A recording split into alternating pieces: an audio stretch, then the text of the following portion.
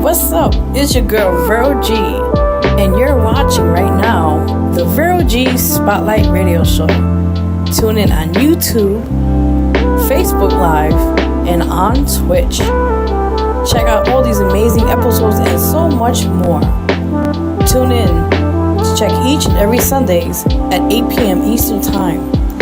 And definitely check out all the episodes on my YouTube channel at Vero G Spotlight Network. Follow and subscribe. I will follow right back. So definitely go check out the channel if you want to support. Appreciate it. Much love.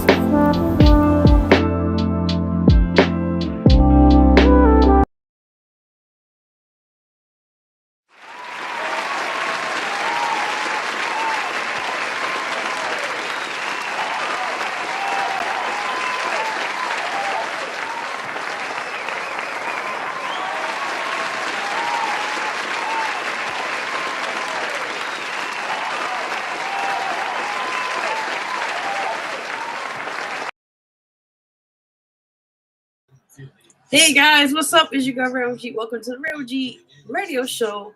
Here with your host Vero G, each and every Sundays at 8 p.m. Eastern Time. Usually 8 p.m. Eastern Time, but today we have a packed house, you guys. So we started an hour a little earlier than we usually do. So stay tuned. We got a great lineup of guests will be here. We got artists from Swagger Dagger. We got DeAndre will be here. Also, we got the amazing actor and comedian KJ Reed will be on here a little later in the show as well. So stay tuned. We got a great show and stay put. Also, guys, on the screen below, you guys can see here, we got a QR code. If you'd like to support the show, you could donate there as well. Any contributions will go straight to the show, and I appreciate your support if you can do. So, yes, let's get right into the show. We're going to get right into announcements before we get into news. So, guys, as you guys already know, you guys can vote for me for the LDM, LDM. As you guys see the website, there is www.LDMRadio.com. You guys can vote for me there. It's each week, and that's for the R&B category. Vote for me for the song, which is called Scars, and you guys can see that there. Please support that and share and share and share. Let's get it. All right, guys, you already know. So prior to that, with announcements, next thing, as you guys know, we are looking for guests. I'm looking for guests for this show as of March. I already got booked for February. Now moving into March. So if anybody wants to be guests on this show, you're more than welcome to be on here. Contact me on my Instagram, which is @officialverog, and you know how we do. So definitely contact me there. And let's make that happen. Also, we got a show we have each and every Wednesdays at WPAT 9:30 a.m. You see there on the screen. So if you'd like to be a guest on that show as well, that's actually Wednesdays. My show's here Sundays, but that's Wednesdays. And that's live at 8 p.m. Eastern Time. If you'd like to come in person or call in, you're more than welcome to, definitely be a part of that show as well. And we are looking for guests as we speak for now in February. So definitely, hit us up if you're interested to be on there, and also have your song being played there, and also being broadcast live, being heard from New York to New Jersey to Pennsylvania to Rhode Island, and I think there's some parts of Connecticut. I'm not from Connecticut. I'm not for sure, but definitely, just tune in. All that said and done. So you guys already know. Yes. So we'll work quickly on announcements before we get to breaking news real quickly. I just want to show you guys quickly. Yes. Go check out the album. It's out now. It's called A Brand New Me. It's out for some time, and we'll support it. Also, I guys dropped the new single, which is called, I'm going to take that screen out so you guys can see the name of that real quickly. Sorry for that.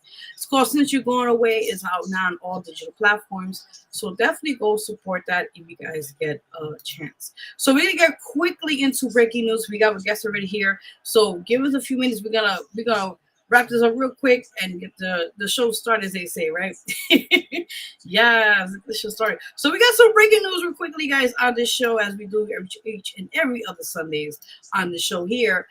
So let's get right into it. We'll be right back. I'm going to give you the clip, and we're going to talk right about it.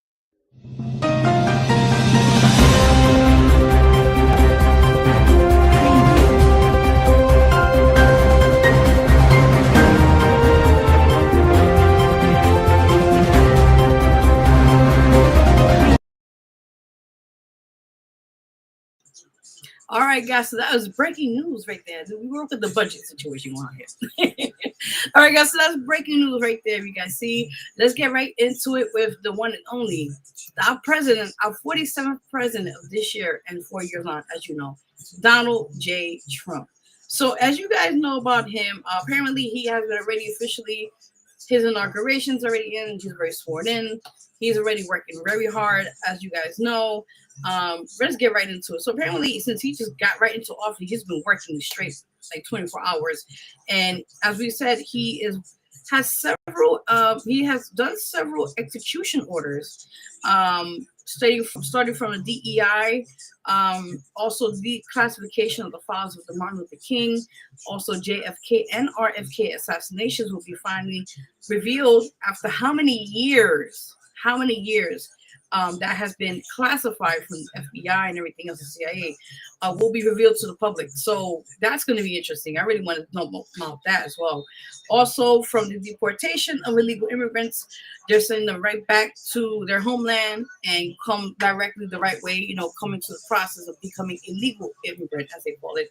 So it's a lot of stuff he's been doing already since he's been in office. It's not even 100 days at all. So he's been already on his end game with this. It's just crazy. Also, guys, if you want to chat on, I'm going to leave the chat open now. So if anyone have a chat, a comment, or anything we're talking on the show, or any questions for the guests, you can do so as well on the show.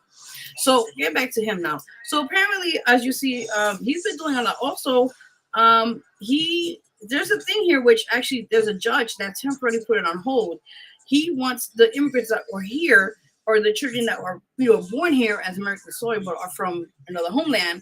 Apparently, he wants to revoke their I guess birthright, is it called it? So yeah, apparently one of the judges actually temporarily put that on hold and is not going for that basically as we speak, because right now it's like that's their birthright. You can't take that away from them, right? So that's crazy. But if you guys have any questions or any comments on these topics I talk about on the news or celebrity gossip, please feel free to do so on the show here.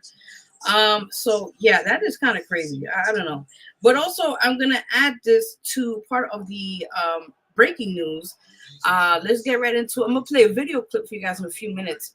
But before I do that, this right here, he talks about the LA, as you guys know, the wildfires have been happening in Los Angeles and all that said and done. And he had a meeting, actually, make sure I get that correct. Yeah, he had a meeting recently, or a sit down with the mayor, Karen Bass, about the cleaning up and the infrastructure of fixing up, kind of like getting it back in order, as they say, and getting the help from American Cross or all those, organizations that will help people to get, their homes back in order and get it reconstructed and fixed and everything else said and done. So I'm going to play you guys a quick clip of him and the, again, mayor of California, Karen Bass. They had an altercation in the press conference, but I want you guys to see it yourself. So let's play that, please. You have to clear the lots. Yes. You guys are in charge. Yes, and we will clear the lots, Okay. Absolutely, in the city and in the county. So we are working together, both levels of government are working in Well, unity. we were told last night from the Corps of Engineers that it'd be 18 months. Is it not 18 months? Is it like, that's the answer that we got, and that's what we're all hanging on. Yes. So if you're telling us now faster, is it 6 months? Is it, all of our lives, rents, all this stuff is weighing on this. 6 months is no good. And the number one thing that we are going to do immediately, and you will see this happen, is to clear out the debris.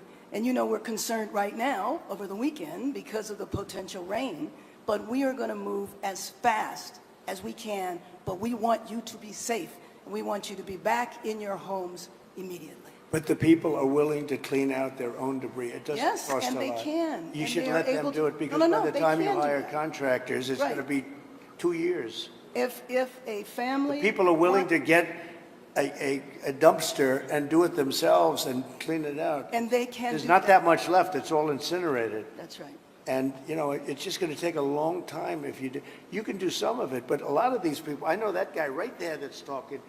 I know my people. You'll be on that thing tonight, throwing the stuff away, and your site it'll look perfect within 24 hours, and that's what he wants to do. He doesn't want to wait around for 7 months till the city hires some demolition contract If that's going to individuals charge him want to build- $25,000 to do his lot. I think you have emergency powers just like I do, and I'm exercising my emergency powers. You have to exercise them also. I did exercise them. Because I looked, signed I an mean, you have a emergency very powerful declaration. emergency power, and you Yes. can do everything within 24 hours. Yes. And if individuals want to clear out their property, they can. Well, yes, but you know that you will be able to go back But soon. how? When? We think within a week. The alphabet streets, everybody. That's a long time a week. I'll be honest. To me, everyone's standing in front of their house. They want to go to work, and they're not allowed to do it. And the most A important week thing is is a for long people to time. be safe. I just want to thank you for your focus on bringing sanity to California, water and fire policy. In many respects, it was a depressing day, but in many respects, it was a beautiful day because the spirit is so incredible. North Carolina and here, very, very similar situation. Different, so different and yet so similar, actually. It is devastation. It's incredible. It's really an incineration. Even some of the chimneys came down, okay? When you have the chimneys come down, you know that's pretty hot stuff, and a lot of them were down. That was a bad sign, too. I do have to say FEMA is a big disappointment. We had it working well. We had great people, but FEMA's not good anymore. What FEMA did in North Carolina, you know, they still haven't even gone to certain areas. They don't know what they're doing. And I say, you don't need FEMA. You need a good state government. And when you have a problem in Los Angeles, or when you have a problem even in the state of California, you have your own, essentially FEMA. You fix it yourself. You don't have somebody coming in from a state where they have no idea, like Florida. They come in from hurricanes. They have people staying in Alaska, and now they see, oh, this is very nice. But by the time they get familiar with it, they don't know anything. The FEMA is a very expensive, in my opinion, mostly failed situation. We had great people. We did some great jobs, but each state should take care of their problem and get money from the federal government. It would be so much better, so much more efficient. So we're looking at that. What makes you feel good is I met so many of the homeowners, and every one of them, a lot of them, for things like this. I also had the concept of getting some of the best developers in the country. I've had so many calls from developers, and they want to come in. They don't want anything. They just want to come in and help, and they really know how to get things done and get things built. I would ask that the local officials, because we're going to waive just about, essentially waive all federal permits. We're going to have you go very quickly because a federal permit can take 10 years. We're not going to do that. We don't want to take 10 days. I would.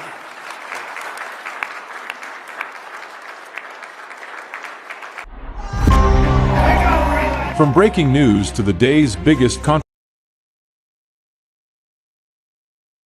All right, guys. So you saw right there, that was just a clip where I just talked about right now with President Donald Trump, and he's in California. He saw a press thing they had there with the California mayor, Karen Bass, and, discussing about the reconstruction of the homes that were burnt into non-existence and what's been happening. So, yeah, I hope and pray, he said FEMA doesn't really help, due to they usually help out during evacuations or situations of emergencies, and they try to get people money and all that sorts, and the whole hassle and process. But yeah, it's a lot of stuff going on. So definitely people this is crazy with LA, what's happening since now a month now happened, since January or something like that. I'm not mistaken, or something like that. I think it's been crazy, but for the most part, I just hope and pray everybody's safe and just get to reconstruct their life and reconstruct their home and get everything back on order due time. So yeah.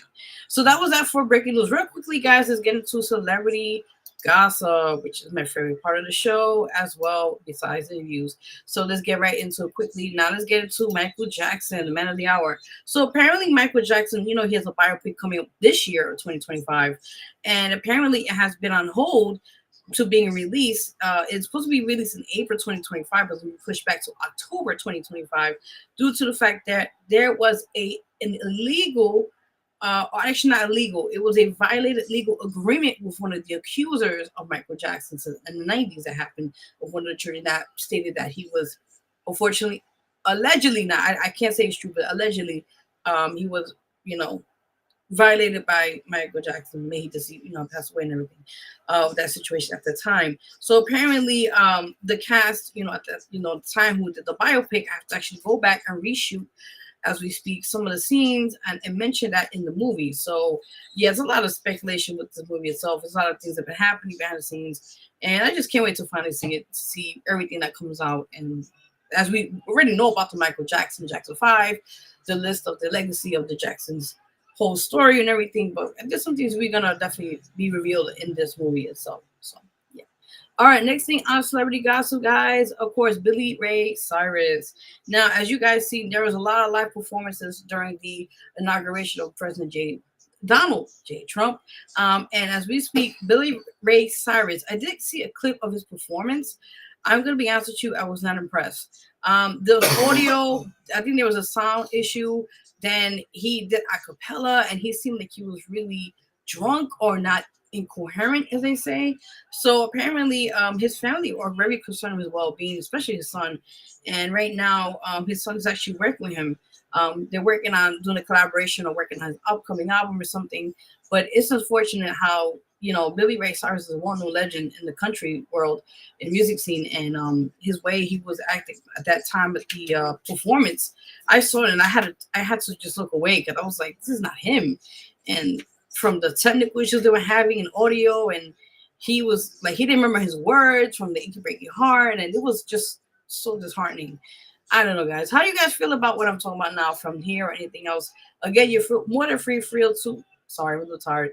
You're more than welcome to comment or whatever I talked about in the show today with all that said and done. So you guys already know.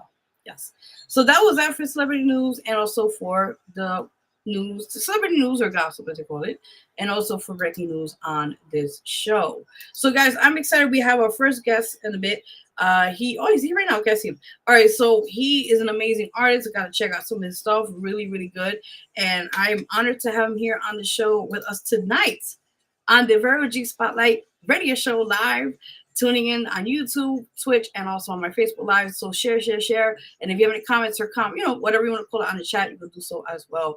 Let's get further ado with the one, the only artist, Swagger Dagger. Hope I said it correctly because I always mess up names. Sometimes I'm like, wait a minute. Hello there. Yo, what up? What up? Doing good. Nice to meet you. Nice to meet you. Nice to meet you. Likewise. Same here. Are you excited? Are you ready? Yeah, I'm ready.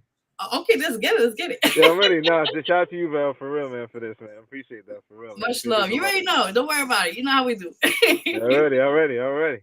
Yes. Okay, so before we get started, I gotta ask, how did you get the name Swagger Dagger? I gotta ask. So it started off when I went on this 11th grade field trip, and we started to play Macbeth, and it was kind of like a literary reference I was like kind of inspired by. So it was like at the end, one of the characters pulls out a dagger, and he conquers his enemies, and he manages to save the town and something like that. And then I thought to myself, that sounds like really hard. So I was like, swagger.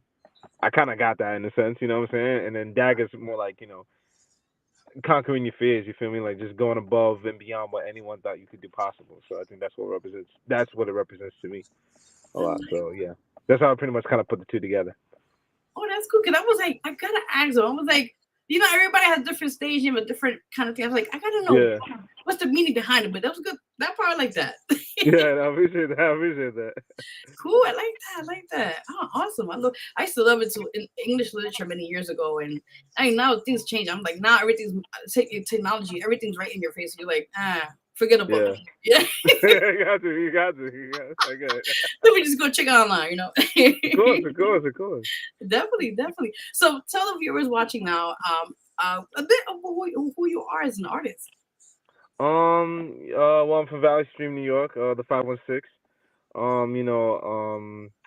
Yeah, man, I'm just like, I'm a rapper, I'm a writer, I experiment with a lot of beats, trap beats, a lot of 808s, boom bap, so I like to bounce around a lot as far as like my sound concerned, as far as like sonically, like how I want my music to sound, but I always want it to be like top tier every single time. And I really want it to be like the best thing or like the most interesting yet like real riveting kind of shit you never heard from before, you know what I'm saying? So I really want to keep doing that every single time, like when I drop music. So yeah, so I like to mix it up a lot here and there. Okay, I like this. This is what I'm talking about. You Yes. know what I mean?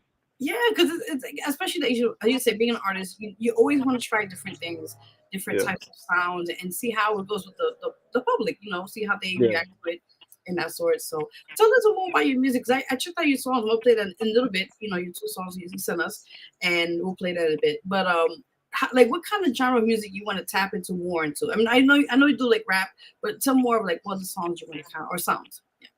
I would kind of like to try to dip my toes into R&B a little bit, maybe something like that. Hey. I like to do some R&B, maybe a little pop punk here and there, a little something like that. Cause I like a lot of shit. I like a lot of stuff. I have a lot of like favorite artists in different genres. So yeah, like but I think R&B I would like to kind of tap into a lot more. Just dip my toes with it just a little bit, not like like I don't want to like in a way like be like the vulture and be like, oh yeah, now like what I'm saying, like and take over, what I'm saying, but yeah, but I would absolutely be open to like tapping into that a little bit more as far as like singing a lot more, but because I'm more of a rapper than I am a better rap. I mean, I can maybe carry a melody here, like and give some melodies here and there, but I mainly just stick to the rhymes more so. But yeah. Okay, cool. So in your career, like who are your musical influences that influence you as you are as an artist? Eminem, Wayne, Cole, Drake, Future, Kendrick, Oh, you yeah, put man. Drake and Kendrick in the same line. I Yeah. know Even that. that's a whole different discussion. That's a whole different discussion for another We don't time. know nothing. Yeah. We don't know nothing. Yeah, we got guys. We do not know nothing. We do not know nothing. We don't know shit. We don't know nothing. But even just like even just the homies that I work with even too, like they inspire me a lot too, like people that my friends that I collab with, like I like my boy King Muse. Shout out to my boy King Muse on the West Coast. Awesome. My boy Tony from Ohio, he's dropping an incredible project. So it varies a lot, as far as like the artists that I work with, but also like just but also like as far as mainstream, I love to like follow a lot of independent stuff like Russ, Jordan Lucas. I like Ed Sheeran a lot. You know what I'm saying? Like a lot, so I've a lot of various writers and artists who've inspired me for sure, without a doubt. I like that. That's what I'm talking about. Yes. Yeah, And, yeah, and of course, the hip hop legends itself, like Dre and Snoop, the list goes on too. yeah, That's what's up. yeah. You know what I mean? Definitely. So, do you have any upcoming? I know January kind of started, so everybody started new this year and everything, getting things lined up. But do you have anything planned for this year for performances and stuff like that? Yeah, I got some performances coming out, which I'm gonna announce soon. But I'm still working out the logistics right now. Yes. But I am working on an album for sure this year. I'm trying to Yeah. drop this summer. So but yeah, like this is like my third project this year. Cause I've dropped two projects within the span of at least 3-4 years probably now. In Oh, between wow. that time. So yeah, I've dropped two projects, and I'm really just trying to like But I think this album I'm really trying to like really step it up a lot more and be more and I really and it kind of feels like a very more mature album this time around I like. than but still giving like still giving that classic swagger dagger Johnny raps that everybody's used to, but also like and also not to mention the storytelling. I think, and the writing I'm proud of too that I've done with this project is very very special to me.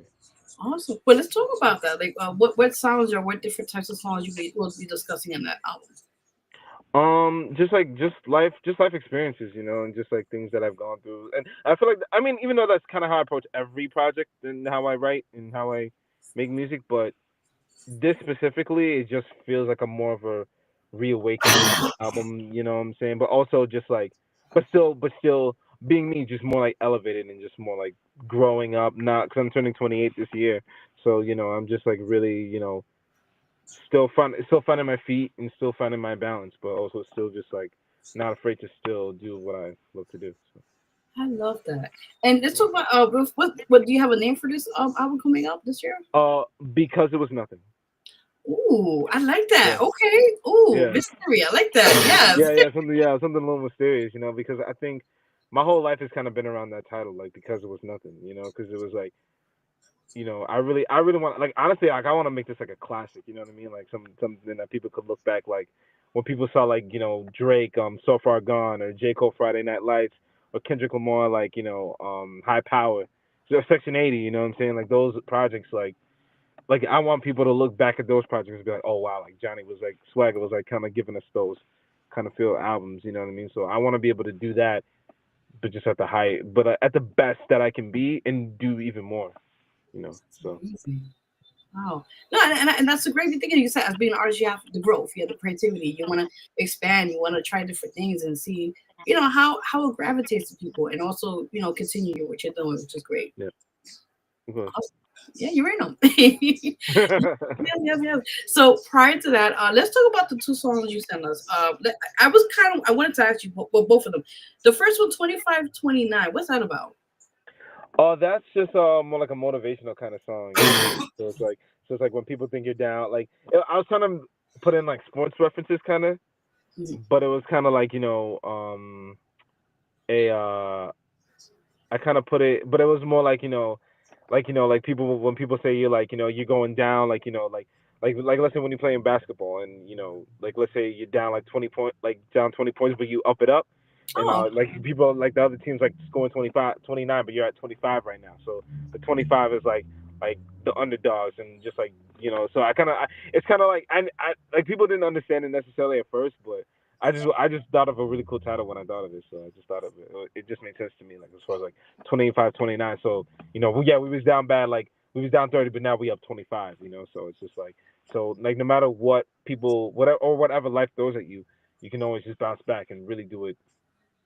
Even better than before. So I love that. That's what I'm talking, because I did get a chance to hear it while I was, putting the show together, and I was like, this is dope. And I was like, yeah, I feel in that. I was like, we gotta hit this more often now, like more music. No, seriously. Because you hear music out now. It's like the trend thing only, and we need more music that's gonna uplift people, which we need them more than ever now. What's going on right now. Yeah, we do. Definitely. And then the other song you sent us, which is Underground Monopoly. Let's talk about that one. Yeah. Honestly, that one, I didn't even have a concept for that one. That was just like, I was just like in the studio having fun with that one. Like that was like something I was like really just trying to test my pen and just like really see how as crazy as I could get with that one. You know what I mean? And really just do my thing with that one. So that's the only reason why I didn't do that. You know what I mean? Oh, nice. Okay, this is first for everything. We'll play that in a few minutes before we get to So prior to that, now, like I said, you got shows coming up this year. You got new projects coming out. Now, prior to that, like, what other things are you working on? I like to get exclusive on the show here. So, is there something you haven't told anybody yet? We like to get first on here. I honestly I don't even know yet, but I'll make some announcements. But I think I'm definitely trying to do some more traveling, as far as like around the states and everything. So that's the most important thing to me. Okay, so you're like like touring, like like touring and just getting shit off the ground. You know what I mean? So nice. Okay, are you working on something with clothing or merch? Not at the moment, no. But I am working on it. But I am working on some visuals too, as well. So. Okay, see, I was like, I think I felt something. Like let me ask before you confirm. Okay. It's like I feel it. Okay. So we'll keep that until it gets out. Yeah, of course, you know what I mean? Definitely. That's awesome. Oh my god, awesome. So prior to that, we're gonna play the two songs right now, and then we'll be right back. So don't leave yet. Yeah. No, anyway, I'm right here. Okay, stay right there. We'll be. Yeah, you got it. You got you. You got it. All right, guys, you're watching the Real G Spotlight Radio Show with your host, Real G, and our amazing artist right now, artist Swagger Dagger, and we're going to play these two joints right now called 2529 and also Underground Monopoly. So we'll be right back. Don't leave anywhere, guys. And if you have any questions or comments for our guests, please do on the show while we're here live. We'll be right back. I'm going to get this one. I got you. I got you. We'll be right back. Yeah.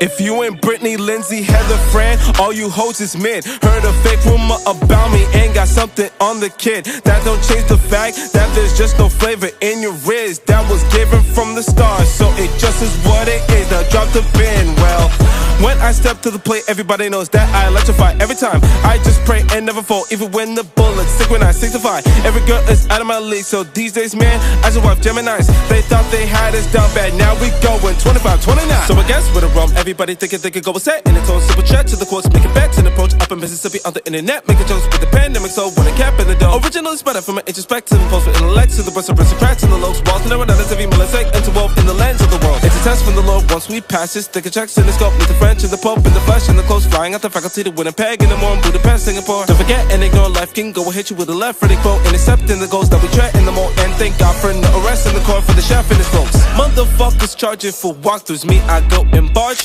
in, moving and rapping at the same speed that my own coalition of cough spits with adrenaline that's not on the cloud, turning action figures to dolphins. But I should tell you all, if you ain't Brittany, Lindsay, Heather, Fran, all you hoes is men. Heard a fake rumor about me and got something on the kid. That don't change the fact that there's just no flavor in your riz. That was given from the start, so it just is what it is. Now drop the pin, well, when I step to the plate, everybody knows that I electrify. Every time I just pray and never fall, even when the bullets stick when I signify. Every girl is out of my league, so these days, man, I just wife Geminis. They thought they had us down bad, now we going 25, 29. I could put the tribe like a trifecta. I better get into a high level primary. Why settle? Keep it going. Time 7 fight devils. I message written off a wife with the mic and a knife in it. Trying to get a dice of a glide hella Tyson and try to kill the bright mental kind, clever, nice fellas. Gotta go and bike pedal, drive with his raw set of legacy. Sky having fire, yellow by tempers. Nothing better than Uncle Danny and Auntie Ellen say I'm doing my thing.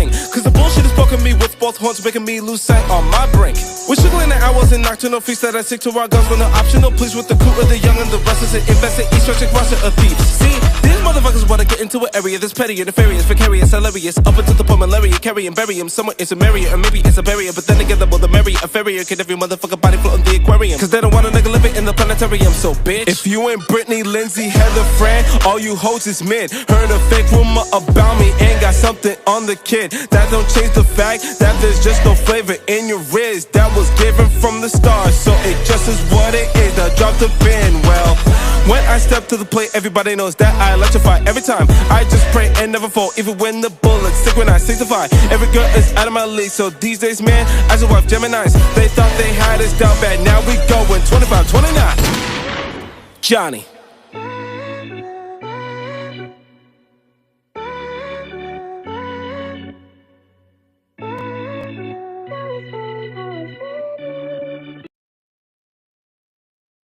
Sheriff, if you think I have any qualms about killing this kid, you couldn't be more wrong. Paradig's production.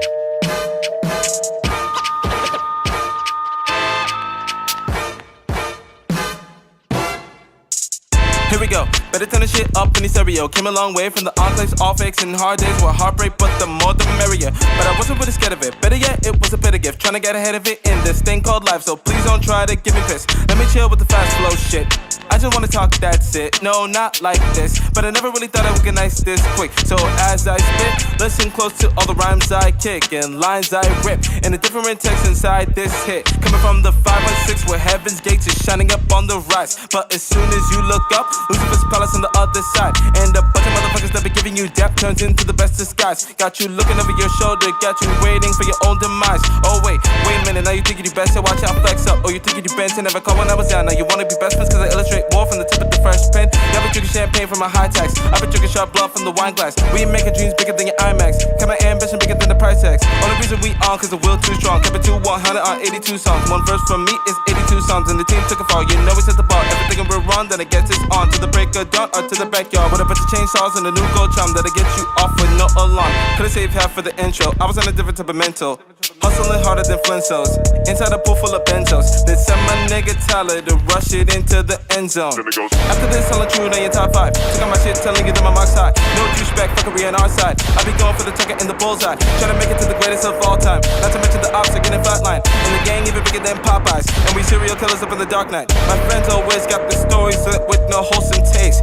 Pop hot bottles of open ace with no mistake. I just pray they don't catch a COVID case. And Rose at 8, quarantined up in the coldest state with Norman Bates. Meanwhile, I'm just thinking about Porsche's race, my focus base. Motorcades up in the Golden Gates for 40 days. If a rose can grow in the concrete in the lower face, then the greatest legends can grow in shit while rolling bass. Even at the pinnacle, I've been dealing with animals. A motherfucker should never really get hit of. And the villain with the venom and never doing the minimum. A critical syllabus never yet to be distributed. It's pitiful, you niggas are really getting offended when they couldn't verse me while versing about the animals. While you motherfuckers be sipping about the cinema, you are now officially tuned to the Incredibles. So I gotta get moving up everything in this bitch. Then I just be going for everything on the list. So you better get to better friends, maybe even Eminem, because I will never let anyone in the click. Now I'm making sure that everything's taking it from the clip. And you better put your ass down, I'm never gonna miss. Step up with a middle finger, so you better get the pick. Then a 187 to everything in the mix.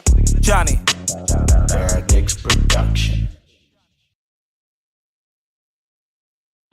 Woo! Thank you. Appreciate Listen, that. Appreciate that. Appreciate you're that. right. Appreciate that. Listen, you welcome, man. You remind me, I swear to God, when I heard you, the way you rap so fast, you remind me of Twister. Remember when he was in the beginning? No, the Yeah, celebrity. yeah. That's like When I classic, like classic Twister right there, like classic Tech, Buster, like yeah, like I'm a smash about those guys heavily. yes, I was like, ooh, okay. I appreciate that for real. I appreciate that Yes. for real. You're welcome. Definitely. Do you have what are your future plans within, let's say, 5 years from now? What things you want to produce, or what things you want to put out there? Because you also produce. So what things you want to kind of put out there for music, or other things that you want to look forward to doing? Just keep. I don't like. I mean, well, I do want to build a fan base, but also also just like.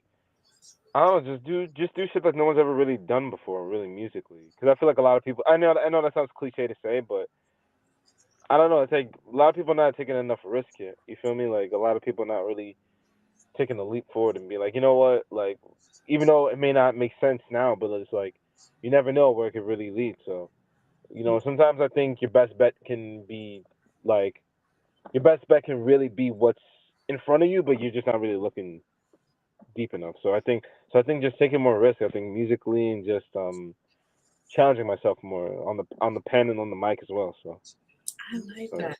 And you also say you produce. So what kind of beats you produce? Like, this is certain genre? Well, I don't necessarily produce because I mainly do pick my beats though. I do mainly pick my beats though. That I will say. But yeah, I don't necessarily produce. But I am trying to work. I am trying to learn that for sure because I do want to like be able to do both things at the same time. Nice. And and also help out other artists as well. So like really, I just want to leave like a trail of inspiration. You know what I'm saying? Like the way Wayne did and the way like Future did. Like just a lot of people. You know what I'm saying? So I want to be like with those greats. Like let's say 10 years, 20 years from now. So. Yeah, like I said, and that's great because, like I said, one thing is being an artist. You already have that tool, right? So it's great to definitely, and it's great to like also enhance it. Like like down the line you want to produce. That's also lucrative too because you can make money on the side from that. Yeah, without a doubt. Yeah, so that's why like that's really like look into like different types of Fruity Beats, all the Fruity Loops. Like, what are those software things? You know what I'm talking about? Yeah. I know all that. Yeah, it's been a while, so I was like, I know it's one of those things. Yeah, I get it. Yeah, like you just like you're starting your own pace, and then you just rap with it, and then you could come and get down the line. You could have your own beat store, and then people could just buy a beat off the store online, and you could be sleeping making money. Like it's just True. Great way, and then you get your name out there more. So you could be like I say, what's this guy? He's a really good also producer. Not Dr. Dre, the other guy, Timbaland. Timbaland. Yes. Timbaland. Yes, and he's been doing it for many years, and now he has a thing called Masterclass. Where you could, I don't know what's the process with that, but he has a thing where he teaches a lot of people. Yeah. Yes. Yeah, I've seen it. Yeah, I've seen it. Yeah, my homie was trying to put me onto that. Yeah, but yeah, I'm definitely trying to like. Yeah, one of my homies put me onto it. Yeah, because he was like, yeah, bro, like, yeah, I'll check out this masterclass with Timbo, and I was like, oh damn. And and plus he does like live reviews, and for some artists like out there, like Timbo does. I think I heard that Tim does do live reviews and shit. So like he can play his music and yeah, for real. So yeah, he does like a lot of like like independent reviews, things like that. Like he'll rate your song, critique it, shit like that. So So, but yeah, no doubt, yeah. So I'm just like trying to find different avenues and things like that as well. So. Oh my God, that's amazing. I mean, like tap as too many things you can like out there and Yeah. you use it to continue what you're doing. Yeah. I appreciate it. Yeah. Likewise, for real. You're welcome. You know my mouth disappearing is the green screen thing. I'm trying to work with that. I'm here. Man. You go. Come on, man. You go with me. You know that. You go with me, man. But they be doing wrong sometimes in the background. I'm like, wait a minute. Like, what's going on here? For real. Mm-hmm. Yeah. Definitely. You're right though. Yeah, of course. Definitely. Now, I usually ask. Now, it's up to the comfort of the guests, or as you as an artist. Now, I usually ask each artist that come on the show if you would like to do something, like a cappella or 16 bar, anything you want to. It's up to you if you want to do that. All right, I can give a little something I've been working on a little bit. Yes. All right. When you're ready. Or friendship therapy. Tell me what have I done for you to bring out the best of me? Cause the ground we shared is nothing more than so carelessly. With no speedy drive to erase what we did so carelessly. The perfect catalyst to keep my ecosystem in balance and euthanize the chaos that pursues us in malice. Holding a rifle with a firm grip while hocus pocus, the scope is so cold and focused, soulless is so fixed. Wish I could flow over to Nova Scotia as a sober explorer and learn to dispose of my own sins. Yeah, that's all I can remember off the top right now. No, you got this, man. I wish I had like a really good budget when I could put like the horns, like, pew, pew, pew, but I'll do my own version. There we go. Thank you. I'm trying to work with it. Yeah, I got you, bro. I'm gonna get that sound effect. I swear, next time I'm gonna do that. I'm gonna make sure I put that in the show. Yeah, I was like, that's like the best I can remember off the top of my head because I looked up online. I was like, oh wait, I don't like it, but yeah, that's like a little something I'm working on for the album. I got working on for the album. You already know. Awesome. But any shout outs you have? Anybody out there that you want to give shout out to? Shout out to my boy King Muse. Well, obviously shout out to you, Vero, for putting me on to the platform for real. It's all love. You know what I'm saying? Anytime you need me back, I got you, girl. You already know that. Shout out to the 516. You know what I'm saying? Shout out to the 516 Long Island. Shout out to my brother Mark, my boy King Muse, my friend Francesca, my girl Maria from Jersey. You already know what the vibes is, man. Everybody back home on Long Island, everybody that I love, y'all know what it is, man. So, you know what I'm saying? Peace, love, positivity, good blessings, good health, good life. God first, God over everything, man. So, and we blessed, man. So, yeah, man. They'll be moving. Well, you already know. Know. Already. Yeah, definitely. Now, my other question to you I want to ask is, do you? I do see like you doing something with community and motivation. Do you plan on doing something this year with that? With somebody like in the community is already working with you along with that? I'm trying to look into do some, even if it's like some local volunteer stuff. I'm absolutely down to do. You know what I mean? Because I am proud to be a Long Islander and from the city where I'm from. So, and hopefully yeah, I would absolutely be open for that for sure. I absolutely do want to do that for sure.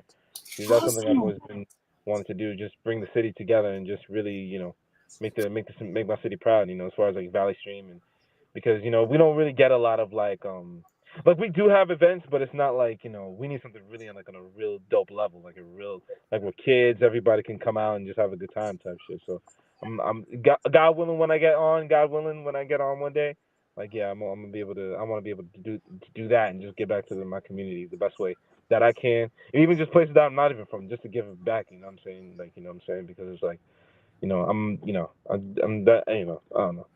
I don't know. It's just the heart of me, I guess. You know what I mean? So I love that.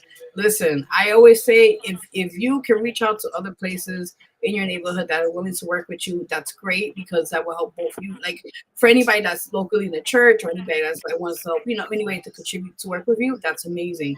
But it's also you may get sometimes situations where you may feel discouraged because I went through that a couple of years ago.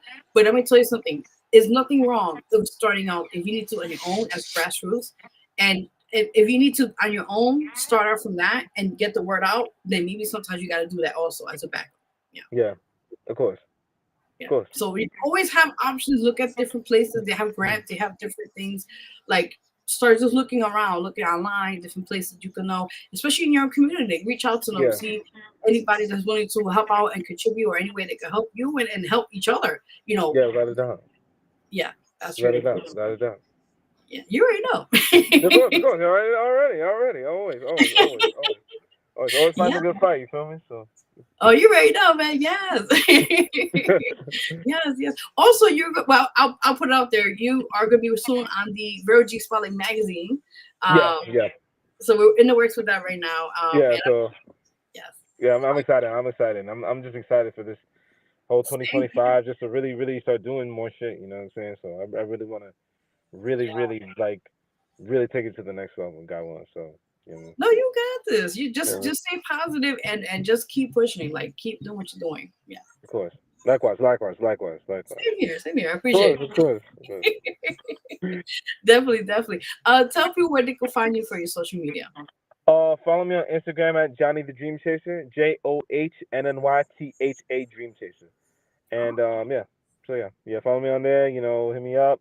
You know what I'm saying? If you want a link, let's do something, you know what I mean? So 2025 we're running it up, Ooh, he said it first here in the show, everybody. All right?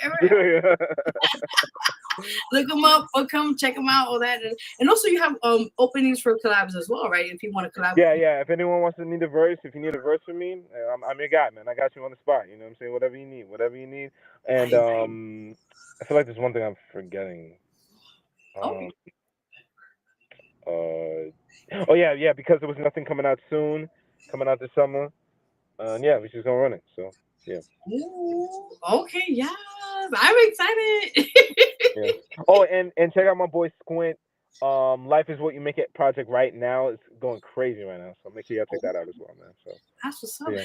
And are you said you're working on a few music videos coming out as well, right? Yeah. Okay, so I can't wait to see that. Let me know when you get them. Yes. Oh yeah, of course. Yes, you already know. Already. Yay! So, any last words you want to give to our audience watching now? Any advice or anything that you want to just say to the people watching now? Just keep chasing your dreams. Don't give up. That's the only thing I can really say, man. Just don't give up. Don't give up. You never know. You really never know. Don't give up. So just don't give up. Whatever you do anything else, but just don't give up. That's what I'm gonna say from that. I'm gonna just leave it at that. Trust God and don't give up. Yes, listen, I strongly believe in that. And listen, we all have testimony stories, and I think we're all here for a reason. So just continue what you're doing, and God bless you. Likewise. Thank you, and I would love to have you back on whenever you're ready. Whenever you have any more projects, things, let us know. Love to have I got you, Vero. You know I'm coming back. Vero. For you, I'm coming back, Vero. For you, V, I'm coming back. Easy. Oh, I feel so excited. Absolutely, I got you. Absolutely, for you, I'm coming back anytime. Okay. Also, I just want to let you know we have I talked about it before we got a show. We also have a show on Wednesdays. It's in person too, so. It's every Wednesdays, it's on AM station, WPAT 9:30 AM. So if you want to also come in person, or whatever, or just let me know whenever you want to set up. You in New York, right? You in New York? Or? Yeah, New York. All right. So we're gonna link up. We're gonna talk. Sounds like a plan. I appreciate you so much, girl. I appreciate you so much for real. You already know. You're welcome anytime now. Of course. You already know. Definitely. But thank you for tuning in, and thank you. Appreciate you for coming on. I appreciate you. Real, Same here. Oh, stop you. I'm already turning back. Oh my goodness. I need the AC on. Oh my god. You Woo! know what I appreciate it. I appreciate you, being real. Same here, bro. Thank you. You're welcome. You have a good night, and we'll talk to you sometime soon. Of course. You already know. Thank you, man. Bye. Awesome, guys. That was an amazing artist. You guys heard it first here. Artist Swagger Dagger. Definitely go support him. We're going to take a little bit of a music break, and we're going to have a special guest coming in at 8 o'clock hour. He, as you guys already know who he is, he's a regular on the show, and he's going to have an update with you guys about his upcoming fundraiser. Oh, we might have a special guest. Okay, so yeah, so stay tuned. We're gonna take a quick music break. And you know how we do on the show. And again, thank you again, Swagger Dagger, for coming on the show. And on 9 o'clock hour, we're gonna have artist DeAndre. And then at 10 o'clock, guys, we're gonna have comedian and actor KJ Reed. So stay tuned, share, like, comment. If you have any questions or any comments for our amazing guests for tonight's show, please feel free to do so. All that said and done. So we're gonna have again a quick music break. We're gonna, you know how we do in the show here. We have time to just, take a little break and all that. And also I'm gonna play this amazing artist. She goes by Lavelle. If I said it, forgive me. If I haven't, forgive me. It's a song I think it's called Sometimes, I think. If not, I'll double check it. But it's an amazing video. You got a chance to look at it again. And it's really, really dope. So you guys already know. I'll play that in a bit, so stay tuned for that. Also, guys, quickly, you guys can follow me. Hey, Chill with Teddy, what's up? How you doing, brother? Good evening. Blessings to you as well. Share, like you guys. If you love the show, you know how we do. Support. I'm going to put the QR code actually on the screen. If you guys want to also donate the show or help anyway, please feel to. I'll leave it there on the screen while we take a quick music break on the show. So, like I said again, we're going to have we have 3 guests in the 8 o'clock hour, 9 o'clock, and 10. So it's gonna be a long show tonight, but I love it because we have great talent being on here and being showcased. So definitely, come through. Also, check out my boy Chill with Teddy Ray. He has an amazing show as well. Support him, and you know how we do here on the show. We support. So guys, that'll be the information there. If you want to, QR code, it goes directly to my thing. If you want to donate anything to the show, I appreciate that. All that's said and done. So guys, you hear your girl here, Vero G in the building right now, and we're taking a quick music break, as you guys know, and yeah, I'm super excited. All right, guys, so we'll be right back, and stay tuned for our special guest in another hour, which is very soon. We'll be right back, guys. I keep talking, I keep rambling on. Lord forgive me. All right, got you. All right, we'll be right back. Oh my God, it's one of those days. All right, we'll be right back, guys. Hey, what's up? It's your girl Vero G, and you're watching right now the Vero G Spotlight Radio Show. Tune in on YouTube, Facebook Live, and on Twitch. Check out all these amazing episodes and so much more. Tune in to check each and every Sundays at 8 p.m. Eastern Time. And definitely check out all the episodes on my YouTube channel at Vero G Spotlight Network. Follow and subscribe. I will follow right back. So definitely go check out the channel if you want to support. Appreciate it. Much love.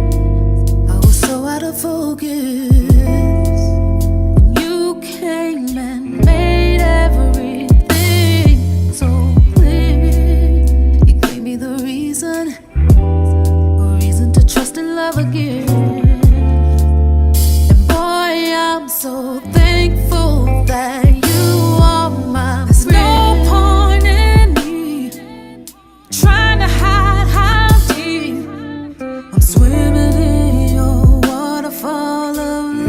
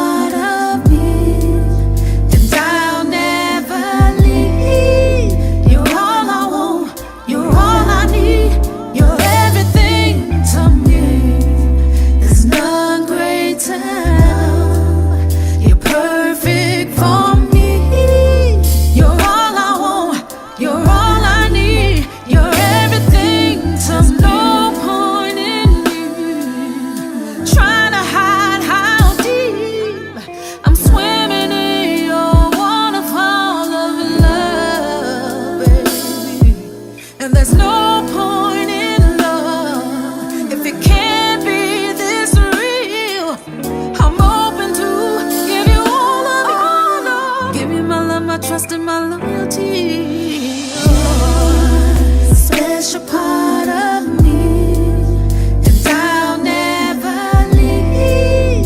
You're all I want, you're all I need. You're everything to me. There's no greater love. You're perfect for me. You're all I want, you're all I need. You're everything, so special to me, and I'll never leave. You're all that I want, you're all that I need. No one greater for me, no one. You're perfect for me. You're my everything. You're so special to me, and I'll never leave. You're all that I want, all I want, all I need. No one perfect for me. You're my everything.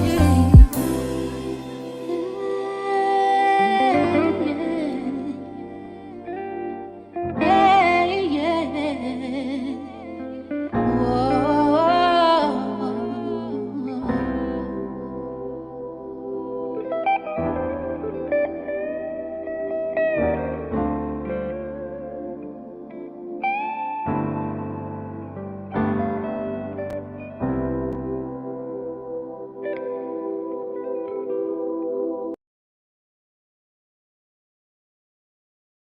Sheriff, if you think I have any qualms about killing this kid, you couldn't be more wrong.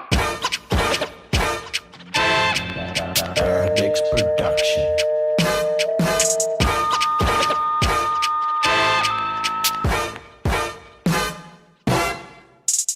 Here we go. Better turn the shit up in the stereo. Came a long way from the enclaves, all fakes, and hard days were heartbreak, but the more the merrier. But I wasn't really scared of it. Better yet, it was a better gift. Trying to get ahead of it in this thing called life. So please don't try to give me piss. Let me chill with the fast flow shit. I just wanna talk, that's it. No, not like this. But I never really thought I would get nice this quick. So as I spit, listen close to all the rhymes I kick and lines I rip. And the different text inside this hit. Coming from the 516 where heaven's gates is shining up on the rise. But as soon as you look up, Lucifer's palace on the other side. And a bunch of motherfuckers that be giving you depth turns into the best disguise. Got you looking over your shoulder, got you waiting for your own demise. Oh wait a minute, now you thinking you best, so watch out, flex up. Oh, you thinking you bent and never called when I was down. Now you wanna be best friends cause I illustrate more from the tip of the first pen. Never drinking champagne from a high tax. I've been drinking sharp blood from the wine glass. We ain't making dreams bigger than your IMAX. Got my ambition bigger than the price tags. Only reason we on cause the will too strong. Kept it to 100 on 82 songs. One verse from me is 82 songs and the team took a fall. You know we set the bar. Everything we're wrong, then it gets us on to the break of dawn or to the backyard with a bunch of chainsaws and a new gold charm that'll get you off with no alarm. Could've saved half for the intro. I was on a different type of mental. Hustling harder than Flintstones. Inside a pool full of benzos. Then send my nigga Tyler to rush it into the end zone. After this, telling true on your top 5. Took out my shit, telling you that my mark's high. No douchebag, fuckery on our side. I be going for the tucker in the bullseye. Trying to make it to the greatest of all time. Not to mention the ops are getting flatline. And the gang even bigger than Popeyes. And we serial killers up in the dark night. My friends always got the stories with no wholesome taste. Pop hot bottles of open ace with no mistake. I just pray they don't catch a COVID case and rolls at 8. Quarantined up in the coldest state with Norman Bates. Meanwhile, I'm just thinking about Porsche's race. My focus base. Motorcades up in the Golden Gates for 40 days. If a Wilson grow in the concrete in the lower base, then the greatest legends can grow in shit while rolling bass. Even at the pinnacle, I've been dealing with animals. A motherfucker should never really get hit of. And the villain with the venom and never doing the minimum. A critical syllabus never yet to be distributed. It's pitiful. You niggas are really getting offended when they couldn't verse me while versing about the animals. While you motherfuckers be sipping about the cinema, you are now officially tuned to the Incredibles. So I gotta get moving up everything in this bitch. Then I just be going for everything on the list. So you better get to better friends, maybe even Eminem, because I will never let anyone in the click. Now I'm making sure that everything's taking it from the clip. And you better put your ass down, I'm never gonna miss. Step up with a middle finger, so you better get the pick. Then a 187 and everything in the mix. Johnny. Paradigms Production.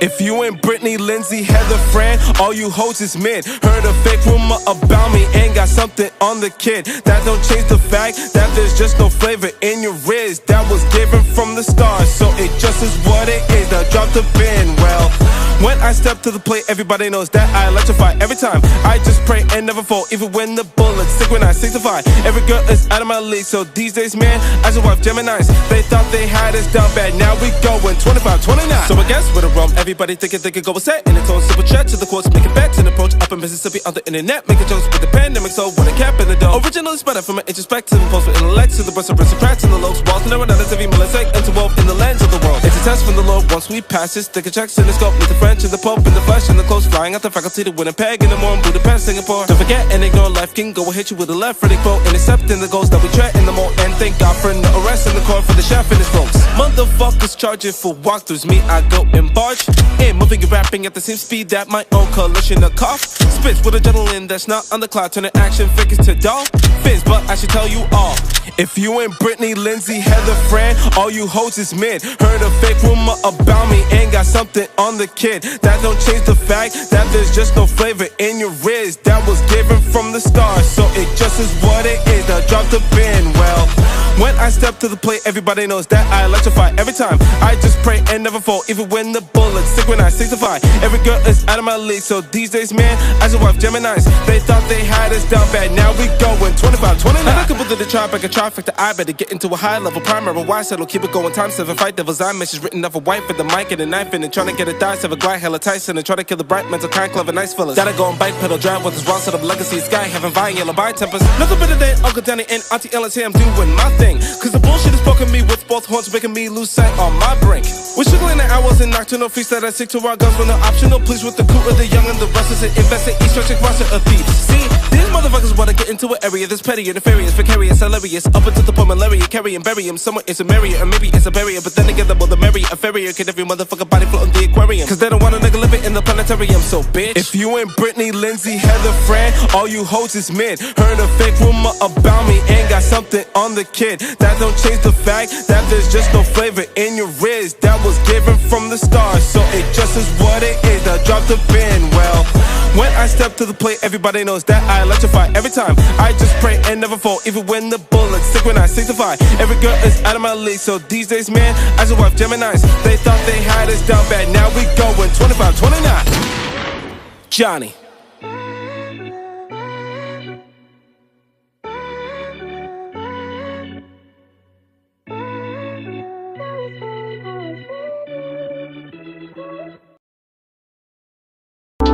Hey, what's up? It's your girl Vero G, and you're watching right now the Vero G Spotlight Radio Show. Tune in on YouTube, Facebook Live, and on Twitch.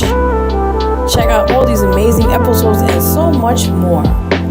Tune in to check each and every Sundays at 8 p.m. Eastern Time. And definitely check out all the episodes on my YouTube channel at Vero G Spotlight Network. Follow and subscribe. I will follow right back. So definitely go check out the channel if you want to support. Appreciate it. Much love.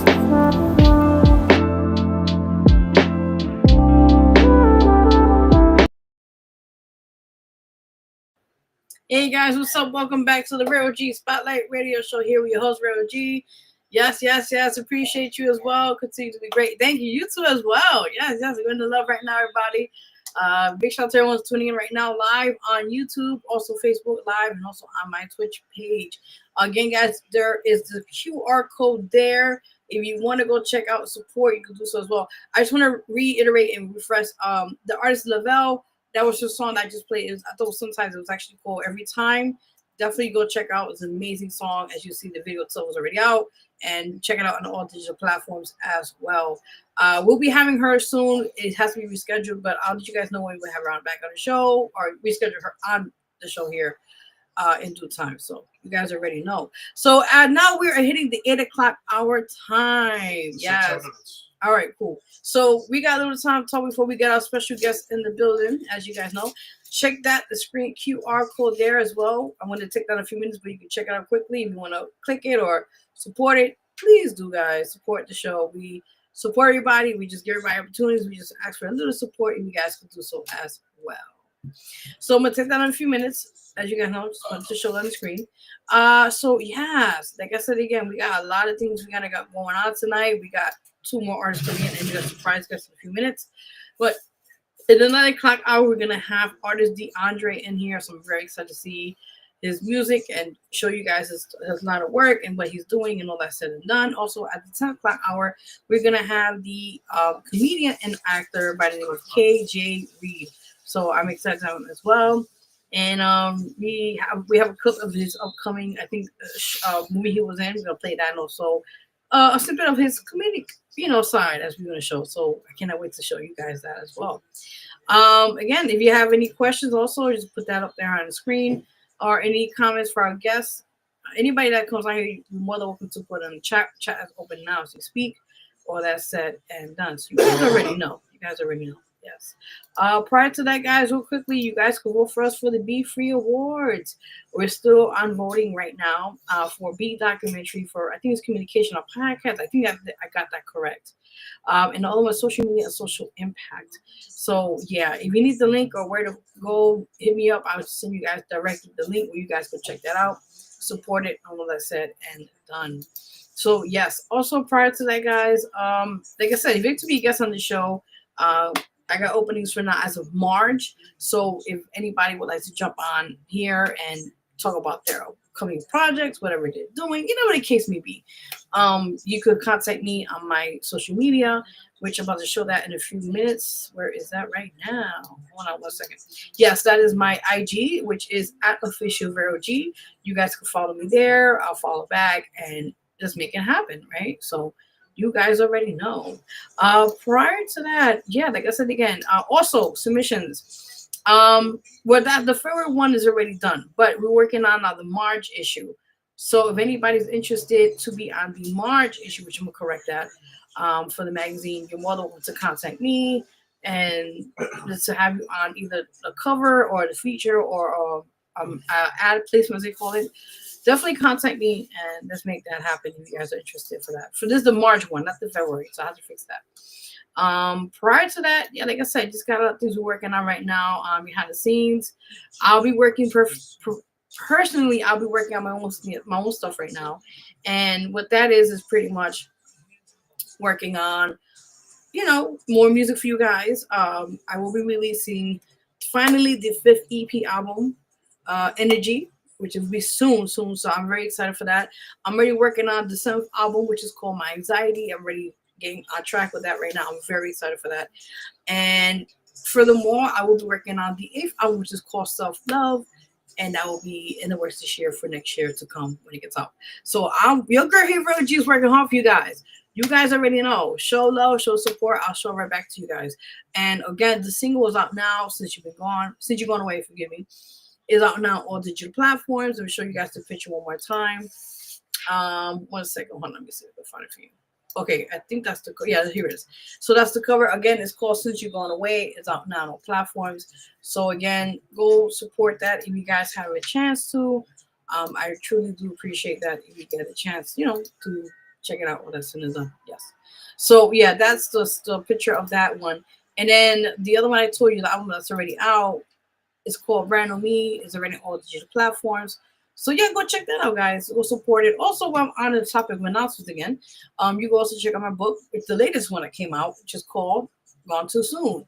And it's out now available on Amazon. The information is there below the website where you can find it. And you just look up the name of the book and my name, and you can easily find it with that image as well for the cover of the book. So you guys already know. Also, quickly, guys, I do still got merch for the tote bags and for t-shirts of A Brand New Me. So if you guys interested to support, let me know. And all that sent done. Big shout out to Gary. We got a special guest. Okay. The first guest. We got. But I All right, go ahead. This video. No. All right, guys. Sorry for that. Anyway, check the merch out. Hit me up if you guys are interested for the merch as we speak right now. So yes, sir. Can we do this here? I'm trying. No. They're gonna call in and then. What's going on? Well, we in the middle of trying to figure this out right now. All right, here we go. It's just not. Wow, this is crazy to me. It's sometimes a live is out of your control. So there we go. Are you jealous? It's so nice and warm here. Hello. We got the special guest right now on the Vero G Spotlight Radio Show live on Facebook. on the where we're live on YouTube, Twitch, YouTube, and Twitch. Facebook, yeah. So who do we have the pleasure of speaking with right now? You don't know who this is? No, I know who it is. I want them. You want me to introduce her? I mean, you. Hello, you hear us? Does she hear us? I don't. Hi, Jason. Oh, you hear us? I do. We're live. Yes, we're live. Yes. All right. I like your surprises. I'm like, I know. hi, well, hello. Oh, Hi, everyone. hi. Welcome to the This is show. Hi, Jason.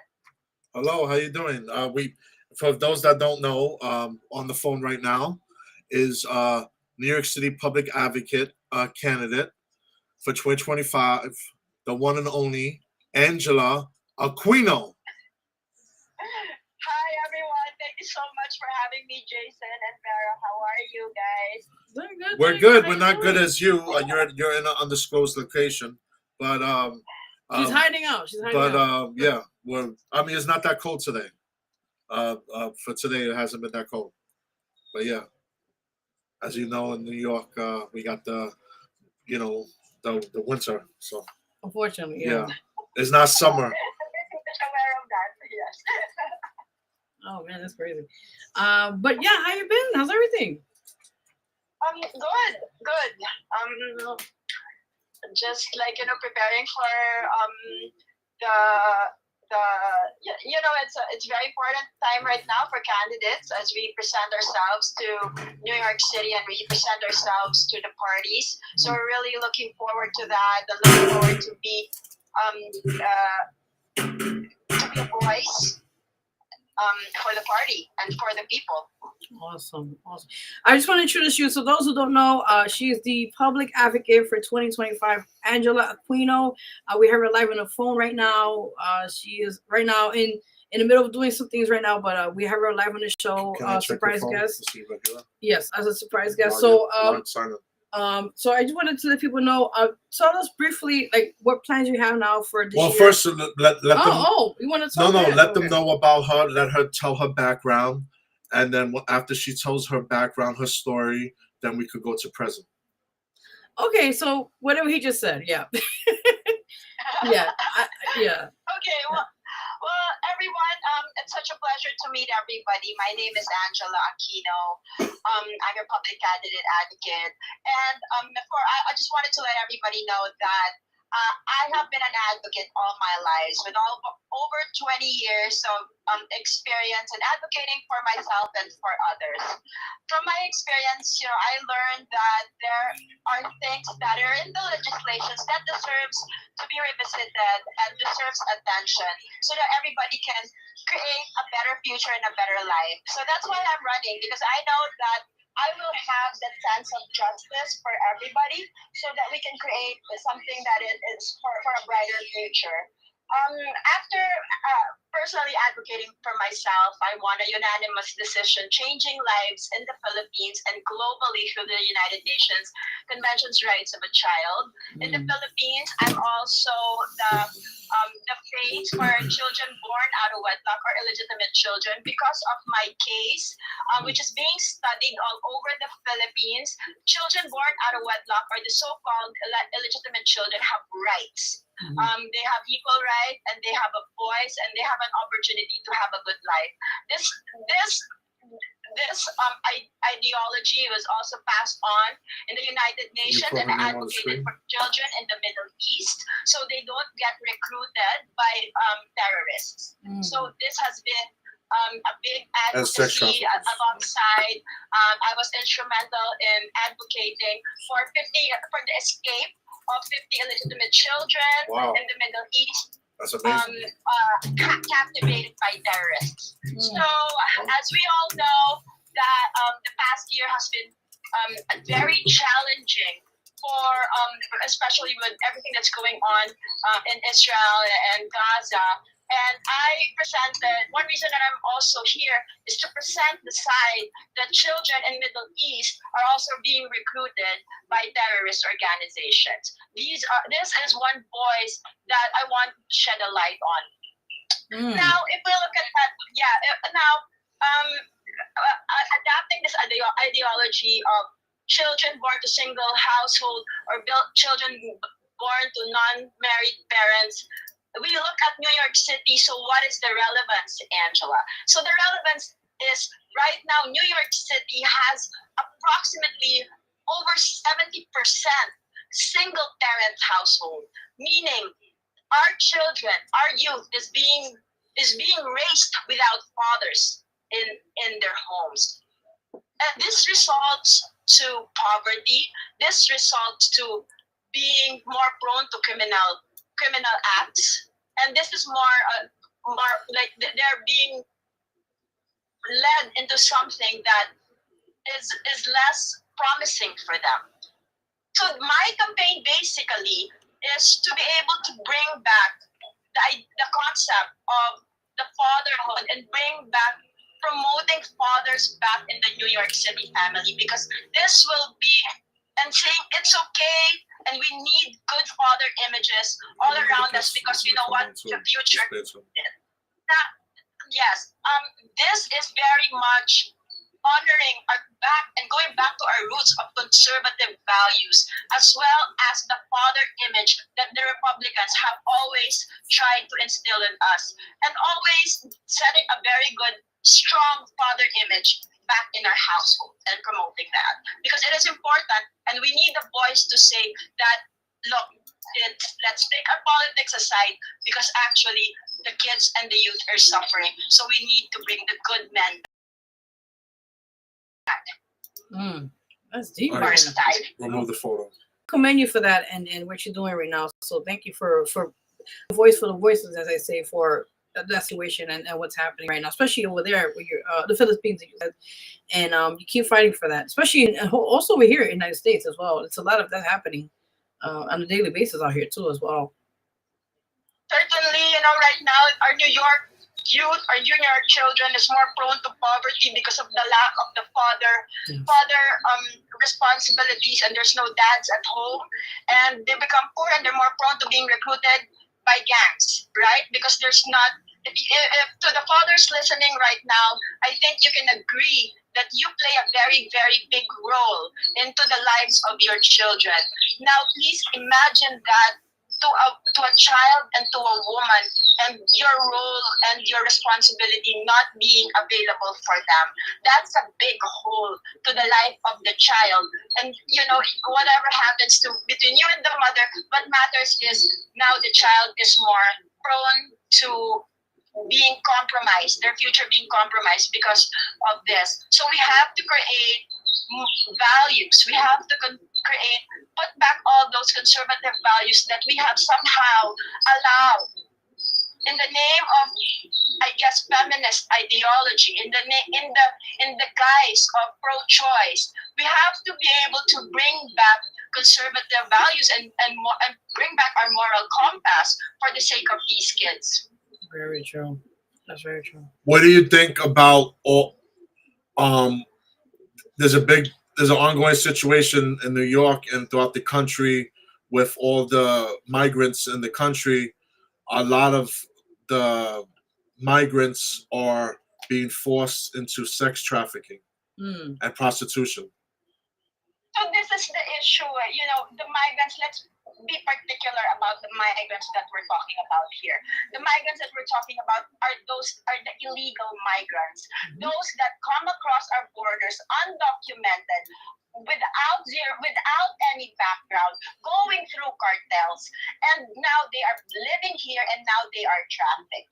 First of all, the way they came in is already putting them in deep trouble, because they perhaps came with cartels, they perhaps came with human traffickers. So of course, when they come here, they do not have that support from hospital, from lawyers, they can't work.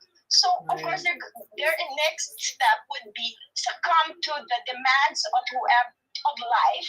Number one, they have bills to pay, and succumb to the demands of these traffickers that brought him here, who they are scared that if they don't follow and allow themselves to be trafficked sexually, that they would hurt them or hurt their kids or deport them. Right? So now we know that in Queens, there's a lot of talks that some shelters there have been scandalized for trafficking and for seeing straight up what's happening in the shelters and still allowing it to go on. A lot of women don't want to be in shelters anymore because the first thing that happens to them is they get pimped. Okay, so this is definitely one thing that that we have to address. The illegal getting in here in the United States, New York specifically. New York, first of all, is very expensive. Yes. You don't want to put yourself in a place where you don't have papers, you can't work, and have to follow these these human traffickers. It's just not right. Nothing good can come out of it. So true, so true. And for example, now let's get into now what you're like you said, you're fighting for, what's your policies. When you want people to know, like, what are you running for? Like, tell us more about now as you've been running for a public advocate. What are your game plan? What you want to do, make change, as you just mentioned on the show. But prior to that, like, how can people help you also with your campaign? I think, thank you for that question. I want to really focus on the campaign and go around the importance of these children and our youth being able to come into after schools program free of charge, have sports, and have, like, the thing is, like, I'm a single mom, right? Yes. And I had to go, and my kid, I have to take them to after school. The thing is, like, after school is not free. Right. Okay? I experienced as a mother having to lie to my son who wants to go to chess after school. I had to lie to him why I cannot take him to after school. I did not want to tell him that I cannot afford it. Oh, wow. Okay? And I felt that we should not be going through this.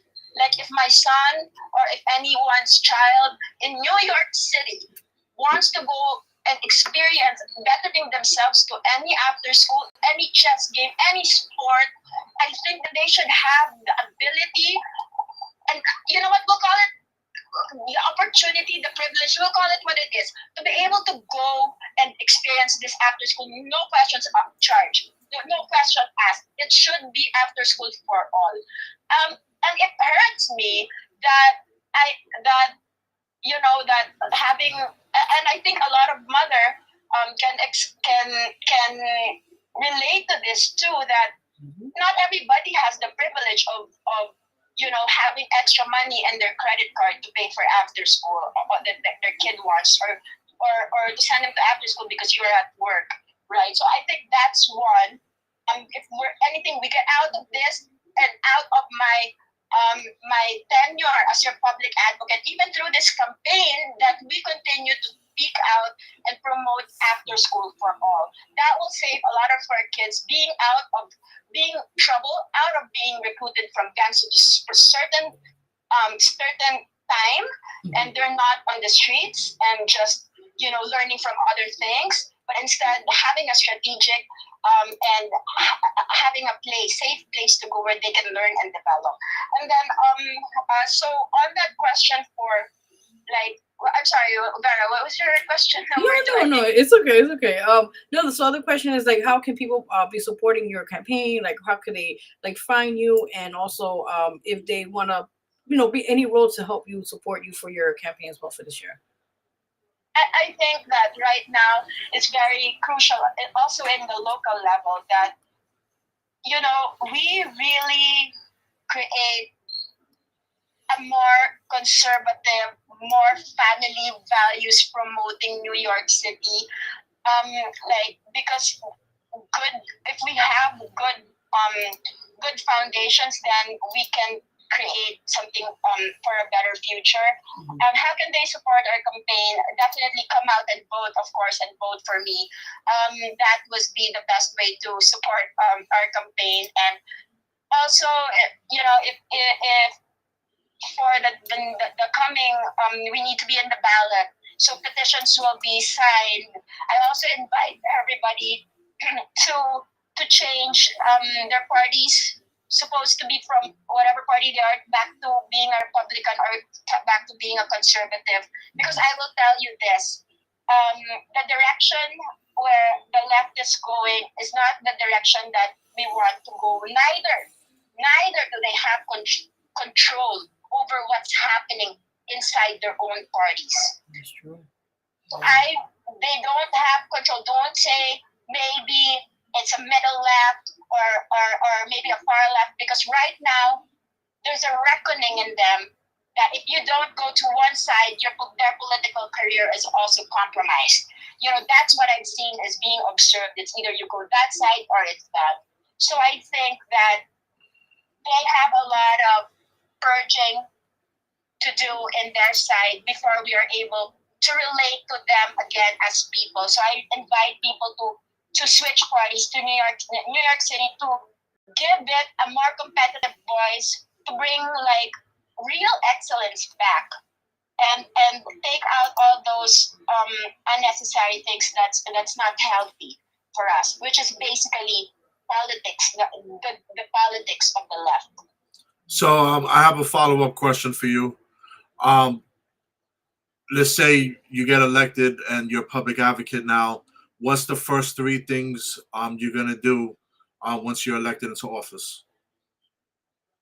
Number one, I will cut the cost of the public advocate office. Right now, it's a $5 million office, which is a lot of people there, and their advocacy is not being really successful. Whatever they're trying to do, so I will cut the cost, cut down some people, and make it like a leaner and more responsible public advocate office. Number two, I will, of course, like I said, make sure that our non-profit organizations, not just the usual same profit organizations, but the non-profit organization, especially promoting youth and children, to make sure that they're well provided for and the budget is there. Number three, I will help promote the mass deportation of illegal migrants in New York City.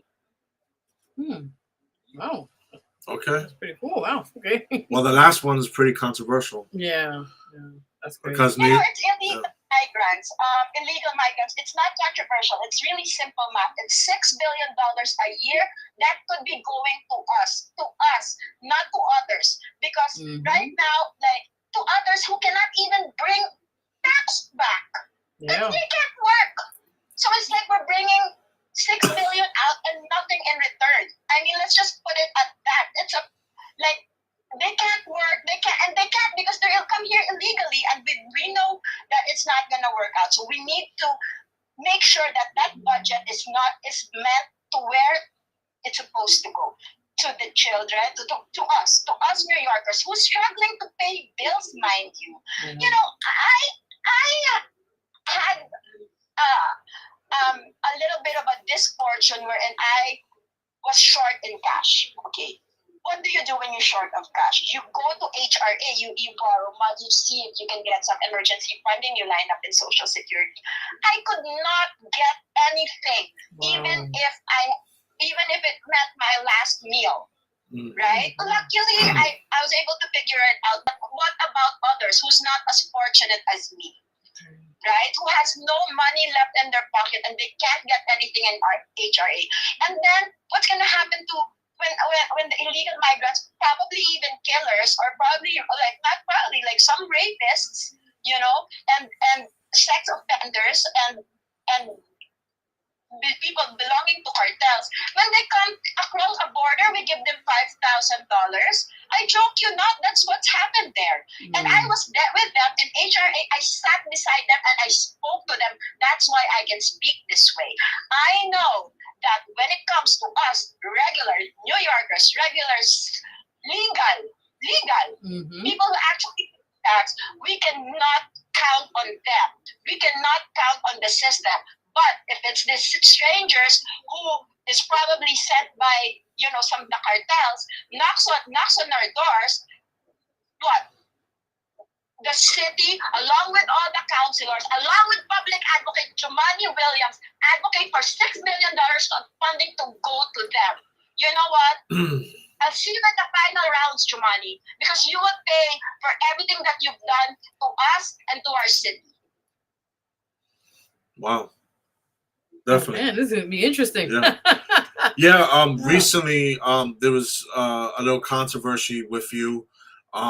you attended the Bronx Conservative Party candidate event this past December, and you made the newspapers, and the Bronx Times did a story on you because you made a controversial comment about Joanie Williams. Do you wish to talk about that? Can you tell me exactly what is the controversy? Because I cannot exactly pinpoint which part of. I gave a 3-minute speech, and which one is it exactly that is controversial? I think you can ask me, but I think what's controversial there is that Jumaane Williams was arrested for blocking an ambulance and made $250,000 out of his arrest. Wow. Now that's controversial. How did you get that $250,000, Jumaane? Damn. That's Did crazy. you pull a string? Because it seems that only a person who can pull a string such as that can get $250,000 out of it. Because if I tell you, if anybody else did that, they will be back down into a hole where somebody is never gonna wanna be. So you tell me how. Wow. That's the controversial part of this. Everything that I said there, that's the most controversial part. Jumaane Williams arrested That's crazy. for blocking an ambulance and made $250,000 out of it. How can you relate to him? How can we relate to him? He parades himself as a pro-socialist. Why didn't you share your $250,000 with the rest and share that? Share that precedent that you just made there. There you go. Why aren't we getting $250,000 for blocking or whatever? Yeah. For getting arrested. You're pretty special, don't you think? So I don't know. That's what I think. So I don't know. Like I'm pretty sure. What about you? Do you think, Jason, if you blocked an ambulance in a protest, you think you can get $250,000 out of it? I'll try, or I'll get Joanie to help me. Oh my God. I'll get Joanie to help me. Well done. I'll split it with him. Wow. I've seen it all today. I could use $250,000 right now. Wow. I don't know. Like, of course, we can't reach that. But like, I just wondering why he did that and how he did that. That's pretty controversial to me, indeed. So that's crazy. Definitely. So, what do you think about President Trump getting reelected? I'm really excited. I know you're not asking, but for the past 2 elections, I have actually voted for him. And I'm just really excited that now we're really coming out and just being able to openly express ourselves and freely, without the fear of being canceled or without the fear of our personal lives or our being at risk or us being attacked or us being. I think that, a lot of people feel some sort of, I'll just say, justice, and to what happened. And I'm glad that it's a beginning of getting cleaned up at the state of New York City and the state of where America is right now. We really need somebody who's tough, and we really need somebody who's going to protect the best interest of our country. And I think that America really made the best decision in putting him back in power, because we can't fathom where we will be if it wasn't so. So let me ask you another question. What's your viewpoints and stance on the congestion pricing, the tolls that we have in Manhattan now? I think everybody is bleeding on that. I do not understand how the Democrats can actually lobby for such disastrous toll prices. Like whether you're rich or poor, definitely you're gonna get hit with this. A lot of people I know, even people who are very well off, are crying with this nonsense. So that is our stand. I am still lost for words, and the fact that they know that this was also one reason that we know that President Trump promised that there will be no congestion pricing once he becomes president. I find it very abusive of the Democratic Party to implement and to shove this policy on us right before January 20. I think it's a telling of excuse my French, but the FU, to all of us. But like that's how I felt that they treated the people. This was something that everybody in New York didn't want, but they just don't care. And to make it worse, they wanted to implement it before the big guy, President Trump, is sitting, because he knows that they will protect the New Yorkers from getting hit from this, and this was one of the promises. But it was a big big daring thing of them to do. But okay. Like I will. That's my views, but I'm sure a lot of New Yorkers would relate to that sentiment. Yeah, definitely. And like I said, I know you do a lot, and people, sometimes they kind of like overshadow it, or kind of like, with the situation at hand. And I think, you're an amazing woman. You've done a lot for your community, and you're still doing what you're doing and trying to help. And I think, being a minority yourself, you know firsthand how hard it is out there, especially in New York. So, what would you tell the women out there now that's watching the show or tuning in? What can they do to help out also within the situation in New York City with the rents going up and everything that's going crazy up right now? The expenses and everything, also that inflation. So what do I tell the women right now?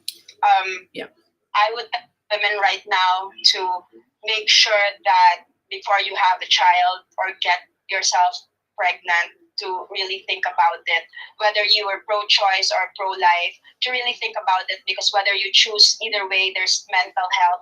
If you choose pro-choice or get an abortion, there's more mental health consequence on that you're going to have to carry with you for the rest of your life. So my first advice is, before you get yourself pregnant, or I think you have to choose wisely, and the direction that you're gonna go, and make sure you choose the right person. Number two, I would, in establishing your career, I would strongly recommend having a career that is very stable and well-paying. So I think that like a lawyer, a doctor, or something, choose that kind of career that will really give you less discrepancy, and when it comes to making money, so you can really make that change, and try to save your family, and try to avoid divorce and stuff.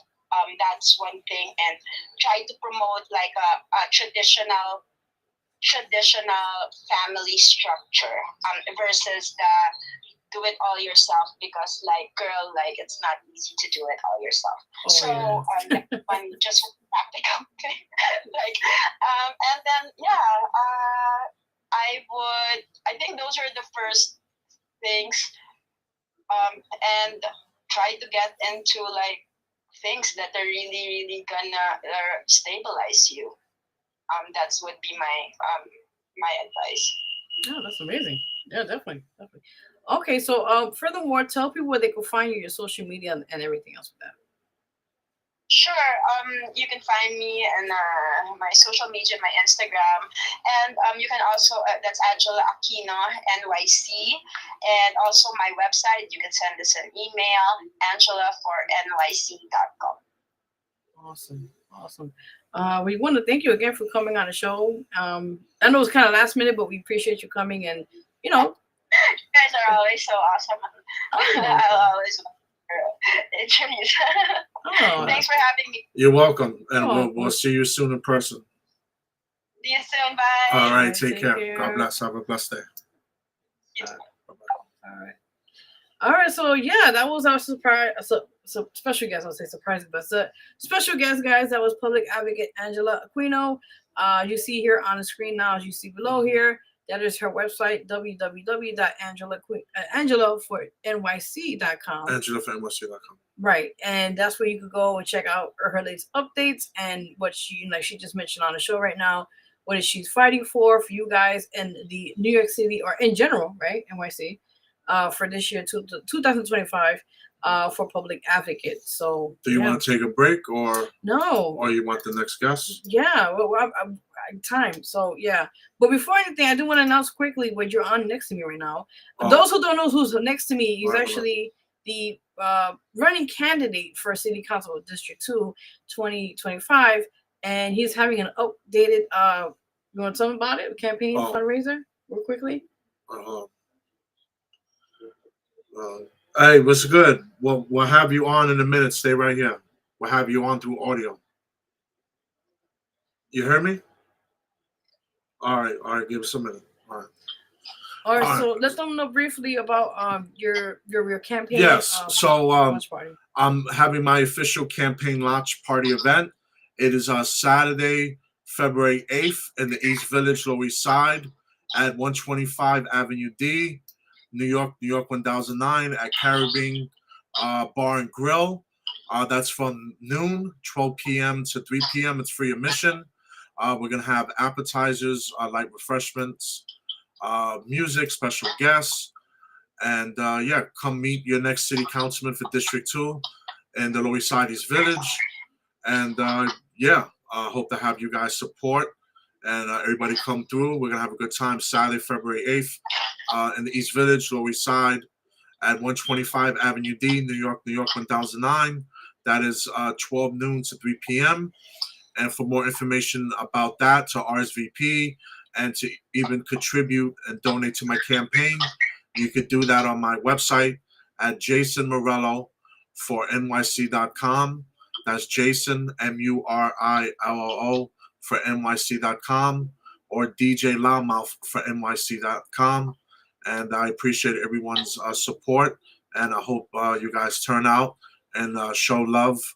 I've been supporting the Lower East Side East Village for over 30 years, and I've been going hard the past few years for you guys, and now it's time for you guys to step up for not just me, but for each other, for the community, and yeah, let's do the right thing, and let's make it happen. We the people, Jason Morello for City Council.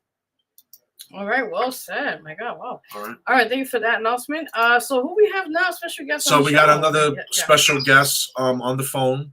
Okay. And hey, what's up? Oh, I think Epic. Hey, what's up? How you doing, man? You gotta change his name. Yeah. Doing good. Doing good, man. Happy New Year, man.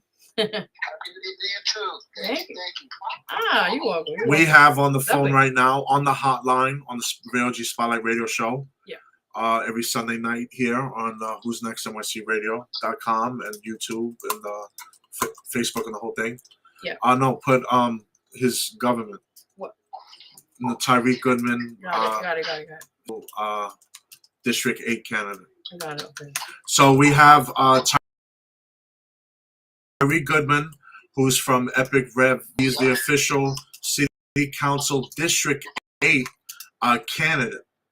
So we have him live, direct, on the air, on the phone right now. Yeah, man. So what's been going on since last time we saw you? So let me just introduce myself to everybody. Hey, Yes. how's everybody going? My name is Tyreek Goodman. Located in the Bronx, New York, and this year I'm running for City Council District 8. That includes the East, that includes Harlem, parts of Harlem, the South Bronx, and also Randall Island. And one of my biggest things that I've been advocating for is just putting us first. Putting our people first, making sure that we get what we need to get, because there's a lot of people out here that's been here that's of need, and it seems like the last administration was sending money to everybody else except for the ones that was here. And that's where I kind of stand at with it. When it comes to the politics side, it's more so about me engaging the youth, letting them know that, hey, at 16, you could be on the community board. At 18, you can run for local government if you really want to change your neighborhood and where you come from, And Oh, shit. people work in the community. You know. Definitely, no, that's amazing, and I commend you for that. Like I said, it takes a village. It takes a lot to do what you're doing, and it takes small steps, but you're gonna get there. People are gonna start hearing your voice and seeing what you're doing. So that's amazing. Tell us more. Like you said, what is your end game, or what does they say? What are things that you want to fight for, especially for running for city council, for your district in District 8? Well, one is about getting the information out there, right? A lot of time there's a lot of information out there for the people, and because they're playing politics with a lot of us, they're not going to give you the direct information that can help you based on who is supporting that. And that hurts us at the end of the day. Yeah. So, one of the major things is like I'm telling people, and even for myself, I had to learn is that we're asking for little to nothing when it comes to these politicians. We're not asking them to put in the work. We're just letting them say whatever they have to say. We sign petitions for them, then we never see them again. So I challenge everybody to just look into your local politicians and see what are they doing directly to help you or what's going on. So that's one of the biggest things is just the information getting to the people. But also, we're fighting for housing rights. There's a lot of tenants out here who are not having a house or their apartment upkept. Like, you got places where it's got arsenal in the water. You got places where, in front of my building right now, there's no door. Oh my God. There's door handle. So that means anybody can walk into our building and rob an old lady, rob an old man, anything can happen. Oh no. Right. And then we look at situations where we see them building up shelters. Now, before I get into that, let me tell everybody, I'm not against immigrants or immigration. I feel like as me being a young black man in America, America likes to pick and choose who they want and who they don't want here. Yes. Whenever it's convenient and whenever it's election season. So we as people, we can't get wrapped up to that. But what I would say is this, right? They are bringing them in a situation where they're putting them first and not us, and they're putting them in our faces. And then you're bringing them in our backyard where we already have hungry people. And they're hungry themselves. So what that means? You put them in a situation where it's us versus them. You're putting them in a situation where they're not going to be able to reap the full benefits of being here because now they got to worry about who's angry that they have, which they should never put in that position in the first place. So I'm all about sticking to all these politicians. I don't care what party you in. I feel like we need to do it all for the people, and we need politicians that's willing to work with each other throughout party lines and stop all this colorism in politics where it's just like, oh, well, this party is for these people, this party is for these people. To be honest with you, half of these people is about their money in their pockets. That's right. Say it as loud as you can, man. Let them know. I'll say it again. Half of these people is about their money in their pockets. With me, one of the things within being in politics, I had to learn that, everything is a give and take. So as much as that we point our fingers and we do come at the politicians, we also got to point the fingers at ourselves. We can't ask for the resources and things like that, but we're throwing stuff out our window. We're pissing in the staircase. We ourselves as people must conduct ourselves in a certain way, so then now when we ask for these things and we say we want this, it's not an ask. It's not oh, well, you're not going to take care of it anyway, so we're going to treat y'all. No. This is what we do. This is what we care about our community, and we don't got time to play with y'all. Very true. Ooh, yes. This is what I'm talking about right now, people. Yes, definitely. And we need more of that right now. As you know, especially the youth. The youth right now, we're just talking about with another person who's on the phone with us here on the show, that there's not too many programs, after school programs. There's not too many things that are extracurricular for our children. How do you feel about being a parent yourself? What, as being, you're running for city council as well for this year. Well, yeah. I'll share this with you, right?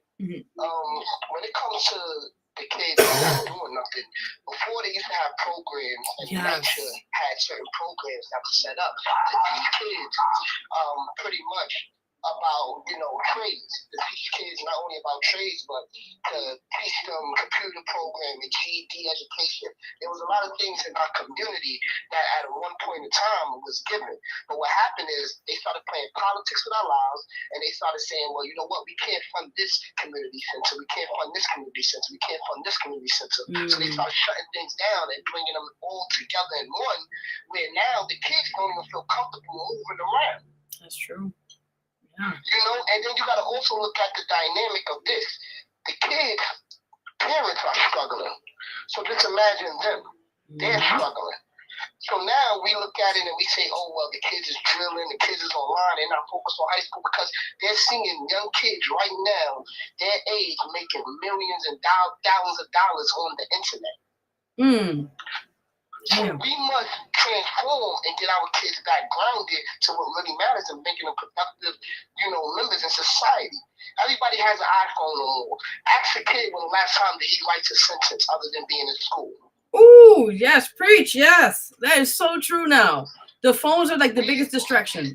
But that's the thing. The last administration, what they got wrong, instead of focusing on, building up towards life skills when it comes to the kids, instead of focusing on advancing the individual, they focused on everybody else except for the people that was right in front of their face. The kids will tell you what they need. If you think the kids don't know what's going on in politics around the world, you are bugging. They know a lot more than we think that they know. And how I know this, because I use, with me having my media site, Epic Rev TV, which is an underground platform for not-for-profits and kids and videos and stuff like that. And I put them on the same platform so they can share, they can learn from each other and get the information. You'll be amazed that once you mention something or you say something in your inbox, like, oh yeah, well look, this is what I found out. This is what even the elderly. Yeah. Right now, America is not listening to its people and its citizens, and not to say it like this, they know how to take care of themselves. They know how to fix the problems in their communities. But what you need to do is open it up for them too. Just to start a business or LLC in New York is too expensive compared to other states. Just to start a non-for-profit, it's too expensive in the United States. Just to start a block organization based off of what government backs this person or backs this person, they can't even get their block together. We got so many things and barriers that's cutting us off from advancing ourselves that now we must know what these barriers are to ask them to break these things down so we can open the door and help ourselves. We don't need you to take care of us. People in the projects been taking care of their own for a while. But we need you to stop interfering and putting in those laws and those guidelines that stop us from taking care of our own. But meanwhile, you open the door for other people, and then you think that's not going to make us nervous? You think we got time to play with you? Ooh, yes. That's what I'm talking about. Yes. So that's one of the things, I talk the way I talk because I want my people to talk this way towards them. I want my people to understand that your voice matters, yes, and your pain matters. And if you feel like nobody's helping you and nobody's doing enough for you, understand there's people out here who just need also you to step up with them so we could become the majority. Everybody be like, oh, everybody being fake. The world is fake. Well, if you're a person about love, then you be the beacon of love. That's right. Yeah. It's one person that makes a change, and with the village, everybody goes together and unite and help each other. Yeah. And then when we talk about the gun violence with the kids, understand this. I'm going to share something with you people. At 16, I got shot in the shoulder, took a bullet to the shoulder, right? 16 in the projects. What has changed with gun violence than now? And the only thing I can tell you, the only thing that has changed is that when we was outside, there was like only 1 or 2 kids with a gun to every 5 of us, right? Now, to every 5 kids, there's at least 4. Oh my God. Might be the whole 5. It's gotten really bad. Yeah. It has. Yeah. I knew it got bad a couple of years because before I was in politics, like I said, I was doing the music videos and things like that. Yeah. And one of the music videos, I went and I shot a music video with one of these kids, and it was my first time doing the music video thing. And what I mean, I saw so many guns, I said, oh, hell no, I'm not ready. You're like, I want to leave out of here safe, okay? You know what I'm saying? Damn. Start talking asking them, like some of these kids can't even go off their own block. They can't even walk nowhere. Damn. My God. So when you start asking these kids, hey, it's a GED program or it's a such and such tutoring program or this trade is here, can you come over here? They gotta go probably through 3 or 4 blocks of enemy territory just to get help. Yeah, that's so true. So what we need to do is we need to bring resources to every community, keep them kids busy in their community, and while we keep them busy in their community and productive in their community, us as adults must work together throughout community boards to stop the peace, to bring the peace. Community boards do not work together. Why? When my block is shooting at your block is shooting at my block, why are we not making it sit down and saying, no, y'all kids gotta get right. Y'all kids gotta make peace because we pay bills here, not you. Preach. Yes, that's what I'm talking about. Yes.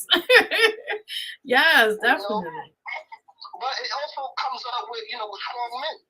There's a lot of strong men that's in our block and throughout our borough, and let's believe, and we was to also include them and let them know that, look, brother, I know you had it rough growing up. I know this is what happened to you, but this is how you can make change. And to be honest with you, no matter, it's harder for you. I know you home and it's hard for you to get a job and stuff like that. But guess what? Being a politician, you can have a crazy record. They'll accept you. I mean, we have a president as a felon. I mean, come on now. Right. At this point, there's no excuses for us. See, let me tell you why. I'll be honest with you. I feel like, sometimes I do realize that Trump is an a-hole, but he's an honest a-hole. Right. And what I would say is this, right? I don't see nothing wrong with him checking the same system or coming at the same system that's been holding it put on our necks for generations. So true. Yeah. We talk about the FBI. We know what they did to our people. We talk about the school systems. We know how they fell in our kids. Big time. Oh yeah. For many years, yeah. So once again, I don't agree with everything he's saying, but him saying those things open the door for us people to sit there and look even at the Democrats and the Republicans and say, we need better, we need more. Because there should be no reason why we have a Democrat state, a Republican state, but yet and still, for us as Hispanics and Blacks, we're failing in those states, but they want us to vote for them. That's crazy. It's so true. You're right. What you're saying, yeah. Wow, that's something. So we just gotta have people that's coming into politics that ain't got time to play the game. They're for the people, okay? Based on how the system is, you gotta be with a party, which is all good and dandy, and which is great. But at the end of the day, what we want to understand is, people, is that while they're playing politics with our lives, they're friends in the background. They're talking, they're cool. They'll make up after the election cycle. What happens to you? So while you sitting there looking at your family member saying, well, you voted for Trump, I can't talk to you no more. Oh, well, you voted for Kamala, I can't talk to you no more. Y'all that's fool. crazy. At the end of the day, you're going to see them a lot more around each other, especially when a big crisis happens. Right. And then that's when they be like, oh, you were right, this and that. Yeah. It's crazy. We got to stand together. Let them fight. Let them play that. Even right now, my opponent, let me go against my opponent. None of y'all don't do that. Just ask her to step it up. So no matter who win, we win. The people win. That's right. Demand more of your politician. No, you're definitely right. I just want to close out quickly. Tell people where they can find you and follow you as well on your social media. Okay, once again, my name is Tyreek Goodman, running for City Council District 8. To find me on Instagram is Tyreek, TYREEK _Goodman. To find me on Facebook is Tyreek Goodman. Just look me up, man. I'm your local neighborhood politician, but I don't even like the word politician. I'm your activist. Text me, DM me, email me, Goodman for the Bronx. Once again, goodmanforthebronx@gmail.com. And let me know what y'all think and what y'all want to speak about or what y'all want us to say to them to go we get things done for us. That's what I'm talking about. And where could people, if they want to help you with campaign or find, well, you're into social media, but if you have a campaign website? Right now, I'm one of those guys where last time I was running for the 84th Assembly and we raised any money because I didn't feel like taking the money from the people. You know, so one of the things that we're looking for right now is nonprofit organizations who need help and funding. So therefore, my campaign and funding could go to them. So if you have if you need funding, you have anything with disability or kids, anything, reach out to me so we can utilize my voice to help get kids funded so y'all can get those resources. Because they're playing politics with kids and programs, and you know it's not good for nobody. Definitely. And down the line, we're all suffering because they want to play games. That's what it is. Yeah. Definitely. I want to thank you, Tyreek Goodman. Thank you so much for coming on the show. We would love to have you next time and talk more about what you. Thank you. Thank you, DJ Lama. You're welcome. Definitely. Anytime. You already know. Yeah. Definitely. But thank you for coming on the show, and just keep doing what you're doing. And I wish you guys the best luck for this year and see how it turns out. Definitely. All right. Thank you. You're welcome. All right. Awesome. You got it? Okay. Oh, wow. All right, guys. So that was it. Two special guests for this 8 o'clock hour. That was Tyreek Goodman. He's running for city council. That's District 8. I think that's in the Bronx. El Barrio, Spanish Harlem, in Manhattan. Okay, so in Barrio, and the South Bronx, south of okay, in the of 138th Street. Ah, okay. So you heard first what he just said. So it's not only Bronx, it's also in Barrio, Spanish Harlem. That what does that mean? And representing, those two boroughs basically, and trying, like he just mentioned, to unite everyone that's out there, and get the word out. So if you want to support him, where he just said to find him at and support him. And thank you for all the amazing special guests who's on this 8 o'clock hour. Angela Aquino, who is running for public advocate for this year for 2025 as well. So you guys already know we're gonna take a quick break. Again, we're on the Vero G Spotlight Radio Show here with your host, Vero G. And also thank you for our other special guest, City Council, who's running for City Council for District 2, Jason Murillo. And he's also talked about his fundraising campaign, which is coming up very soon in February. So again, guys, you're watching the Vero G Spotlight Radio Show with your host, Vero G. We'll be right back. We're going to take a quick little break. And yeah, you guys already know. Again, if you want to support this stream or this amazing show, if you can, there's the QR code below, and definitely support it, and let's make it happen. All right, guys, we'll be right back. You're watching the Vero G Spotlight Radio Show with your Vero G.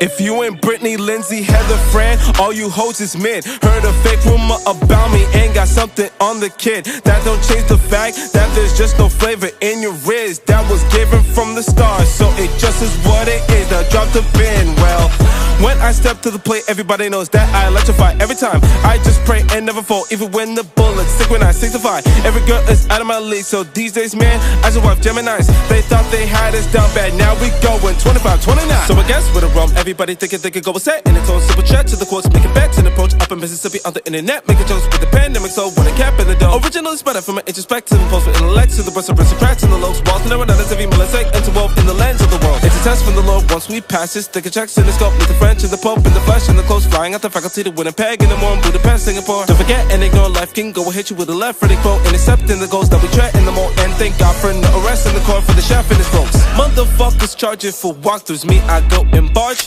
in, moving and rapping at the same speed that my own coalition of cough spits with adrenaline that's not on the cloud, turning action figures to dolphins. But I should tell you all, if you ain't Brittany, Lindsay, Heather, Fran, all you hoes is men. Heard a fake rumor about me and got something on the kid. That don't change the fact that there's just no flavor in your wrist. That was given from the start, so it just is what it is. Now drop the pin. Well, when I step to the plate, everybody knows that I electrify. Every time I just pray and never fall, even when the bullets stick when I signify. Every girl is out of my league, so these days, man, I just wife Geminis. They thought they had us down bad, now we going 25, 29. And I could put the tribe, I could try trifecta, I better get into a high level primary. Why settle? Keep it going. Time 7 fight devils. I message written off a wife with the mic and a knife in it. Trying to get a dice of a glide, hella Tyson. And try to kill the bright mental kind, clever, nice fellas. Gotta go on bike pedal, drive with his raw set of legacy. Sky having vine yellow by tempers. Nothing better than Uncle Danny and Auntie Ellen say I'm doing my thing. Cause the bullshit is poking me with both horns, making me lose sight on my brink.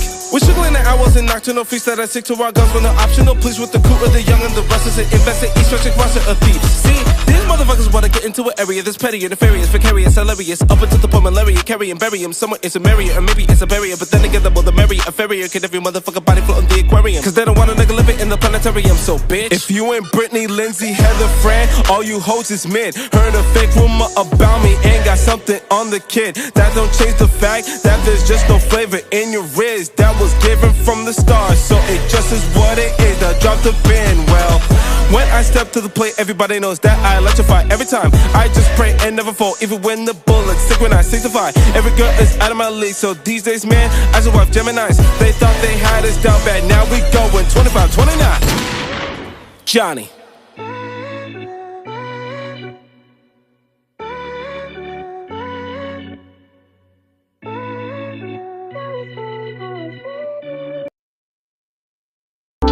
Hey, what's up? It's your girl Vero G, and you're watching right now the Vero G Spotlight Radio Show.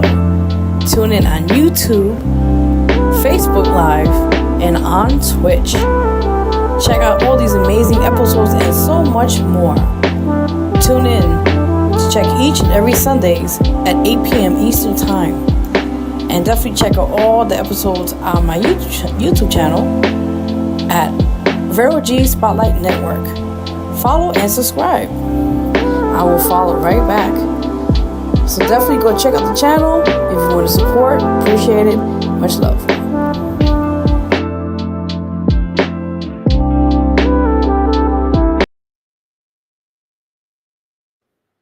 Hey guys, welcome back. You're watching the Vero G Spotlight Radio Show with your host, Vero G, and we're on the 9 o'clock hour. I am so excited. We have a long show. We got another guest after this, so stay tuned. We got another hour. We got. So furthermore, I'm just excited. Again, watch us on right now on YouTube, YouTube Live or YouTube. Also on my Facebook page and also on Twitch. If you don't have me, they'll find me. Just hit me up and I'll send you guys the links to that Twitch. So you guys already know. So furthermore, I am excited to be on here with you guys, and you can tune us each and every Sundays at usually it's 8 p.m. Eastern Time, but we had to start a show a little early today, so you know how we do. So yes, but furthermore, I'm excited to have our next guest in the show. He's an amazing artist. I don't want to make him wait any more longer. He's waited long enough. He goes by the name of artist DeAndre. I hope I said it correctly. Let's give it up for him. A big applause for him in the building. R&B artist in the building. Yes, I got you. Stay right tuned. We've got you. How are you doing? Hey, I'm good. How you doing? Doing good. Thank you for coming on the show. Thank you for having me. I'm glad to be here, actually. You're very welcome. So, are you ready? I'm ready. Ooh, okay. Let's get it. Okay.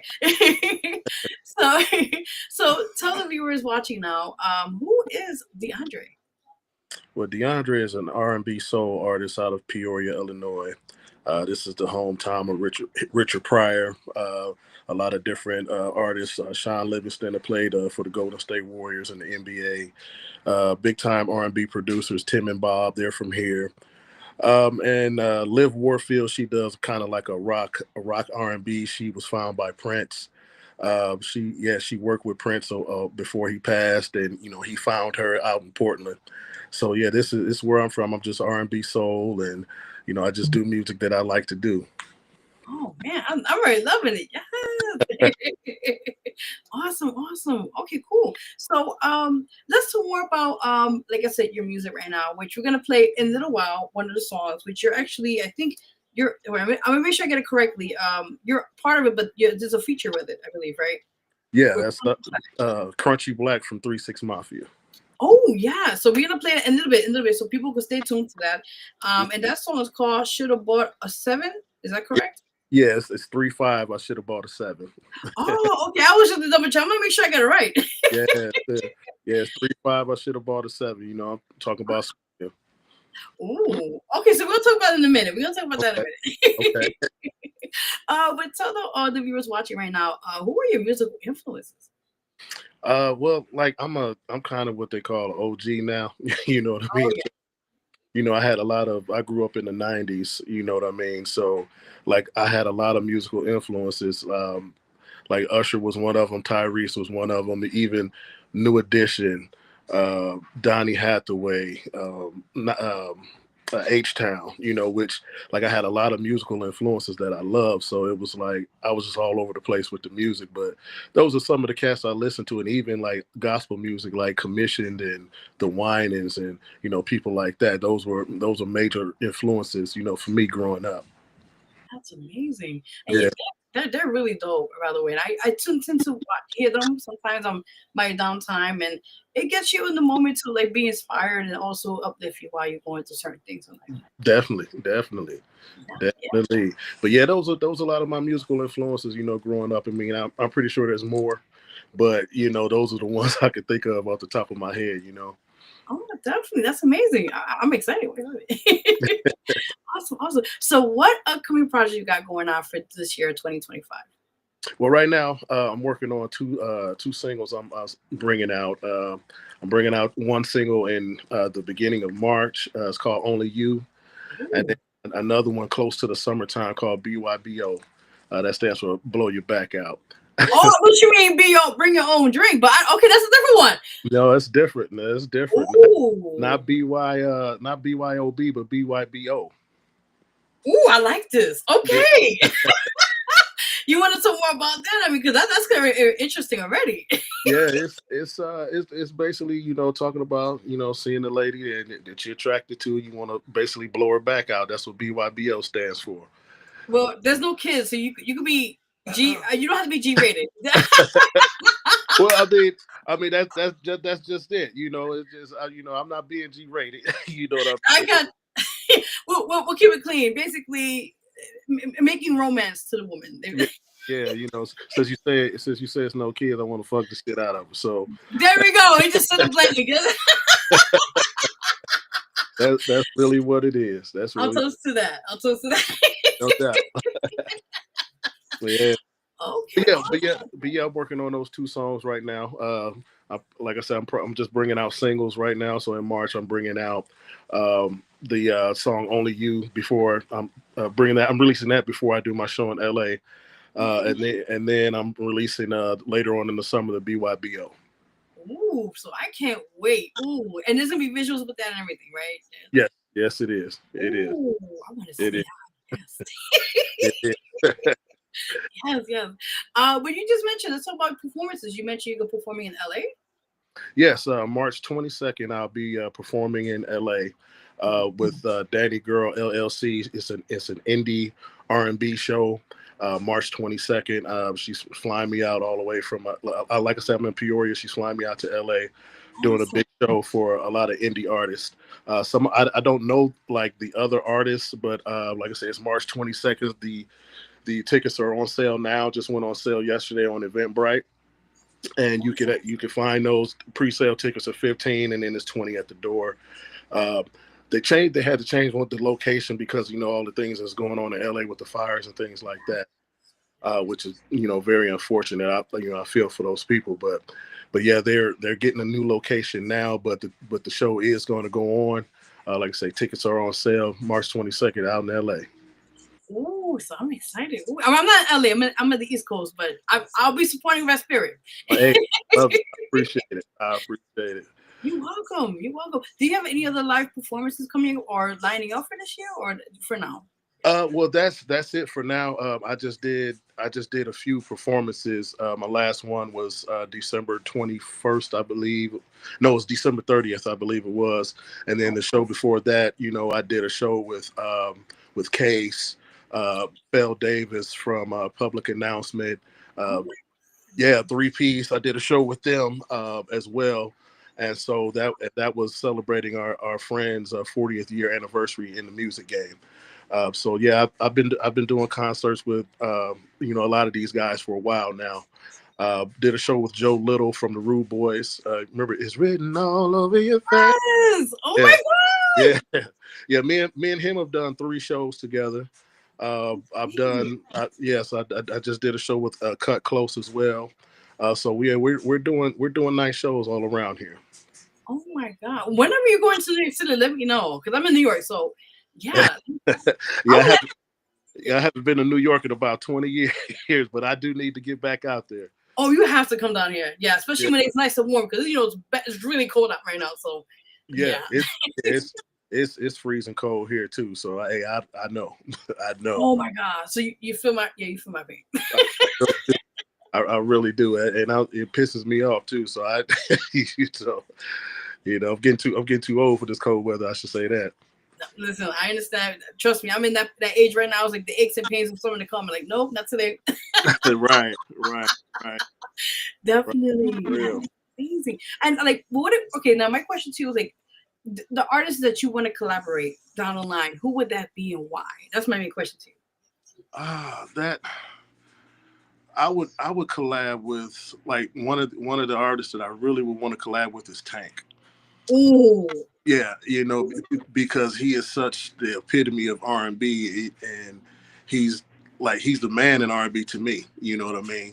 Yeah. And that's just that his flavor and his style is kind of like we're almost in the same realm, if that makes sense to you. Yeah.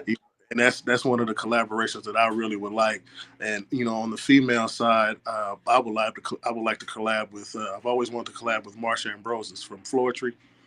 Ooh, that's gonna be nice. Yeah, I would love to collaborate with her, but those are my two dream collaborations. Oh my God! So you heard it first here, manifestation. Put it to the universe. Yes. Yeah, she's my dream. Those are my two dream collaborations. So, if we can get it done, I would love it. That is amazing. And like, who are your out of the female in R&B, right? Just R&B itself, like. Who are the top 3 female R&B singers or artists you really love, and also male? Let's just top. You just mentioned Tank, so he's one. Okay, so is it three male and 3 female? Yes.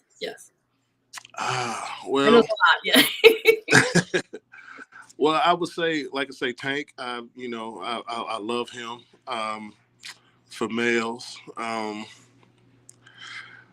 man, you made that tough on me. You made that tough on me. It'll be Tank. One would be I would love to work with KC from Jodeci. And he's not still living anymore, but Dino from H-Town, the lead singer. Yeah, that's great.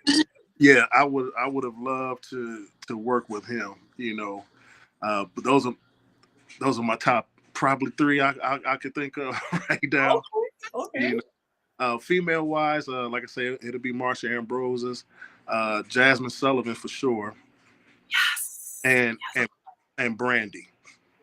Oh, and she's been for a long time, so yes. Yeah.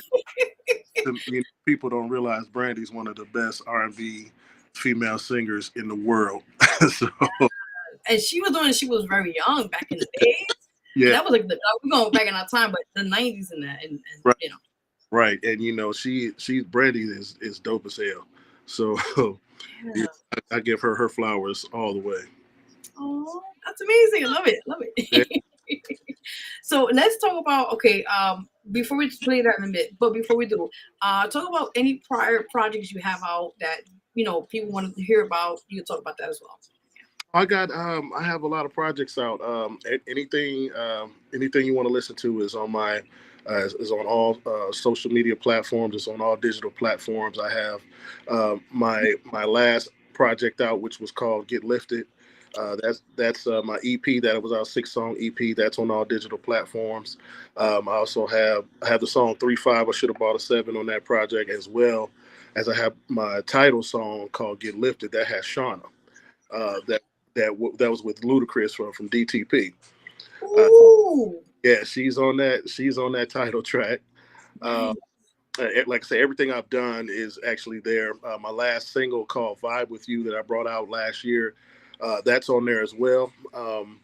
And also the music I had when I was signed with Bentley Records, that is also out on all platforms as well. So like I say, anything that you want, anything you want to listen to from me, you can just type my name in and you can find it. It's there. Ooh, I'm excited. Yes. Yeah. And I also do have a couple videos on YouTube as well. Just go to my page called DeAndre Music. Is you got to spell my name right. Is DeAndrey, and then I music. got it. Yes. Yeah, yeah. Well, that's for anybody watching who's interested. But yeah, you got to. I have a couple of videos on YouTube as well, which did pretty well. So yeah, anything you want to listen to, any way you want to find me, you can Google me. It's there.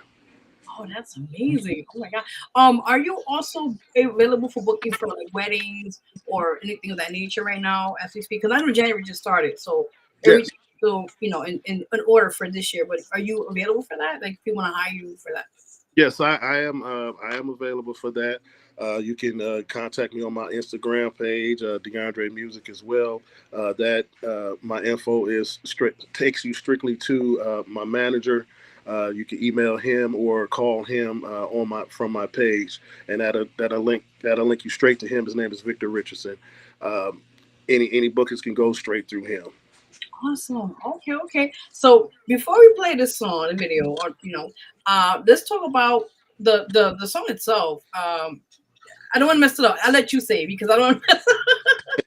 Yeah, because I think I messed that part up. But let's talk about how did you get that collaboration and the song itself. What's about the concept?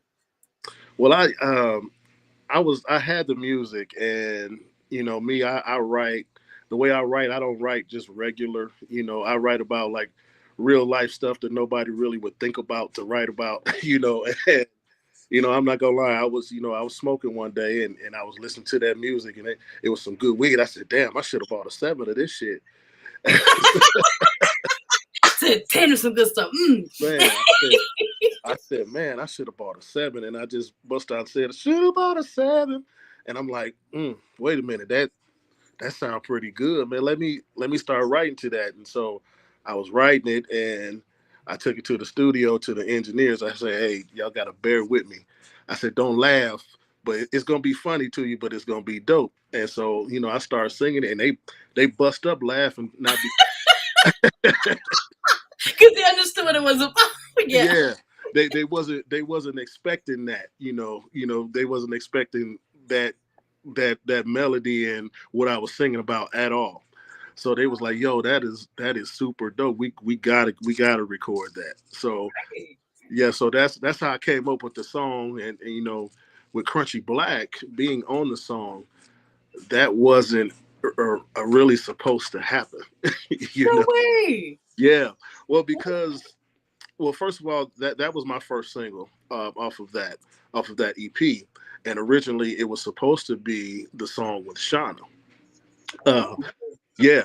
So, and the song with Crunchy Black, the 3-5, I should have bought a 7. There was another rapper that was supposed to be on it from Chicago, but he wasn't contacting me back. Now, mind you, yeah. So now, mind you, he didn't know it was going to be that song, but he just wasn't contacting me back. So I was talking with a business partner of mine, and he was asking me what I was doing, and I said, man, I got this song. I told him the story. He said, well, put Crunchy Black on it. I said, you serious? I said, he'll do it. And at the time, Crunchy Black was in Peoria a lot, and just so happened that night the day we were talking, Mystical was in town, and so he asked me, was I going to the Mystical concert? And I said, yeah, I'll be there. He said, well, I'll talk to Crunchy about it, and we'll go from there. So when we get to the Mystical concert, they bring me backstage, while Mystical is performing. They say, Dre, you want to go up there with Mystical while he's performing? I said, yeah, sure. So on my way up there, I ran into Crunchy Black. He was already on stage. Mm-hmm. And so I introduced myself to him. I told him who I was, and told him about the song. He said, yeah, man, I'm definitely interested in doing it. And I told him when the studio session was, and he beat me to the studio session 2 days later. He was there before I was. That's crazy. Yeah. So, we did the song, and that the rest is history. And then he ended up putting it on his social media, and that he wasn't, like I said, he wasn't supposed to do that. But the song went viral when he did that, and people were asking for it. So it was like I had no choice but to bring that song out. I could not give the people what they wanted if they're asking for it. Exactly. And there's a blessing in disguise because sometimes things happen, Yeah, yeah. things get leaked or you're like, oh, but it worked out. Yeah, it did, and I wasn't complaining at all. You know, You're like, yeah, I said, hey, let's do it, man. So, but yeah, he loved the song a lot, man. And he just was like, man, I wish this song was my song. I said, well, that lets me know it's a good song. So, he was a cool dude, and I've been able to meet other people through him, and he's a real cool cat to work with. So, but yeah, that's how the song came along, and we did the video, and the video came out great, and that's how the song came along. oh man, well, everything's for a reason, as they say, right? So That definitely. you're ready, no? And did you guys perform that live or not? Yeah, we have before. We have before. Nice. Yeah, we have before, and since he's actually down in Memphis, that's where he's from. So, when I perform it, I do it a lot without him, but we have performed it live before. Oh, that's amazing. How's like the audience like? Do gravitate to it? They vibing with it, like yeah. Yeah, well, it depends on. I don't do it every show I do because it just depends on what audience that you have. Right. So I got to understand what audience I'm performing for in order to. Yes. Yeah, because you don't want to be in front of kids, Right. No, or like senior citizens. They're like, wait a minute, what?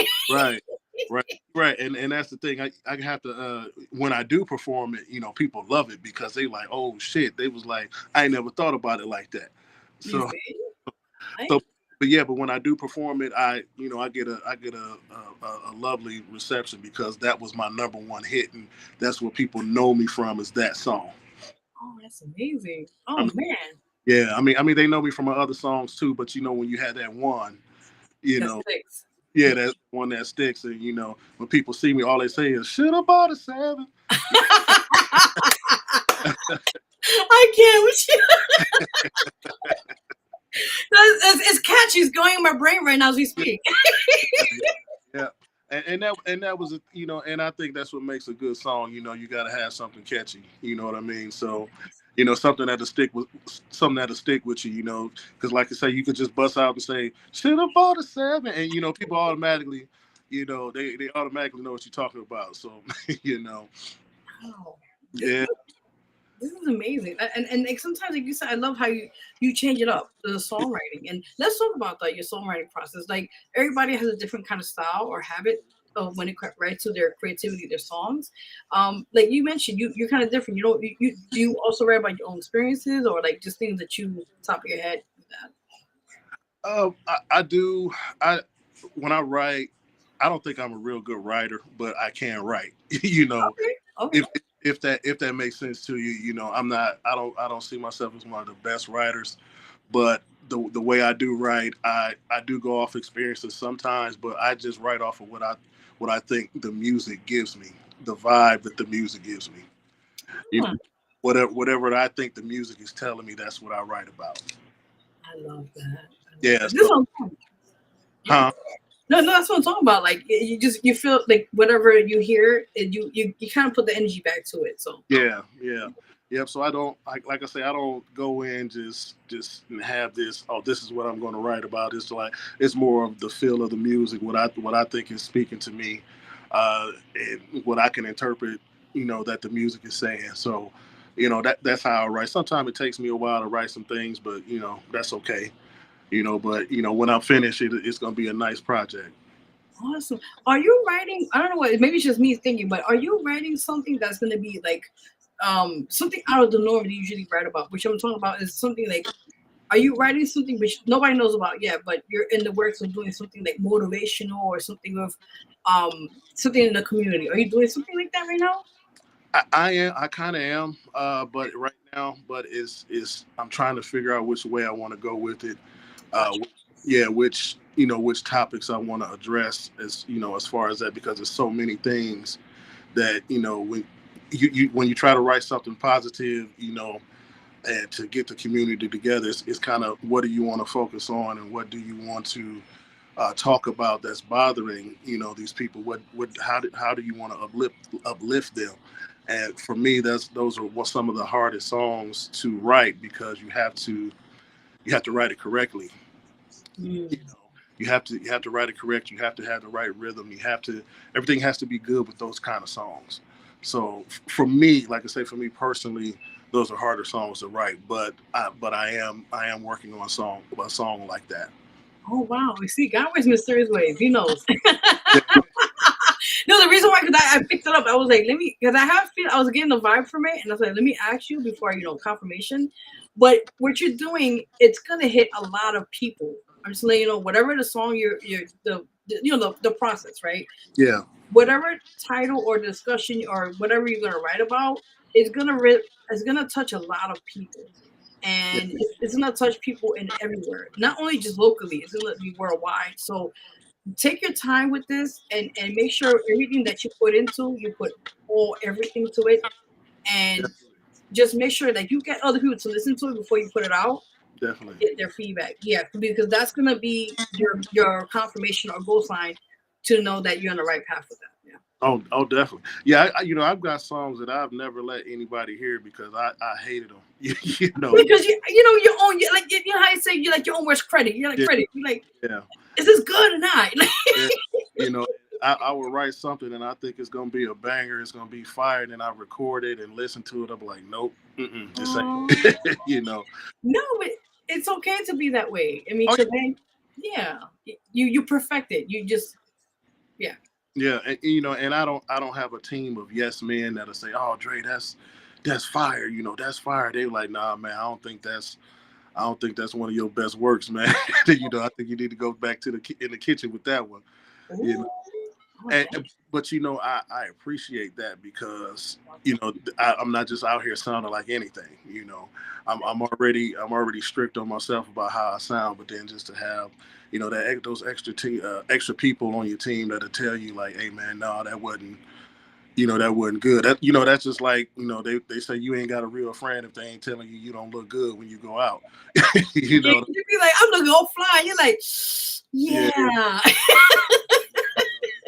You need to take that shit off, like you need to go change that shit, like. But yeah, I don't have a bunch of yes men. Like I said, they let me know what's going on. They let me know how it sounds and what they think, and if they think it's good or not, which I really appreciate. Yes, because you want people to be real with you. You want people to know, like, what things to me improvement, or what things that is gonna help you down the line. Right. And also help them all together. Where everyone is a part of what you're doing. Yeah, definitely. I mean, because it's like we know we're good in our craft, and we know we're we know we're good at what we do, and I'm very humble, with how good I am. But at the same time, we want to make sure we sound right. We want to make sure we have those second opinions on, what we're doing, because this is something we love to do, and this is something, this is music we're putting out into the world. So, we want to make sure, we putting this out to the world. We want to make sure that it's the best that we can do. Oh, you already know. You already know. Do I see you going somewhere in Nevada on a festival? Is that happening? I don't know. I'm getting that. Oh, that was last year. Wow, that's crazy. I was just picking it up. I'm like, wait a minute, Nevada festival. Like, was it? Okay. Yeah, that was last year. It actually had got canceled at the last minute. It was it was a Super Bowl festival. Because the Super Bowl was in Las Vegas last year. So yes, I remember that. Yes. Okay. Yeah, it ended up getting canceled last year. So, but the person who was in charge of it this year, last year, she's the one bringing me out to LA. Because this was out of anybody's control. This was out of her control. So she's making up for this is the LA show, making up for the Las Vegas show from last year. Oh my God! See, I tell you, God, he using me to just tell you what I don't even know. I mean, the first time meeting you, and you already know.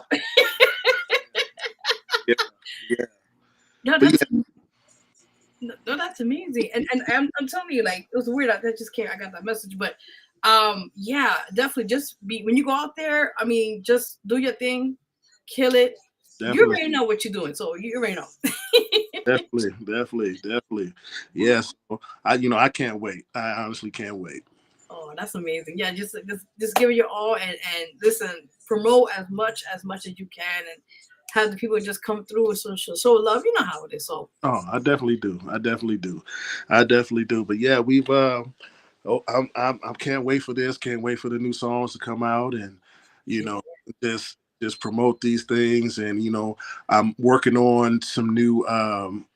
Working on having a sponsor for my clothing, as far what I'm wearing and stuff like that. So I'm working with a big company right now. So I can't say who it is because it still works, but if we get this finalized, this is going to be super dope. They're going to be a big sponsor of mine. Oh wow! Is it like a 3-year contract? Yes. Do you see what I'm talking about? Yeah. Listen, I ain't gonna say I don't want to scare you, but I just know things. God's giving me the message. I'm just the sender. Hey, that doesn't scare me at all because I'm very spiritual and I'm very the way I grew up. I understand what's going on, so you don't have to apologize. So, Okay, I just want to scare nobody. They're like, well, how she what? It's just it is what it is. But I appreciate it. I'm big on that kind of stuff. So I understand. I understand. Yeah, and we know we color coordinate. I just realized that. Yeah, I see it. Yeah, okay. Let me find out. Right. Right? Like, yeah, okay. Mm-hmm.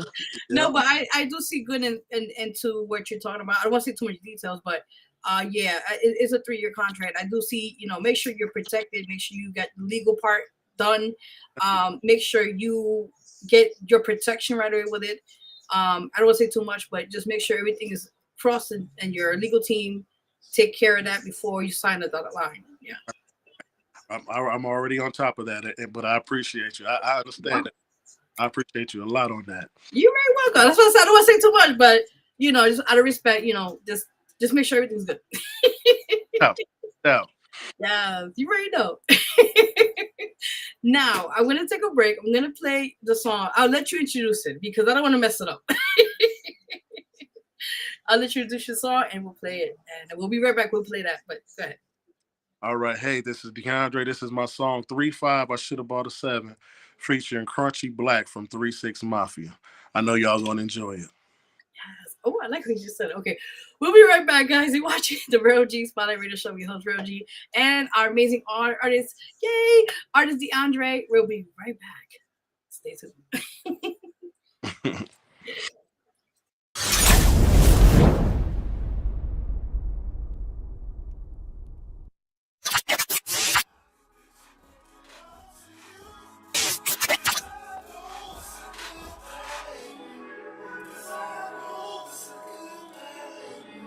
Hey, yes, sir. Hurry the road a little ass blunt so we can get high, baby.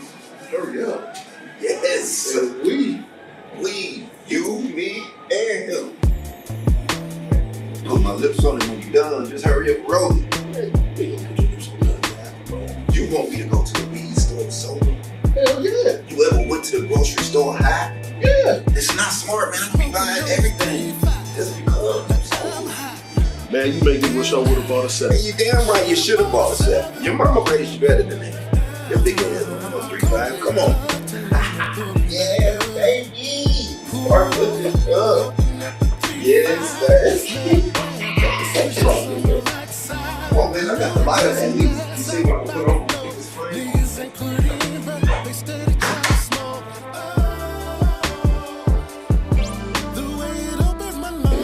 You talking about I ain't gonna be smoking. Look like you ain't gonna smoke me. You need me.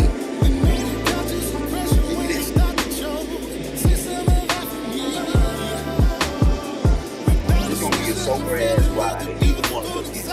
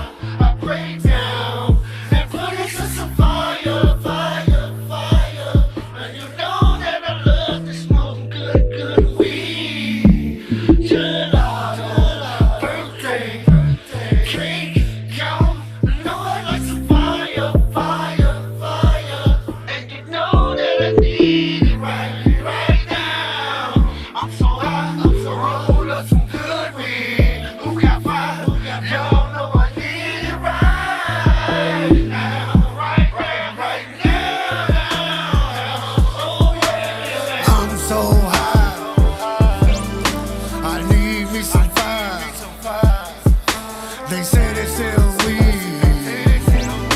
So sell some mine. I need a 3-5. So break shit down. Give it to me, homie, and I need it right now. Ain't no game, you know I love to get real high in the club. I'm so high. I'm high. Damn, I should have bought a 7. I'm calling the plug to let me pull him back up. Smoking on this 3-5. Now I'm high. Damn, I should have bought a 7.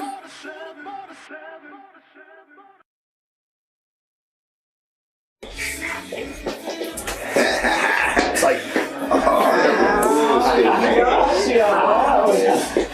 this is community weed. This is. I told you. You should have put in on it. Should have put in on it. No weed here left behind. We fuck with you, but man, put in on it. That's what y'all on. That's what it is. That's what it is. It's cool.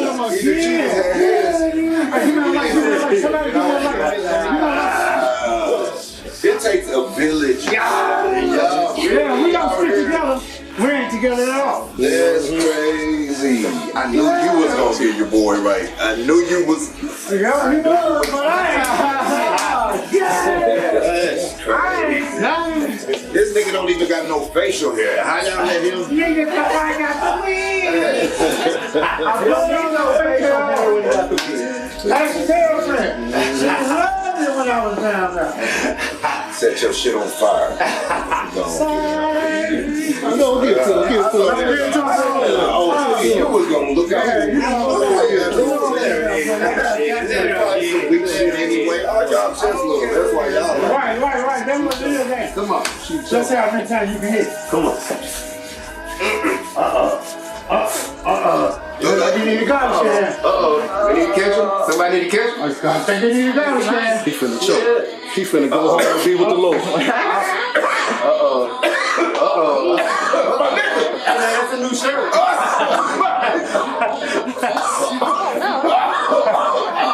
Oh my God. Corona.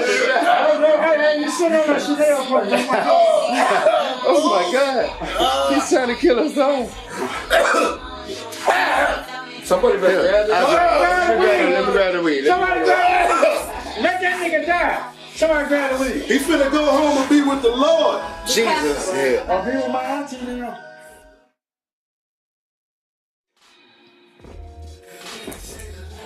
What the fuck? What niggas at? You just left your boy in here looking bad. I heard. Yo!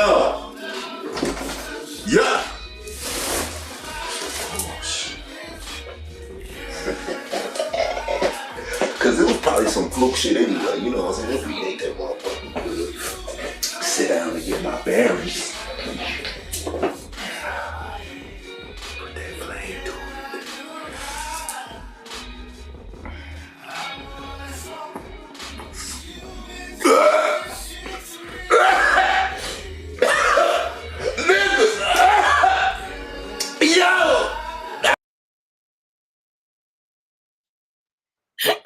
I'm sorry. I was crying laughing. The skit got me crying laughing. Like the song's amazing, but Yeah. the skit had me dying when the guy said, "Let him die." I'm like, the guy's talking about weed. Yeah, you know, I wanted to make that as fun as possible. You know, I with that skit, I paid homage to "Don't Be a Menace." You know, I don't know if you remember the smoking scene in that. So I was paying homage to that scene right there when we did it. Oh my God, that was just necessary to add that. It was just it was comedic, but at the same time, like the song, it was really just good hand in hand with it. Yeah, and that's my homie Jason Jenkins. He's out of St. Louis. He's a comedian. He's right here from Peoria, Illinois as well. But you know, he came up to St. Louis to help me do that, shoot that video, and shout out to Jason Jenkins for that. Oh, that's amazing. I just love it. I appreciate it. You're welcome. You're welcome. So usually on the show, I usually tell any guest, like artists, if you would like to, do spit a 16, or if you would like to do something for our guests, or our viewers tonight, if you would like to bless us with something. Oh, you mean something like acapella? That's what Yeah. that's what you're saying? Oh, okay. Yeah, I mean, I want to hear it. I'm loving it, but I want you to hear it. If you don't mind. Hey, that's not a problem. I sing my song "Vibe with You," a little piece of it. Okay. I cannot lie, I can't explain the way I feel. You feel my hunger, pain, hunger for love. That's what I really mean. I can't get enough. You know I desire you, babe. Can I vibe with you? Can I vibe with you? I want to love on you. I place a tree with you. I'll praise the Lord with you. I'll have some kids with you. Do what I'm supposed to do. There you go. Thank you. I'm going over here already. But yeah, that's my song "Vibe with You." That was my last single I came out with. That's also on all digital platforms as well. Awesome. Okay, definitely. I'm excited. So, what is, besides what we talked about, you got things already lined up for this year and other things as well, other projects. What is your, let's say, 5-year plan? What is your 5-year plan for yourself? A 5-year plan is just to continue making music independently on a higher level, and just touring and just doing the music that that I love to do. That's just my 5-year plan, and continuing my record label, which I do have ASN Entertainment. That's my own record label. Just continue to take that to newer heights, as well as I do make barbecue sauce, so I've been selling that around around the city of Peoria. I got it in a couple of restaurants, so trying to take that to a higher level as well. Also, like we're in the movie making business here. I have a movie coming out here. Probably we're going to start shooting in early spring. Yeah, I'm I'm with an organization called Art Inc. There's a guy named Mr. Jonathan Romaine. He has an art center. He took an old middle school and converted it into an art center, to where they have after school programs for kids who are very artistic. He has seminars there for anybody who's in the art, like from paintings to moldings to anything art related. He has it. He's done multiple things for the president. He painted pictures for them, like all the way back to Bill Clinton to Barack Obama to, he's sold paintings for them. But like I say, he has an art center, and I'm a part of. He had a vision for a movie, and I'm helping him bring that movie to fruition. It's not, like I said, it's not my movie. We're just starting from scratch, getting the ideas together. We got $100,000 grant to buy film equipment, as well as they're giving him a $2 million grant to build a movie studio. So we're working on that. So we're still in the process of getting this movie together. We got the whole story down together. We have what it's going to be about together. Now we're getting down the story. Then we're going to work on the actual script.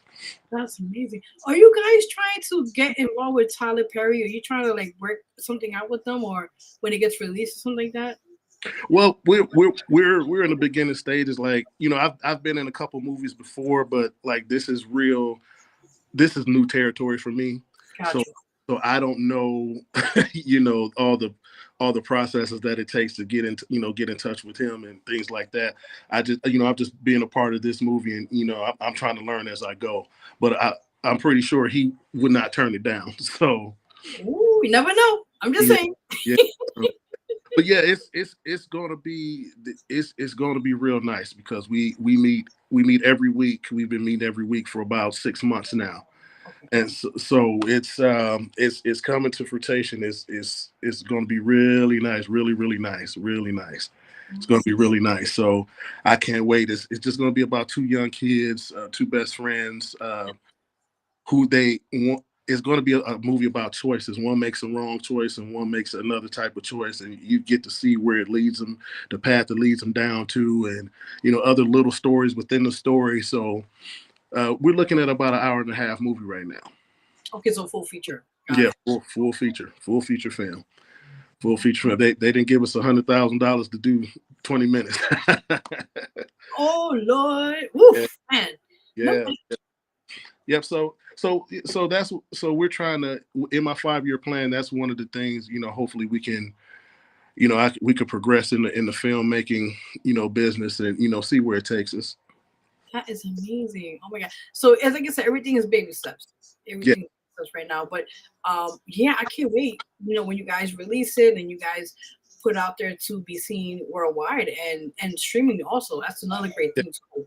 Yeah, definitely. This is, like I said, I've been in other short films before, so I kind of know how to, do things in the acting world. But as far as starting a movie from scratch, writing a movie, this is brand new territory for me. And he has some other people helping him, but like I said, I just felt honored that he asked me to come in and help with this project. Oh, that's amazing! Congratulations, man. I appreciate that. You're welcome. I appreciate it. I try to stay busy. No, that's good. You have to get get this thing done. Checklist off. Now the next thing, each thing is a different time, time and everything. But you're gonna get it done. Thank you. I appreciate it. We trying. No, that's what you could do. Just keep trying, and then let's talk briefly about your. You mentioned your management as well. Your label. Yeah. Let's talk about that. Yeah. You said my management? Oh, is it management or label? Wait. Well, I do have a label. Okay. I do have. Yeah, I don't do management, but I do have a manager. My label is just when I was signed to Bentley Records, I saw a lot of things that it's like, when I was on that label, it was like I could be doing this myself, So, I just created an LLC, got my label together, and I'm slowly but surely, trying to progress that. I'm the only one on it. So I'm doing this all by myself basically. So I'm not looking for other acts right now, but because I'm trying to get myself off the ground the correct way before I can bring anybody else in. Oh, wow. Let me ask you from just learning on your own experience and everything. Tell those who are out there just trying to do that as well, or trying to start a grassroots, as they call it, a business or anything of that nature. The hardship sometimes you got to go through, or the positive things that comes out of it. Yeah, well, the thing about it, starting off, you're gonna spend more money than what you make.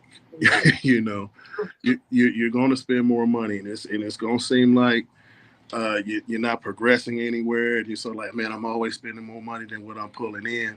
But that's what it takes to get a successful business off the ground. You're gonna have them hard nights. You're gonna have them nights. You're gonna want to say, fuck it. I don't want to do this shit no more. Because I've had plenty of those. Because to kind of go back, I actually in 2019 I was done singing. Oh, wow. Yeah, I was done, and I didn't want to do it no more. So because I was getting frustrated and just felt like I was getting nowhere. And my manager I have now, we had met like in 2013 at a music conference in St. Louis, and we just kind of kept in touch. And he kind of hit me up in like 2019, and he says, "Hey man, I got an opportunity for you, man. I'll why don't you give me a call back?" And so, me being me, I've been burned so many times. You get all these people saying, "Hey man, let's do this," and I'm like, "All right, whatever." It's like, "All right, whatever. You ain't about shit." So, I kind of did that to him, and I took what I call them. I'll call them whatever niggas. So, hey now, you're right. Yeah. So I'm like, all right, whatever.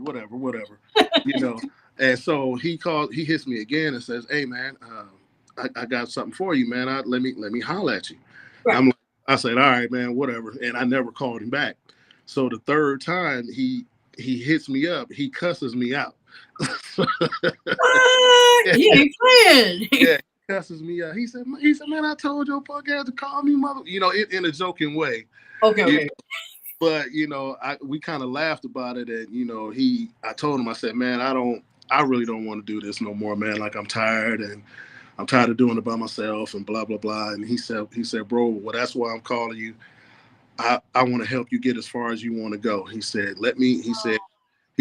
bring this one song out, and if it doesn't do anything, he said, we can quit. But he said, let me help you get as far as you want to go.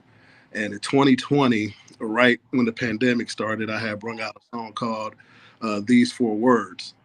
And that's another song I have a video for that's on YouTube. And that song went viral and I think it was because of the pandemic, because, everybody was stuck in the house. Right.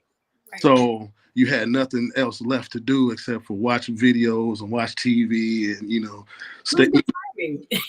Right. So you had nothing else left to do. And like that song caught on, it caught some ears to where I ended up working with Jimi Kendrix. He's a producer out of New York and Brooklyn. He did music for Jay-Z, Usher, Patti LaBelle. He did music for some of the greats, and it caught his attention, and he sent me 2 songs that came out that I brought out that he produced. One called First Friday, and one called what was the other one called? Get One More Chance. I brought those out on Bentley Records, and those did extremely well overseas. That's amazing! Congratulations, man. Yeah. Yep. So I getting back to when I had quit, and that song came out, and like I said, it did great. And then that's when I started my record label. He was like, man, let's get a record label going for yourself so you can, have something to, show that you're really doing this. You're doing this independently. This is all you. Wow. Yeah. And so, like I said, we've had them hardships, man. We was like, man, I'm spending all this money, man. Fuck it. I ain't trying to, but it's the love for the music that we have. So that's mainly what it is. Even if I wasn't, trying to make, big time music, even if I wasn't recording songs or trying to put them out, I was still doing some kind of music in some kind of capacity. So it's just a love for the music that I got. So, like I said, we had hardships, but, it's just a love for the music that we got. That is amazing. Listen, everything is timing. Sometimes, like you said, you get frustrated, and trust me, I have my share too with that. But I think as long as you keep trying, and everything happens for a reason, then embrace it and like I told you earlier, do the best you can. That's all you can do. Definitely, and I feel, my season, is about here, so I'm just taking it as I can get it. Amen to that. You already know. Yes. And you said you have merch coming out, or are you working on that right now? I'm working on merch. Yeah, so we're working on that real heavy right now. So we working on it. We're working on it. All right, so it's right now untitled, and so everything is out. Yeah, untitled. Awesome. Okay, so any shout outs you have? Just shout out to anybody and everybody who's been rocking with me over the years. Shout out to my manager, Victor Richardson, out in Chicago, which is soon he's moving to Phoenix, Arizona. Shout out to Danny Girl, who's bringing me out to LA. Special shout out to you for having me on the show tonight. And special shout out to all the fans, family, and friends who support me through the years. So, I love all of y'all for that, and I'm very humbled that you guys accept me for who I am and for what I do. Definitely. And also your social media, one more time, where they can find you. Yes, on all social media platforms. I'm on Instagram, TikTok, Snapchat. Yeah. I'm on the Red Note. I'm on the Lemon 8. All of those.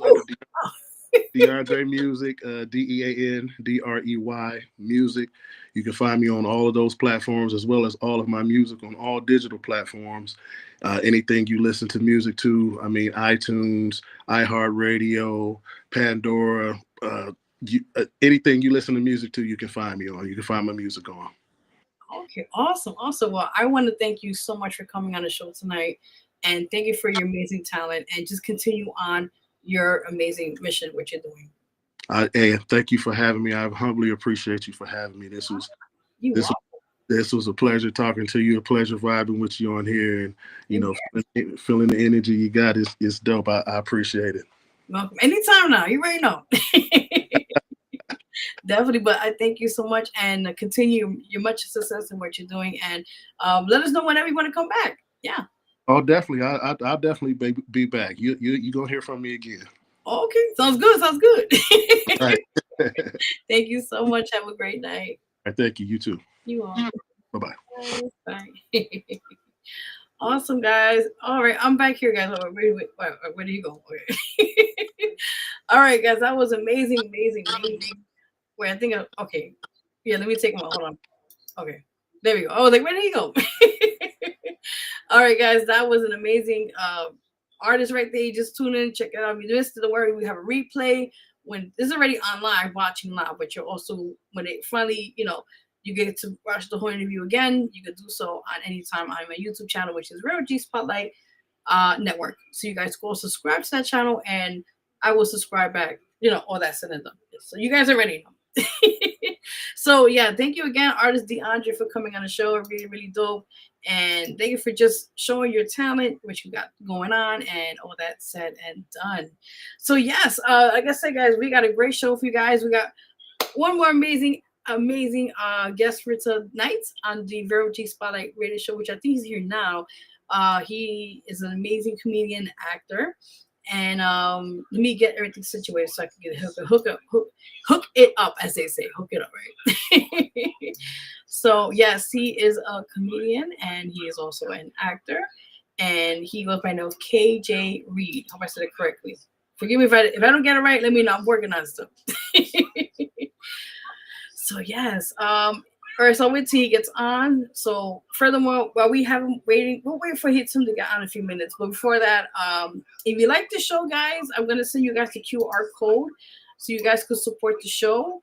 That is the QR code below. If you guys want to, donate anything to the show, it's going straight to the show. And if you like to support any way possible, you can do so right there. And like I said, that is the information. You just go and put on your phone. I don't know how it works, but I think you put on your phone, and it goes directly to the information there, as you see on the show below. So you guys know.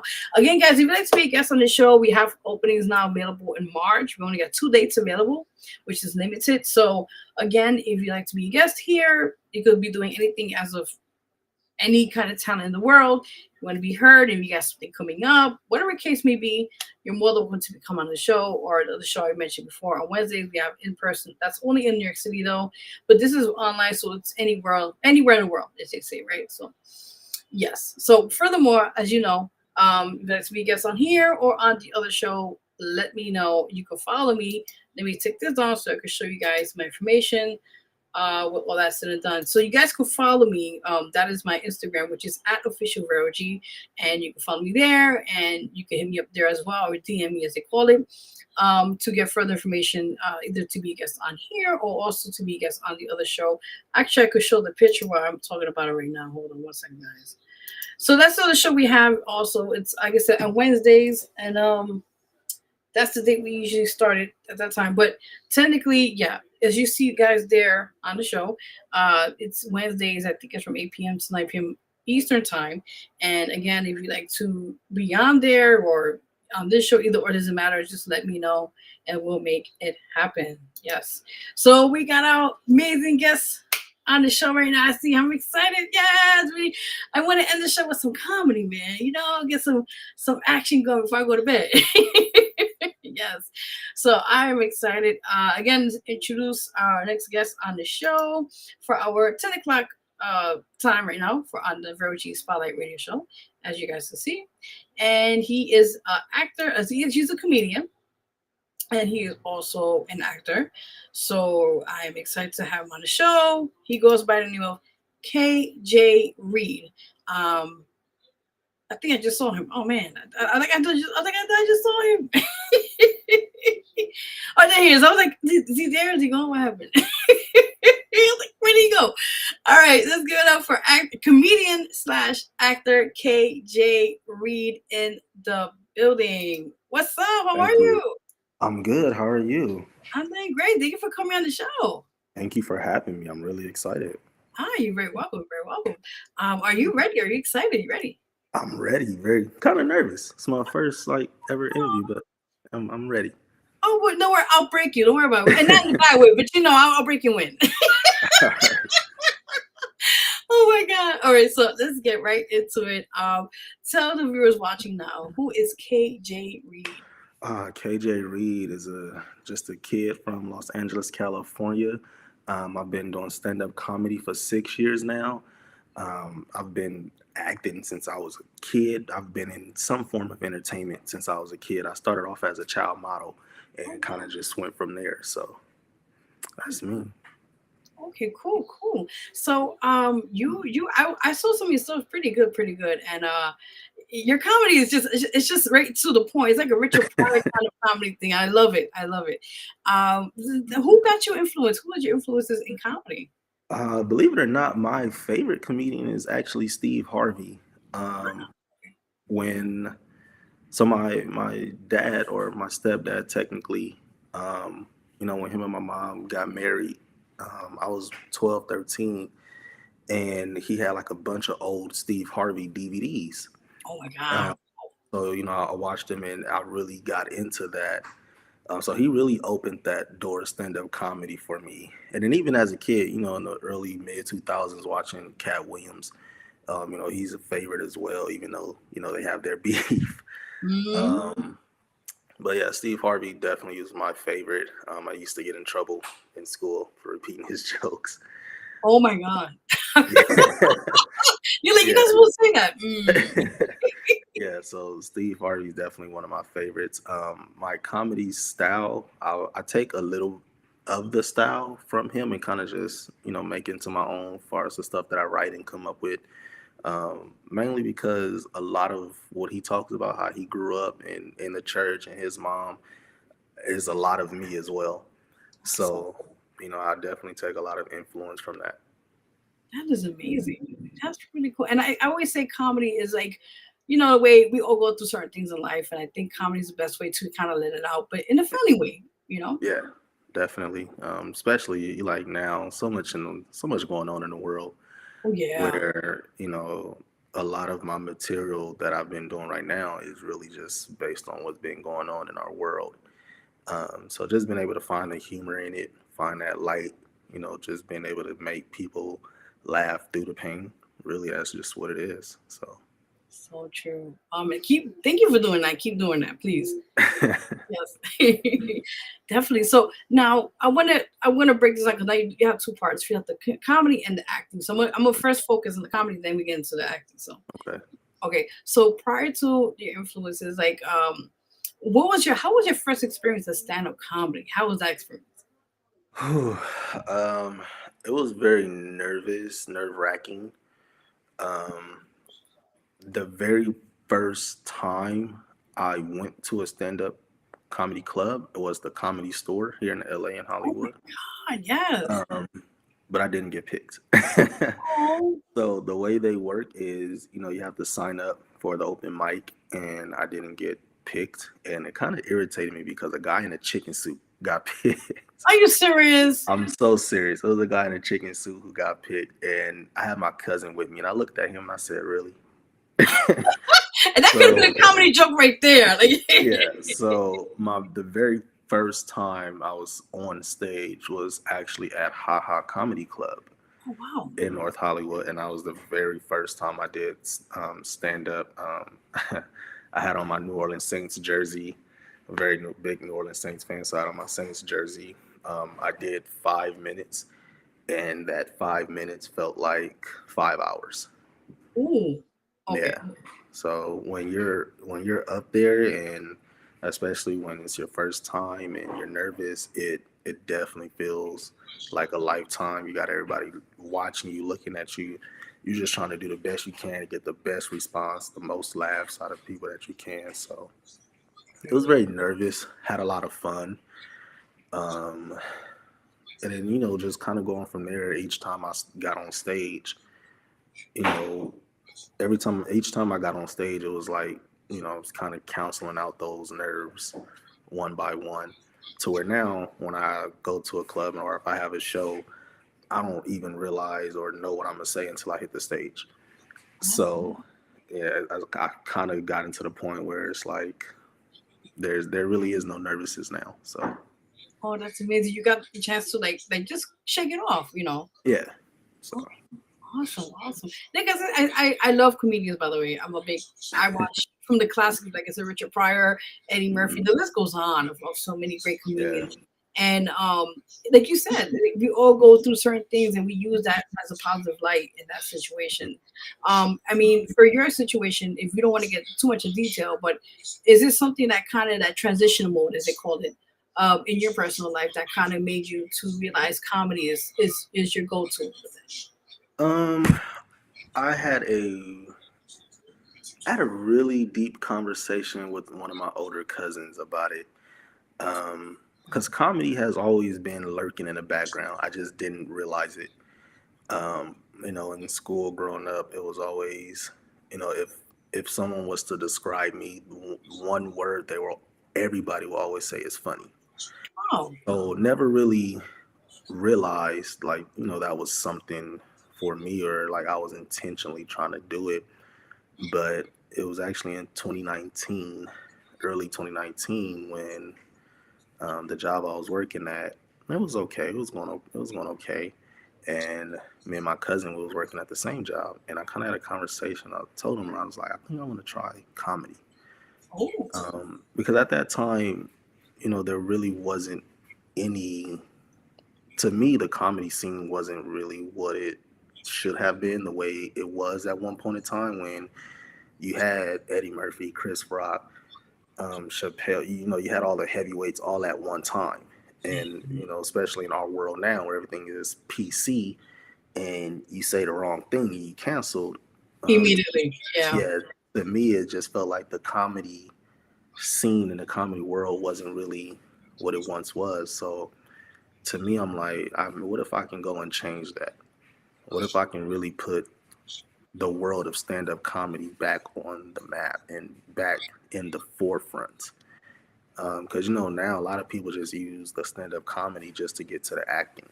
Yes, that's true. So, you don't really have the comedians that are doing it simply for the comedy. Ultimately acting is where we all want to get to, but you don't have anyone that's really just doing it for the love of the comedy. So that was kind of my thing. And I remember my cousin, he was like, that's a really tough business. Mm. And me, I'm very stubborn. I'm very hard headed. You tell me what I can't do, I'm going to just make it my life goal to just prove you wrong. I know that. Like, I don't know if that's a good trait or bad trait, but Oh, that's good. that's one thing about me. So yeah, that kind of was the goal. That kind of what started that. And I've always had a love for being able to just simply put a smile on people's face.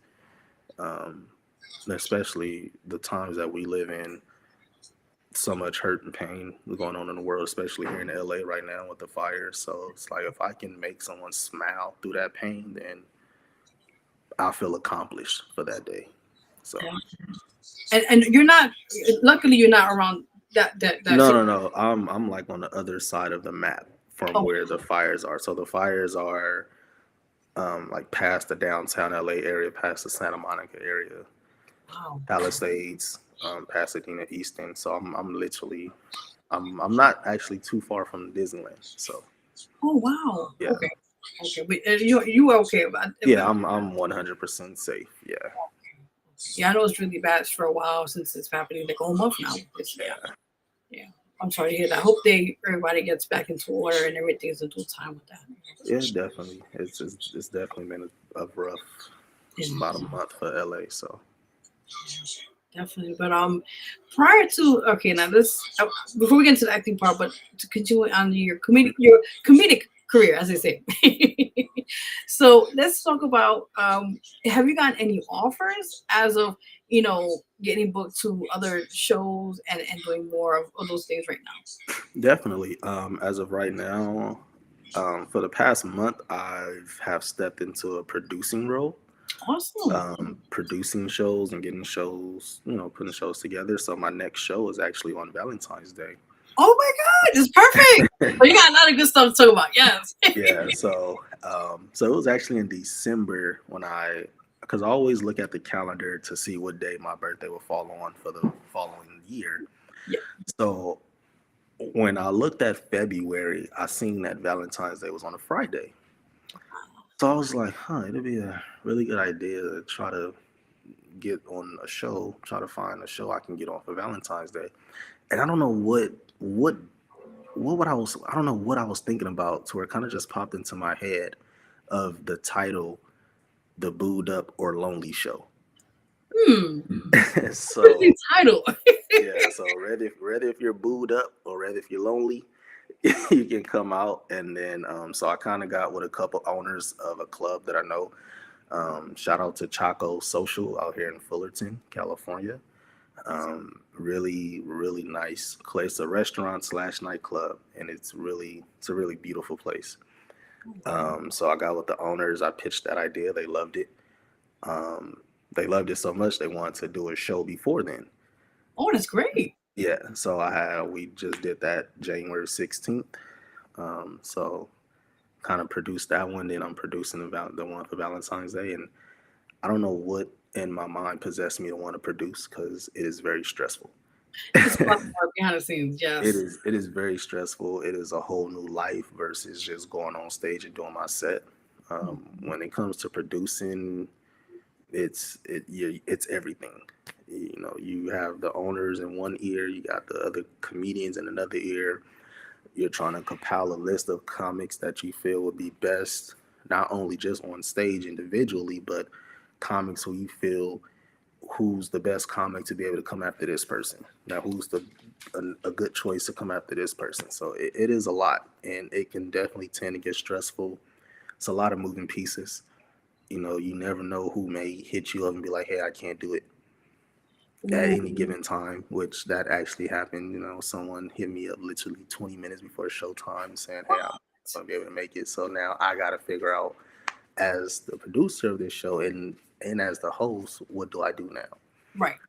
So it's very stressful, but it has taught me a lot, and it has shown me a different side of the world of comedy. And knowing that now definitely gives me a lot of respect for the producers I've worked with now. So that's amazing. So I'm gonna applaud right now for you because listen. Thank you. It definitely has. Yeah, after this show, I said I don't think I'm gonna be in a rush to want to produce another show in the near future. Especially for this year. You know, this year my whole goal is to really tour and travel more. Awesome. You know, starting in March, I have a show in New Orleans. Nice. March, and then from there, I believe end of April, early May, I have a couple of dates in Florida. And then going from June, July, I'm also working with another comedian friend, and we're trying to possibly put together like a 2 to 3 city tour in the South. So that's kind of what the first 6 months of this year is looking like for me. Oh man! If you ever go to New York, I don't know if Caroline's is still there. I think they may be. I'm not for sure. Yeah, New York is definitely a place I want to come to. I actually had a conversation with a spot out there, I think in Harlem, I believe. Oh, comedy something, right?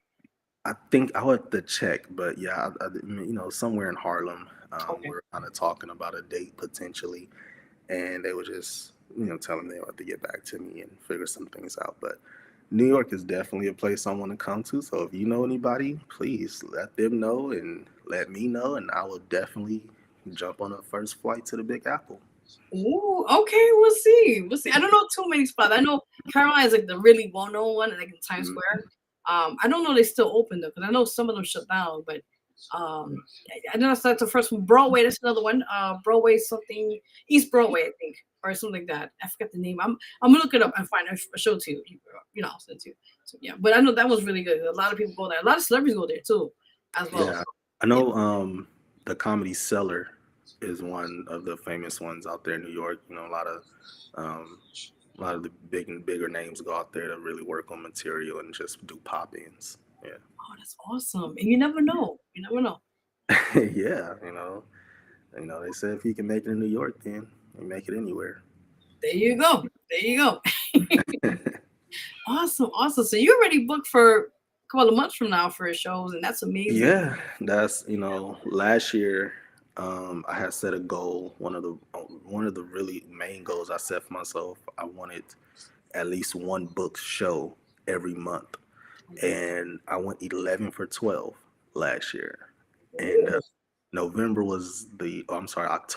was the one month where I did not have a show. Um, so yeah, last year definitely was a really big stepping point for me. Um, Gained a lot more exposure, got a lot of more opportunities, made a lot of connections with people who I never thought I would have been able to make connections with. But so capitalizing on this year, the goal for this year is to really now get my name and face seen and heard in different parts of the country. So That is amazing. Listen, you got it. Just keep putting it out there. That's what you got to do. Just let the word out. Definitely. And if you have the opportunity to work with any comedic or comedian, as they call it, in that field, who would that be and why? Ooh. That's a good Far as like a show or like a movie or just in general. I think in general, I mean, like either like a stand up or anything, like a collab or something of that nature. Oh man, that's a tough question. Any comedian. Cat Williams. I mean, just I don't know if I would say Cat right now, because then who knows, he might go on a podcast. Yeah, he might rant about it. Yeah, you don't want that.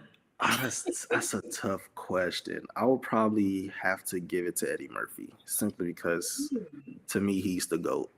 He's the GOAT, and I know a lot of people probably say Richard Pryor, but to me Eddie Murphy took what Richard Pryor did. To me, it's like a James Brown, Michael Jackson kind of thing. Richard Pryor laid that foundation, he laid that blueprint, and Eddie Murphy took it to a whole nother level. Yeah. So if I was ever able to do anything, it'd be him. That is amazing. Yeah. I'm loving that. Okay, cool. So prior to that, as you mentioned, like I said, you're kind of doing like a tour right now, as they say, with different states and getting yourself out there and be heard. Now we're gonna kind of change it to the movie part. Now, how did you get into acting? Just finding some kind of connection. That's really all it is. In this entertainment world, it truly is about who you know, not about what you know. You can be the most talented, funny, great acting skill person, but if no one knows you or if you don't have any kind of connection, it really doesn't matter. Very true. So far as the the little bit of acting I have done, it's really just based off connection. So one movie I've done as like a background kind of extra was in Zach Ward's movie, Patsy Lee and the Keepers of the Kingdom. I've yet to actually see it, but I did like a lot of background in it. But knowing movie industry, always cutting different parts. Not sure exactly how much screen time I actually got because I haven't yet to see it. But the most recent thing I did was with 541 Productions in Atlanta. And the whole thing with them is they help package young actors to help get you in front of people that you really wouldn't be able to get in front of on your own. And then what they help you do, they put you through the acting classes. And then ultimately they, you do a demo reel, they set you up with the headshots, and then it all comes together with the premiere that they do. So I did that premiere in December. It was really nice and went really well, to where it got me a couple interviews with some agents. So looking forward to really kind of hearing back from them, and ultimately this year or whenever it does happen, one of my goals is to sign with an agency. So because it always makes things a little bit easier when you have someone else also working with you on things. So it makes the transitioning smooth. It does, and it does. It definitely makes you look a little more credible.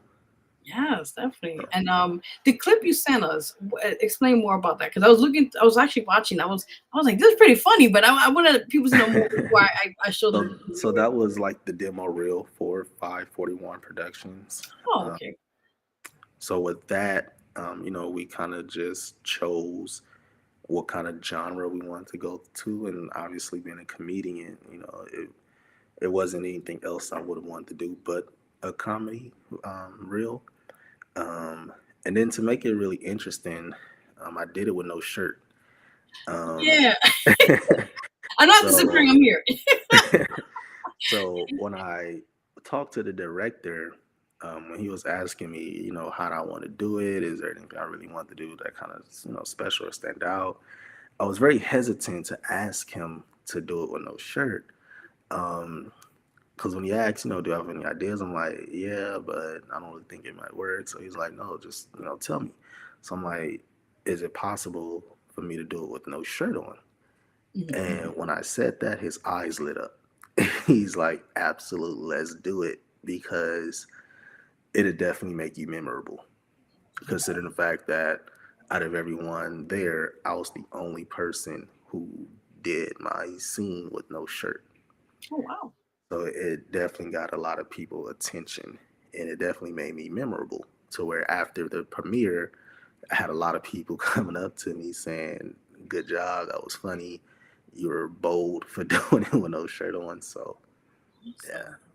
No, that's amazing. And sometimes you gotta like, as you know, being an actor as well, you have to kind of like improvise. You're gonna have to sometimes go with it and see how that works out with the scene, and and it makes it better that way. Yeah. Yeah, you definitely have to have that courage to stand out and be brave enough to do something different. And that's always been me in general. I've always been the different type of person. I'm always going to be the person that do everything differently.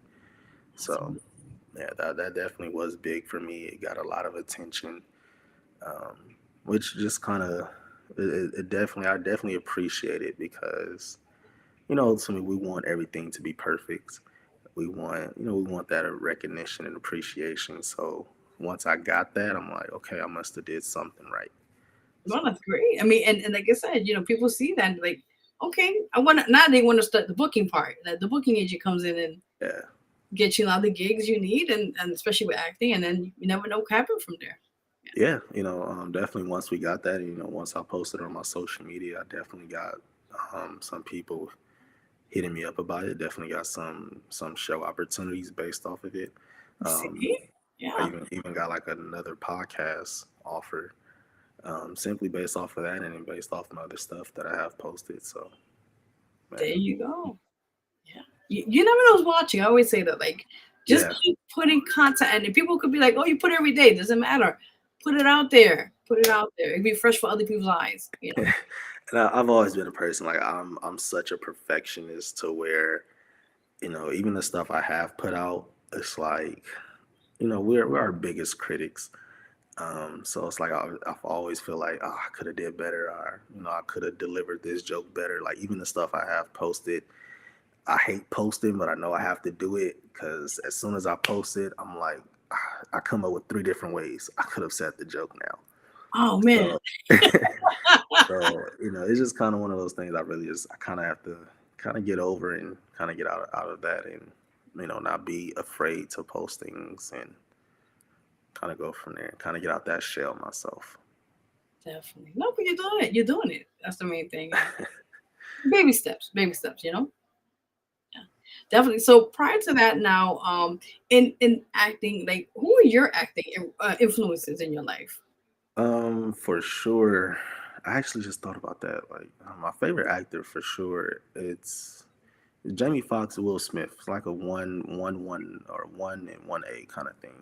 Ooh, okay. Um, Okay. Will Smith simply because of who he is, and everything he's done, like the range he has, he can really do anything, whatever he wants. Um, and I know one of his freestyles that he mentioned in the freestyle, I can play Muhammad Ali or even a white lady. So like that's just kind of the range he has. And then Jamie Foxx. Yeah. Jamie Foxx, he's just a different kind of guy. Like he's what they call built different. Um, just what whenever any role he plays, he truly becomes that role. One of my favorite Jamie Foxx movies, if not one of my favorite movies, is Ray. Oh, hands down. Hands Yeah. down. So I go back and watch it now, and you get lost in the movie thinking he is Ray. Yeah, he did a really Uh, yeah, and like especially now when you hear him talk about the behind the scenes stuff and the things he did to prepare for the movie, knowing that he actually went through the whole movie process with his eyelids glued shut. I'm like, that's commitment. Like that's true commitment. Getting into that role and being able to do it, and then it just made it better the fact that he's actually a musician, being able to play the piano to where now you don't have to get a double and just simply shoot chest up. You can actually show him playing the piano because he's actually capable of doing that. So he's definitely one of my favorite actors. If I can just become half of what he's done, then I will feel some kind of sense of accomplishment. So That's amazing. Wow, yeah. that's awesome. Is Denzel Washington some of your favorites too? I have to add that one. Denzel, he's up there. Far as like the movies, he plays in. Or my favorite Denzel movie is He Got Game. That's a classic right there. That's my favorite That's a classic. Denzel movie. Just the way he portrayed that role was just fantastic. A lot of the things he was saying in that movie, the way he kind of just embodied that character of what that movie plot was, and then me being a huge basketball guy myself, that was definitely my favorite Denzel movie. And then of course I love all the other movies, The Training Day, The Equalizers. It was very surprising when he chose to do a sequel to The Equalizer, knowing that he never did sequels to movies. So I realized that too. Yeah. yeah, so that kind of told us that he actually loved The Equalizer. The fact that not only did he do a sequel to it, he did number 3 to it. So I like that. Yeah, it makes sense. I just saw actually I think it was Gladiator 2, I think was it? yeah, Gladiator. Yes. I've yet to see it, but Oh, you gotta he see did it. that one. Yeah, and I heard how he talked about how he had a lot of fun doing it. So I Oh, have to cool. kind of find some time to go see it. I'm always moving. I'm never at home. No, I I'm understand. It's okay. never at home. I'm always moving, doing something. So man. Awesome. No, I mean, whenever you have time, I think it's online now. It's on demand, I think, or something like that. It's I forgot what I think it's Paramount, one of those places. But yeah, definitely go check it out when you have time. Yeah, it's really good. Definitely. Yeah, definitely will go check that out.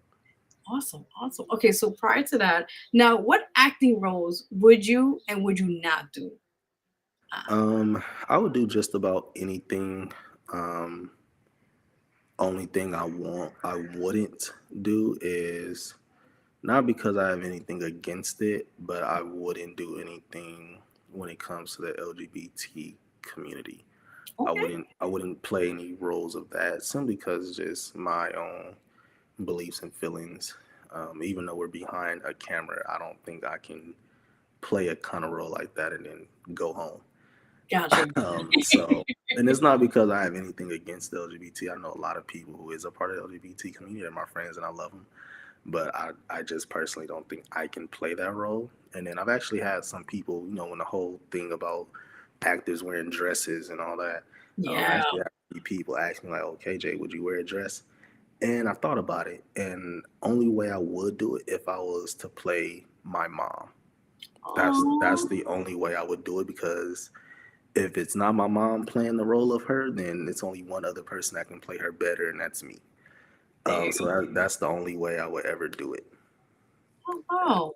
Okay, I respect that because everybody has a different kind of way of doing things, but sometimes you got to tell people, listen, there's boundaries. Like, yeah. Yeah. Other than that, I mean, I would play just about anything else, and there's actually a few roles that I really hope I can get some biopic roles. Oh, nice. That I feel that I would be able to really, really embody. Don't want to say it. I don't really want to give it away. And but one role I would definitely do. One role I think I definitely want to do is play a black superhero, or just a superhero in general. I kind of was thinking. I know when it came to Batman, we've yet to actually have a black Batman, but I'm not really a Batman fan. If I was to do that, I would want to play Black Robin. Ooh. Yeah. So, especially with all the black superhero movies that are now coming out.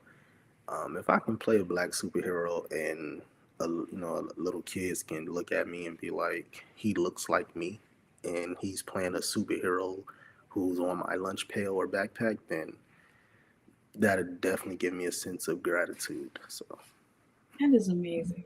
Yeah, and it's also like you said, it's something that you want to embrace. Everybody to embrace each other in unity, and also to show young kids that they could be there one day too as well. So that's yeah, really especially seeing the impact that Chadwick Boseman had with Black Panther. That it, you know he became the king of Wakanda. Just himself. Like it no longer was just a movie. It really became he is the Black Panther. So if I can kind of get something like that, that'll be very satisfying for me. speak it to the universe. There we go. Awesome. That is amazing. I just keep doing what you're doing. Yeah, definitely. No problem. So prior to that, now, like you said, you're working on some things. Is there any other film projects you're working on this year, or is it still right now? As of right now, it's just comedy. I haven't really gotten any far as like film opportunities right now. Um, I actually have a cousin who's a videographer. I just simply call him a director because I told him that's what he's gonna just end up doing. He's worked with a lot of different people and brands. He's worked with Snoop Dogg. He's worked with Foot Locker. He actually just worked with the NFL team, who I don't want to get the team wrong, but he just worked with the NFL team, and I told him he needs to work with the Saints because I'm a really big Saints fan. So yeah, he's actually directed two of my. So I have two comedy specials I did myself, produced and headline myself, and I had him direct those. So yeah, I reached out. I actually just recently reached out to him and told him let's do some stuff on the side while he's doing everything else that he's doing. That's amazing. Yeah, and then I write. I actually have a few movies that I've written. That I really. It was one that I really got into, and it was like at every turn I'm adding and writing stuff to it. So once my wheels get to turning, once those creative juices get to flowing, I really just have fun with it. So, hopefully, depending if God's willing and if it happens, those movies will come to light one day. Yes, I would just say, as a scriptwriter myself, always make sure you copyright it before you know what I'm saying? Like, make sure you protect it, because there's a lot of people that would try to take your idea. Oh yeah, definitely. I don't allow anybody to. There's only a few people I've ever allowed to read it. Other than that, I definitely protect it. Even when it comes to my jokes, it's the reason why I never really like posting my stuff, because people steal. Yes, they're known for that, especially in that. Yes. And I've already experienced it. It definitely kind of hurt me, especially considering the fact that the guy that did it is somebody who I've done plenty of shows with before. Oh Lord! So once I seen it posted, it instantly pissed me off. And then when I showed my cousins, one of my younger cousins, he stayed on me. He's like, "This is why you need to post your stuff." But ultimately, I kind of just let it go, and it is what it is. To me, it's like my jokes is that good to where someone else will want to do it. That is so true. But I always say, from now on, you learn from that, and you just now protect everything that you write. Yeah, definitely. Right, because you don't. It's too many people out there doing that, so you got to make sure you're protected with your stuff. Yeah. Definitely. Now, I want to ask you, as the comedian side, because I gotta get your point of view on this. What is your input on the Puff Daddy situation right now? I gotta ask you that. It's actually kind of crazy. I mean, it kind of is what it is. I mean, it's kind of a silver bullet. He did what he did, and there's no coming back from it. There's no changing what you did. I kind of find the funny part in it about how every celebrity who did say they were at the party, but they all claim they left early. So it's like if y'all all leaving early, then y'all know what's going on. It's the Y'all, freak off yeah, part. Yeah. y'all know what's going on if y'all know to get out of there by a certain time. Right. And it's kind of just crazy because I kind of joke about it with my cousins. I'm 27, and the times that we live in is just different from kids or with kids versus the time I grew up as a kid. My generation, it was you outside all day. Don't come in the house. You in the house once the street lights came on. Yep, I remember that. So, and I actually talk about it on stage. Me and my cousins growing up, I always used to, now that me and my cousins are grown, I tell the jokes and the things that we did, because we can't get whoopings no more. So, yes. I always say my mom and my aunties and our grandmother leaving us by ourselves on a Sunday afternoon was the worst thing they could have ever done because things happened. Things definitely happen. The games that we used to play is not the games these kids play anymore. Like some of the games me and my cousin used to grow up doing or playing is we'd dare each other, go in the bathroom, turn the lights off, and say Bloody Mary 5 times in the mirror. I remember that. Yeah, so, and I kind of feel bad for these kids now because they're not going to be able to grow up saying Bloody Mary 5 times in the bathroom. They're going to dare each other to say Diddy name 5 times in the bathroom. No. And he appeared with the baby oil. Yeah, say Diddy 5 times and hope he don't pop up. So, it's definitely different, in the things that I did as a kid versus what these new kids are doing when it comes to just having. These new kids don't have fun. There's all this electronics.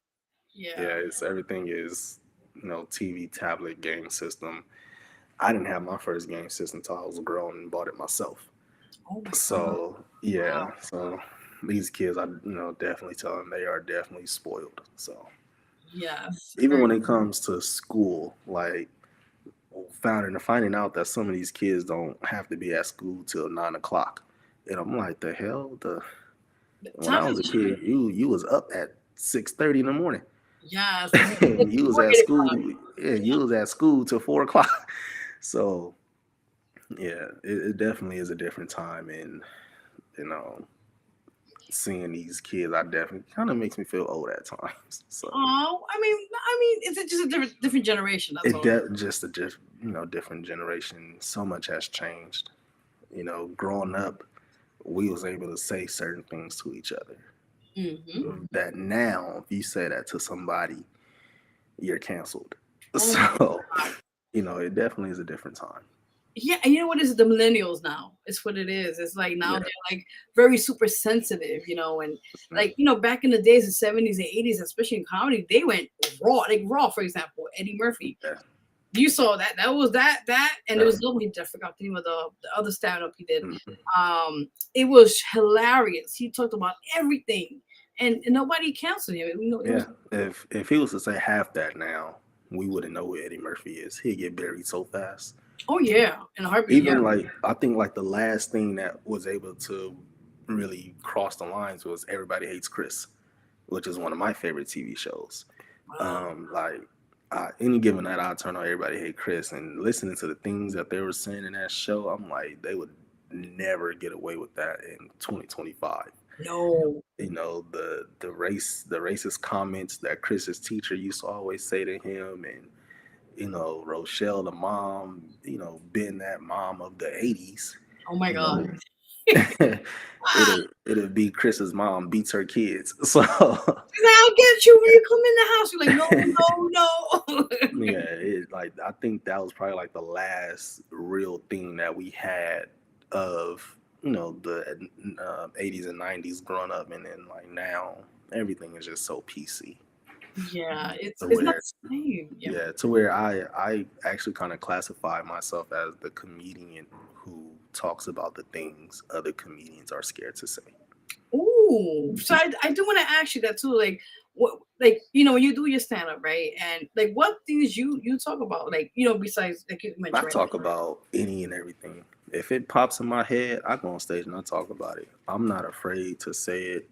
Oh When I'm wow. on that stage, that's my safe place. So if it pops in my head, I say it. Even when it comes to crowd work, like I'm not the comedian that's mean in crowd work, or I'm picking on people or look at that person.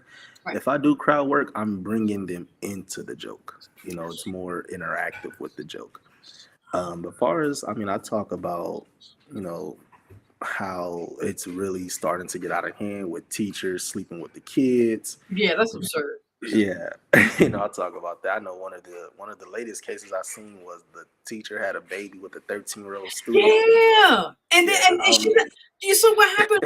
The parent let the child in there. They was spending yeah. weekends. I'm like that's crazy, and I'm thinking to me, I'm always finding the funny and everything. I'm like, damn, imagine your baby mama helping you and your son with your homework. I'm done. I'm like, damn, that's crazy, man.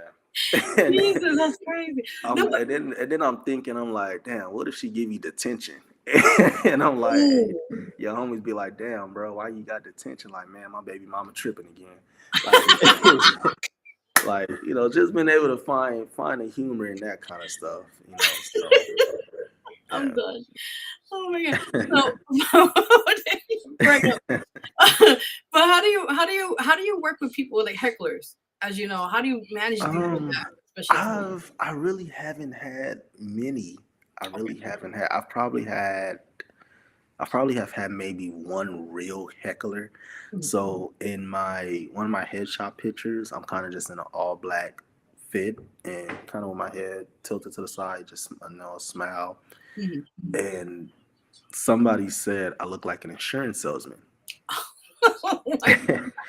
So in that moment on stage, I kind of just hit him with do you want to be in good hands or do you want to catch these hands? So ooh. yeah, so just kind of that quick thinking kind of thing. And then another heckler, she heckled everybody, and I don't think she was really heckling. It was just the fact that she was just drunk. She was out. She was gone. Okay. To the point where it kind of just was a distraction at that point, to where every comedian started just jumping on her head. So once I got on stage, I'm like, okay, I'm gonna leave her alone. I'm not gonna say anything about her. But then once she started talking a little too much, I kind of hit her with the pretend this is an AA meeting and wait your turn. Yes. But yeah. Yes. But as far as hecklers, I actually really don't get many. I guess that's a testament to the fact that people actually like me on stage, to the fact that they don't feel they need to do that. So no, that's good because you like I said, the boundaries, like they want to have the stage moment too. Like you tell them no, you're gonna have to try to finish. yeah. So when you finish your set, then they could try to Yeah, I've never had anyone try to press me. Once I got off stage about anything I've said. Anytime, like I said, when I do crowd work, it's never a malicious thing. It's always more playful, bringing them into the joke. Right. So if anything, I've always had people come up to me after the show saying that was funny, and I've actually had a few girls be like, "Oh, thank you for not talking about me in a mean way." Saying, I was so scared you was going to say this, and I'm like, no, I don't do that. So because there's some comedians they do like if you sit in the front, don't do it because they'll start. I'm going with this, right? They're like, yeah. Oh, you're right. Yeah, and the crazy part about it, a lot of people go to shows trying to avoid sitting in the front because they feel like, and it's just kind of like, I feel like that's irrelevant because I'm on stage, I can see you. It doesn't matter where you're at, I still can see you. So yeah, that's crazy. It has its moments, Awesome. So we're gonna take a quick break, and we're gonna play. The first the short the real you in, and then we're gonna play your stand-up comedy. Now I'm gonna show because it's weird. It showed off your head a little bit. It was I don't know how with the format, but I'll let the viewers watch it and get a little taste of your comedy special. Your comedy thing. So you already know. All right, so stay put, guys. You're watching the Vero G Spotlight Radio Show here with your girl and host Vero G, and also our amazing guest, actor and comedian, KJ Reed. We'll be right back. Gotcha. Yeah. Okay. Babe, it's not like that. You don't understand. You were in the hot tub with my twin sister. You don't understand. When you and I first got there, I headed straight to do some Jello shots. You know I can't resist vodka and gelatin. It clears my head in the most awesome way. And I was okay with you playing some beer pong. I didn't even know Rebecca was gonna be there. I thought she was you. Rebecca made it very clear that she was not me, and she was wearing a completely different outfit. I thought we were role playing. We had decided on different names. I decided on Fabio, and anyway, we went outside, we saw the hot tub. One thing led to another, but we didn't do anything. Far as I remember, I had a lot of Jello shots. But all we did was talk about anime and political science, which is your major. So at the end of the day, I got in there with her because I thought she was you. Babe, I love you so much. You have to believe me. I ever get beat for some shit you had nothing to do with? Yeah. Oh man, that was me all my goddamn life, man. My mom used to beat me for shit I had nothing to do with. I'm about 10, me and my mom in the mall. And there's some teenage boys acting stupid, sagging. And my mom looked at me, she goes, "You see that right there?"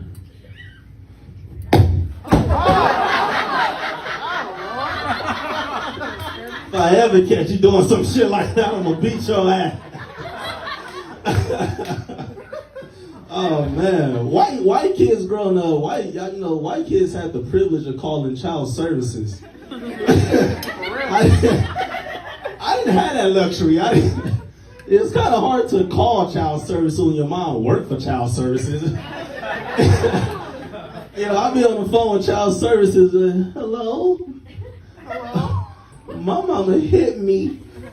It's okay, baby. What's your name?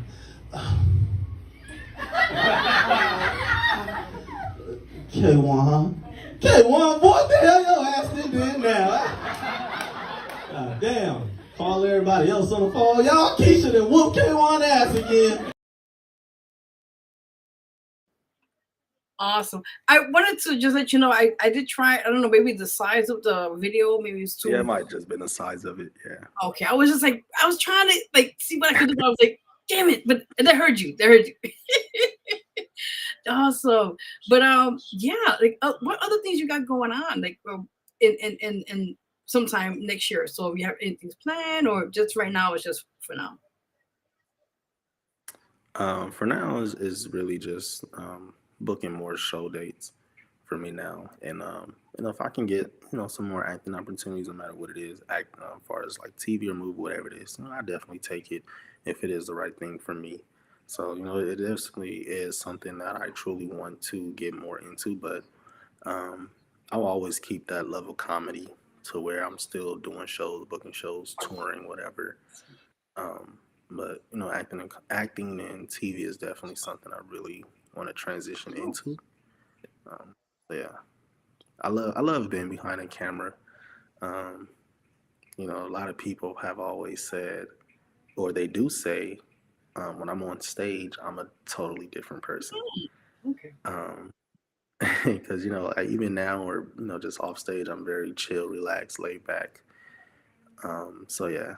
But when I'm on stage, I am a kind of a different person. Oh, so. Wow. It's a way it's good because, you have, your home, you chill. And then when you working, you're doing your thing.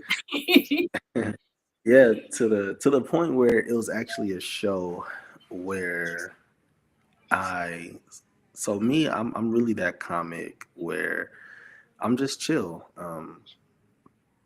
So it was a show where I was just sitting in the audience before the show started, and it was an older gentleman sitting next to me, and we started having a conversation. Really good conversation. He's a really nice older guy. You know, a lot of wisdom, a lot of knowledge. And so when the show starts, instead of me going into the green room with all the other comics, I just stayed where I was at, sitting at the table next to the older gentleman. And once the host said, "Come to the stage, KJ Reed," I get up, I walk on stage, and I can just see his mouth, jaw You're like, just wait a minute. drop. So, I get on stage, I do what I do on stage, I kill it. I get off stage, I go back sitting down, and he looks at me, and he was like, "I would have never guessed you was a That's comedian." crazy. And I kind of just laughed. I'm like, well, why? And he's like, "You just don't seem as if you would be a comedian." And he was like, "Your demeanor is just so calm, and you, it's just so laid back and relaxed. It doesn't seem like being a comedian would be something, you would, be and portray." So it is very, very interesting when people find out, because I'm like, I really don't promote it. Um, I don't really go around promoting that I'm a comedian. And, if you find out, you find out. So it is very, very shocking when people find out I am a comedian, their response to it. And then once they see, my stuff, they're like, wait a minute, this isn't the same person I just met and talked to. So, Wow. That's amazing. And this way, it's a way it's good because it's like like Superman. When he has like Superman outfit, he comes out, he changes and that, and then you like yeah, Lois Clark, Lois, what I'm talking about, the guy Clark Kent, I'm gonna say, yeah, and yeah. and you're like, cool, and then you be like, oh, I got this, and you're like, wait, what? Yeah. It definitely is. It definitely is that click to me, because I've done shows where, there's something outside of a club that's bothering me, and once my name get called, I flip that Oh switch. wow. I've done shows where I was sick.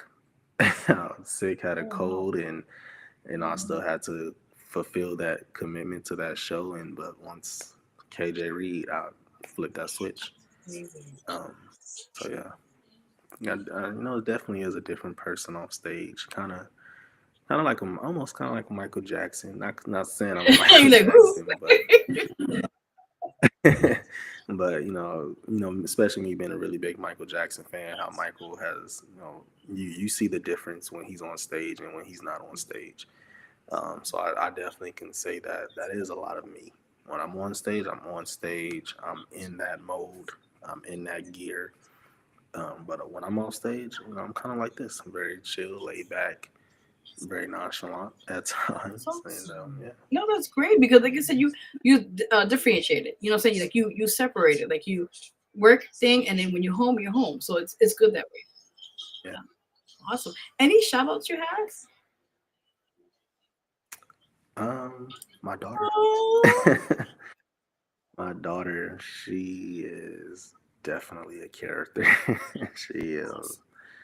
This little girl is something. She's only 2 and she's already obsessed Oh with my Target. God, I'm done. I'm like, I gotta get a part-time job just to fulfill your Target obsession. Oh. Yeah. But it's the phases. Yeah. Yeah. And it's like, just looking at her, I'm like, God, I understand what people say now when they say the days are long, but the years are fast. Because it's like, you were just born. Like you were just born yesterday. Like literally yesterday. And she'll be turning 3 soon. So it's like, God, where did that time go? So, just trying to enjoy it, especially, because of what I do, and knowing that it's only gonna get, not necessarily worse, but it's only gonna, my life and my schedule is only gonna get even more hectic and more full when more things start to happen, especially when it comes to traveling. knowing it's going to be days and nights that I miss because my career choice, but it definitely is something. I love being a Awesome. dad. But you're also providing for her. Also, it's not like you just like I'll see you next time. It's not like that. Yeah. Yeah, and I always hear a lot of entertainers and athletes talk about how you know they always wish they can get back the time that they missed. Whether if they're on a road or touring movie. So it's definitely something I've thought about, and kind of have to make peace with it, knowing that I can't allow that to stop me from what I'm doing, and ultimately one day she's going to see that her dad made the sacrifice for her and to be what I am going to be. That's amazing. But like I said, you what you do is just you balance it out. There's times you won't be able to be with her physically because your work and everything. I think as long as you stay communicating with her and you find ways to interact with her, then you'll be fine. Definitely. Also, tell them your social media where they can find you. You can find me on Instagram at kj.reed24. That's kj.reed24. And then also the same for TikTok. I'm kind of late to the TikTok trend, but I have been getting more active on TikTok. When I started doing comedy, I never wanted to do the videos and that. social media. Yeah, I never wanted to do the content kind of stuff. I really wanted to be the old fashioned kind of comedian, going from clubs to clubs. I really didn't want to jump on the content bandwagon, but it seems like I'm gonna have to. So I definitely have been compiling a list in different material that I want to do and do content, whether if it's like a review or food review or box opening or reaction, whatever it is. I've been kind of compiling a list of stuff I want to start doing. So definitely look out and look forward to that and be really releasing that very, very soon. So it's going to be something new for me. So I'll kind of just try to find my lane with it. So yeah, but I've been getting more active on TikTok. Thankfully, I didn't delete the TikTok app. I did, unfortunately. I want to hear about it.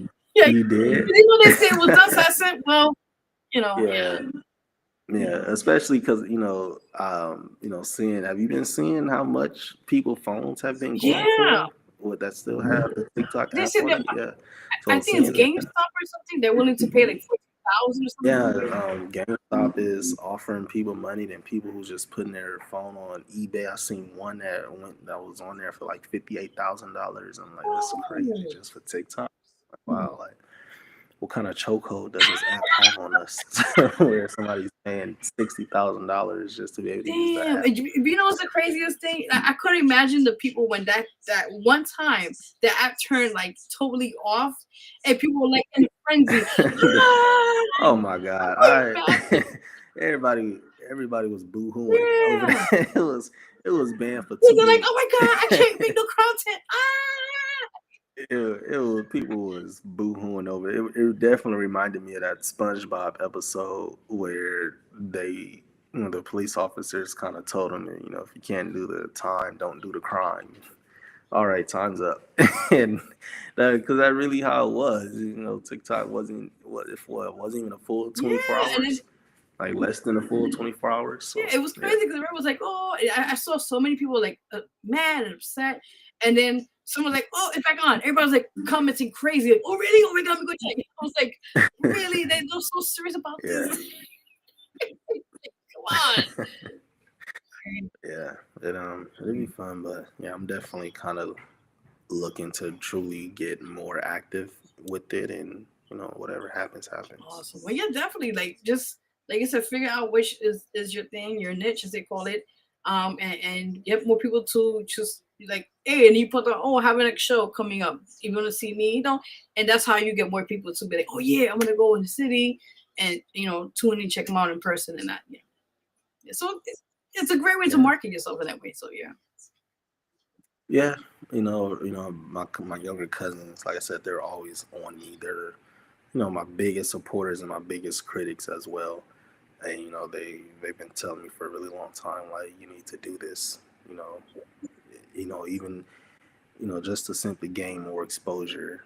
This is where it's at. So kind of finally listen to them, and I'm like, okay, fine, I'll do it. So I know it takes time. It takes time, but it, yeah, it definitely is. One of the biggest things for me, I'm like, okay, if I start doing this, I mean, I have to invest the time to do it. If you get the audience, then you have to find ways to keep your so audience. true.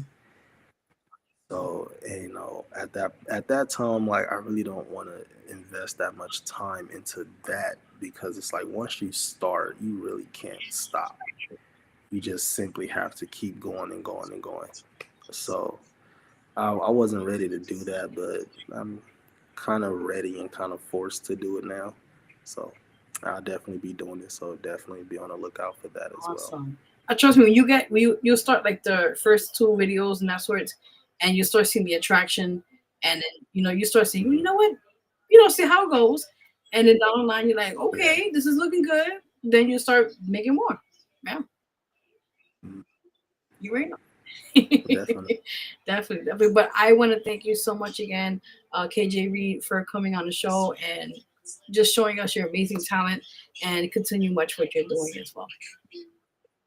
Thank you. I want to thank you for having me. This You're was very welcome. fun. It's my first interview, so I definitely like it. Definitely, forcing me to do something different. Like, so I'm very a quiet, chill person. So doing this was definitely out of my comfort zone. So thank you for being the You're first welcome. And I just popped your cherry. You're welcome. I have the honor. In a professional manner, but you can tell everybody I was KJ's first interview.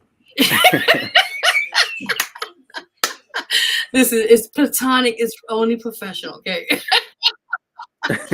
No, but I am honored to have the privilege of having you on here, and many more things for you to come as well. So you're ready. Of course, I want to thank you so much. I know it's pretty late for you out there. It's all right. It's okay. Yeah. It's all right. I'm used to it, but it's all right. Okay. Definitely. But thank you again for coming on. I truly appreciate you, and just continue on much great success for this year and many more years to come. Thank you. You too.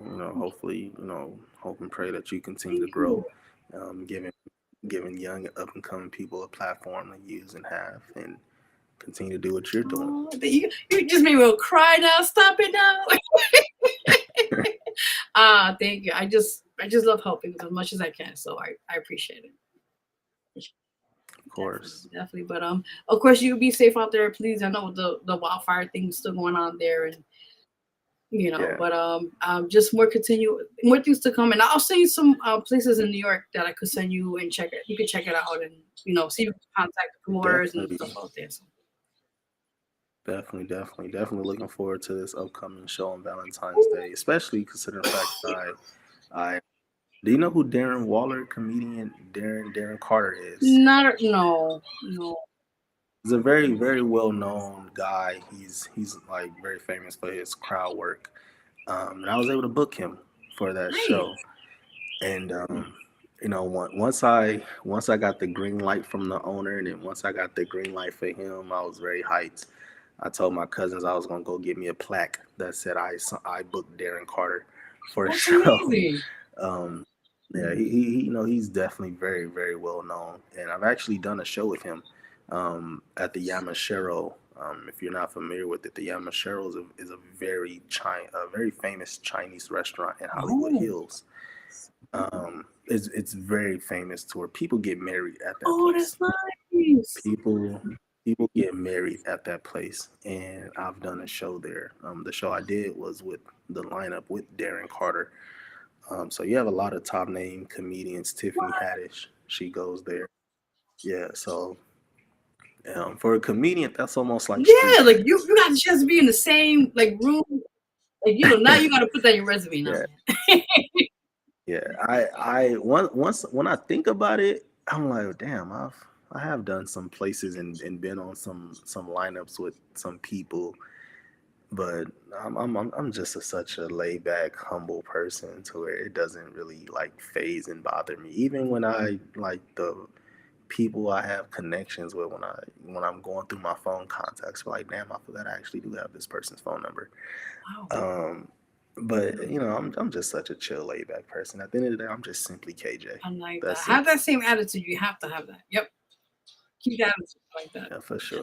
I always told myself I would never allow myself to get a big head and forget who I am. I see a lot of these celebrities when you know kids see them and they're pushing kids away and denying pictures or What? autographs of kids. I'm like, that's the worst thing to do. Kids and elderly. Those are two people that you can never deny. Right. Kids, the ones who look up to you, they look up to you. They're the ones who supporting you. They're the ones who telling their parents, "Hey, I want to go see this person movie." If you have a clothing line or whatever, shoes, they're the ones, "Hey, I'm mom, dad, I want this person's shoes." So, when I see certain celebrities denying kids, it kind of irritates me. So, I would never be that type Oh of my God, I'm person. so sorry. I didn't know that. Oh, that's crazy. It's unfortunate because they let the fame get to them, and then they don't realize those same people that just Yeah. want a signature of yours are there to support your career. So it's like, Yeah. Especially, meeting someone that you look up to. It truly is kind of a once in a lifetime kind of thing, for people. Mhm. So, if you have that moment and that opportunity to just make somebody's Right. day, snapping up pictures, and it's not going to make or break you or kill you. Exactly. So, yeah. But I want to thank you for the You're welcome. opportunity. Have a You great too. night. Try to get some rest. I know you probably have a late night and early Yeah, morning. So, it's something like that. And it's Monday now. What another hour? Actually, another hour will be Monday. So yeah, I'm like, yeah, that again. yeah, we got a few more hours before it's the next Oh day yeah, here for yeah, us. So, different timing. Yes, I forgot. Yeah. yeah, so I'm trying to get as much sleep as possible before start a brand new week. Yeah, you're like, oh, let me start the week again. Yeah, but I want to thank you for Anytime. having me, and you have an amazing So night. thank you for coming on the show, and you're welcome anytime. If you have something coming up later on, or a couple of months from now, we'd love to have you back on. Of course, I'll definitely be looking Awesome. forward to it. Yay, I'm excited. Have a good night. You're Thank welcome. you. Have a good night. Bye. Bye. Awesome. All right, guys. I mean, wow. I think I broke record, people.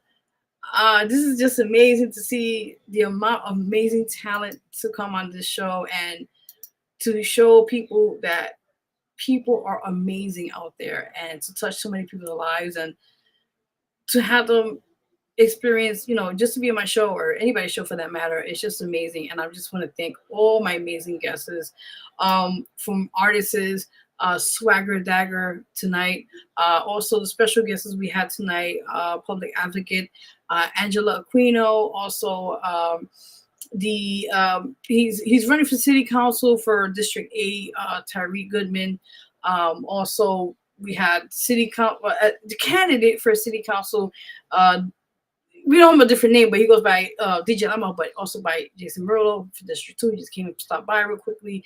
Also, thank you for the other artists that came through as well tonight. Artist DeAndre, and also our amazing guest tonight as well, actor and comedian KJ Reed. Thank you guys so much for coming in. Thank you for those who tuned in tonight and show us love. Let me see quickly on the comments here. Hold on one second. Let me check. The chat part. Let's see. This seems acts up sometimes. Hey, Jay fucking Dudley. He said, "Big babes, good evening to you too, sir. Those who are watching, tuning in, what's up? Hey, chill with Teddy. Appreciate you. Continue to be great. Thank you. You too as well." And he said, "Blessings. Thank you so much. Thank you. Appreciate you, man." And I said, I want to thank everyone who tuned in tonight. Again, if you'd like to be a guest real quickly before we get out of here, a guest on this show, I do have openings now for March. Hit me up, people. Again, I will send you one more time where you guys can find me. If you have me on Facebook already, you can hit me up on there on you call it inbox, right? So yeah. Also you can follow me on my Instagram and I will follow back, which is at official Vero G. You can find me there. All that said and done. So yeah, so check me out. Again, if you'd like to be a guest on this show, the other show I mentioned on here tonight, also just hit me out, guys. You already know where to find me. All that said and done. So you guys already know. Yeah, I'm about to pass out. I'm like, where's the bed? I just go sleep. Good night. No, why is this acting up today? I'm talking to you guys. What's going on? All right, guys. So, furthermore, thank you guys for tuning in for tonight on the Vero G Spotlight Radio Show. We host Vero G each and every other Sundays, 8 p.m. Eastern Time. We'll be see you guys next week. We got a lineup of great artists and guests will be on the show. One of them will be artist Rap Star. He is an amazing artist. He got a couple of things lined up, and I cannot wait to have him on the show again and talk about his upcoming song and just more things to come. We got another guest as well on that day as well. So stay tuned, people. Stay tuned. Again, if you'd like to be a guest on this show, you know where to find me. You know where to reach me, and let's make it happen. And also, if you'd like to be a guest on the Wednesday show, you know where to find me, and I'll send the information to you guys and get you guys booked on the show. So again, guys, also just briefly before I get out of here, I do want to announce February. I think we got a confirmation date for February. I'll keep you guys posted on that when I get the flyer. I will be doing my first performance on a live online concert. Big shout out to Jennifer for this opportunity on her birthday / concert online show. And, your girl will be performing live for you guys. So I'm very excited to start the new year right. My first performance for 2025.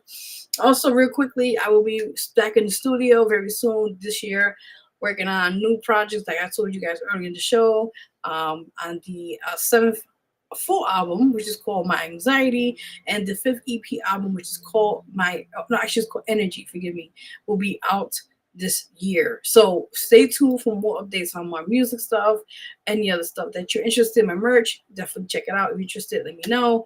And just support, and also vote for your girl Vero G. I'll say one more time, you can vote for me at the site below. If you guys see it, it's www.ldmradio.com/vote.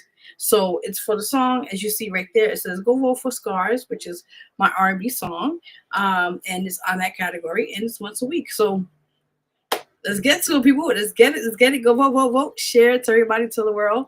And I want to announce it here first before I put it out. Again, I made it on the top 10 this week that happened just now this week recently. Made it number 1 again, Scars. So let's get the rotation going, guys. Let's get pushing out those votes and share the love and spread the love, as they call it, right? So you guys already know. All right, guys, I'm out of here. I'm out here.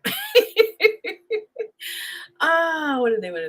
All right, guys, God bless you all. Have a great night, and just see you guys next week on the show. And tell a friend, all that. All right, we out here signing out. Your girl Vero G. Bye. Hey, what's up? It's your girl Vero G, and you're watching right now the Vero G Spotlight Radio Show. Tune in on YouTube, Facebook Live, and on Twitch. Check out all these amazing episodes and so much more. Tune in to check each and every Sundays at 8 p.m. Eastern Time. And definitely check out all the episodes on my YouTube channel at Vero G Spotlight Network. Follow and subscribe. I will follow right back. So definitely go check out the channel if you want to support. Appreciate it. Much love.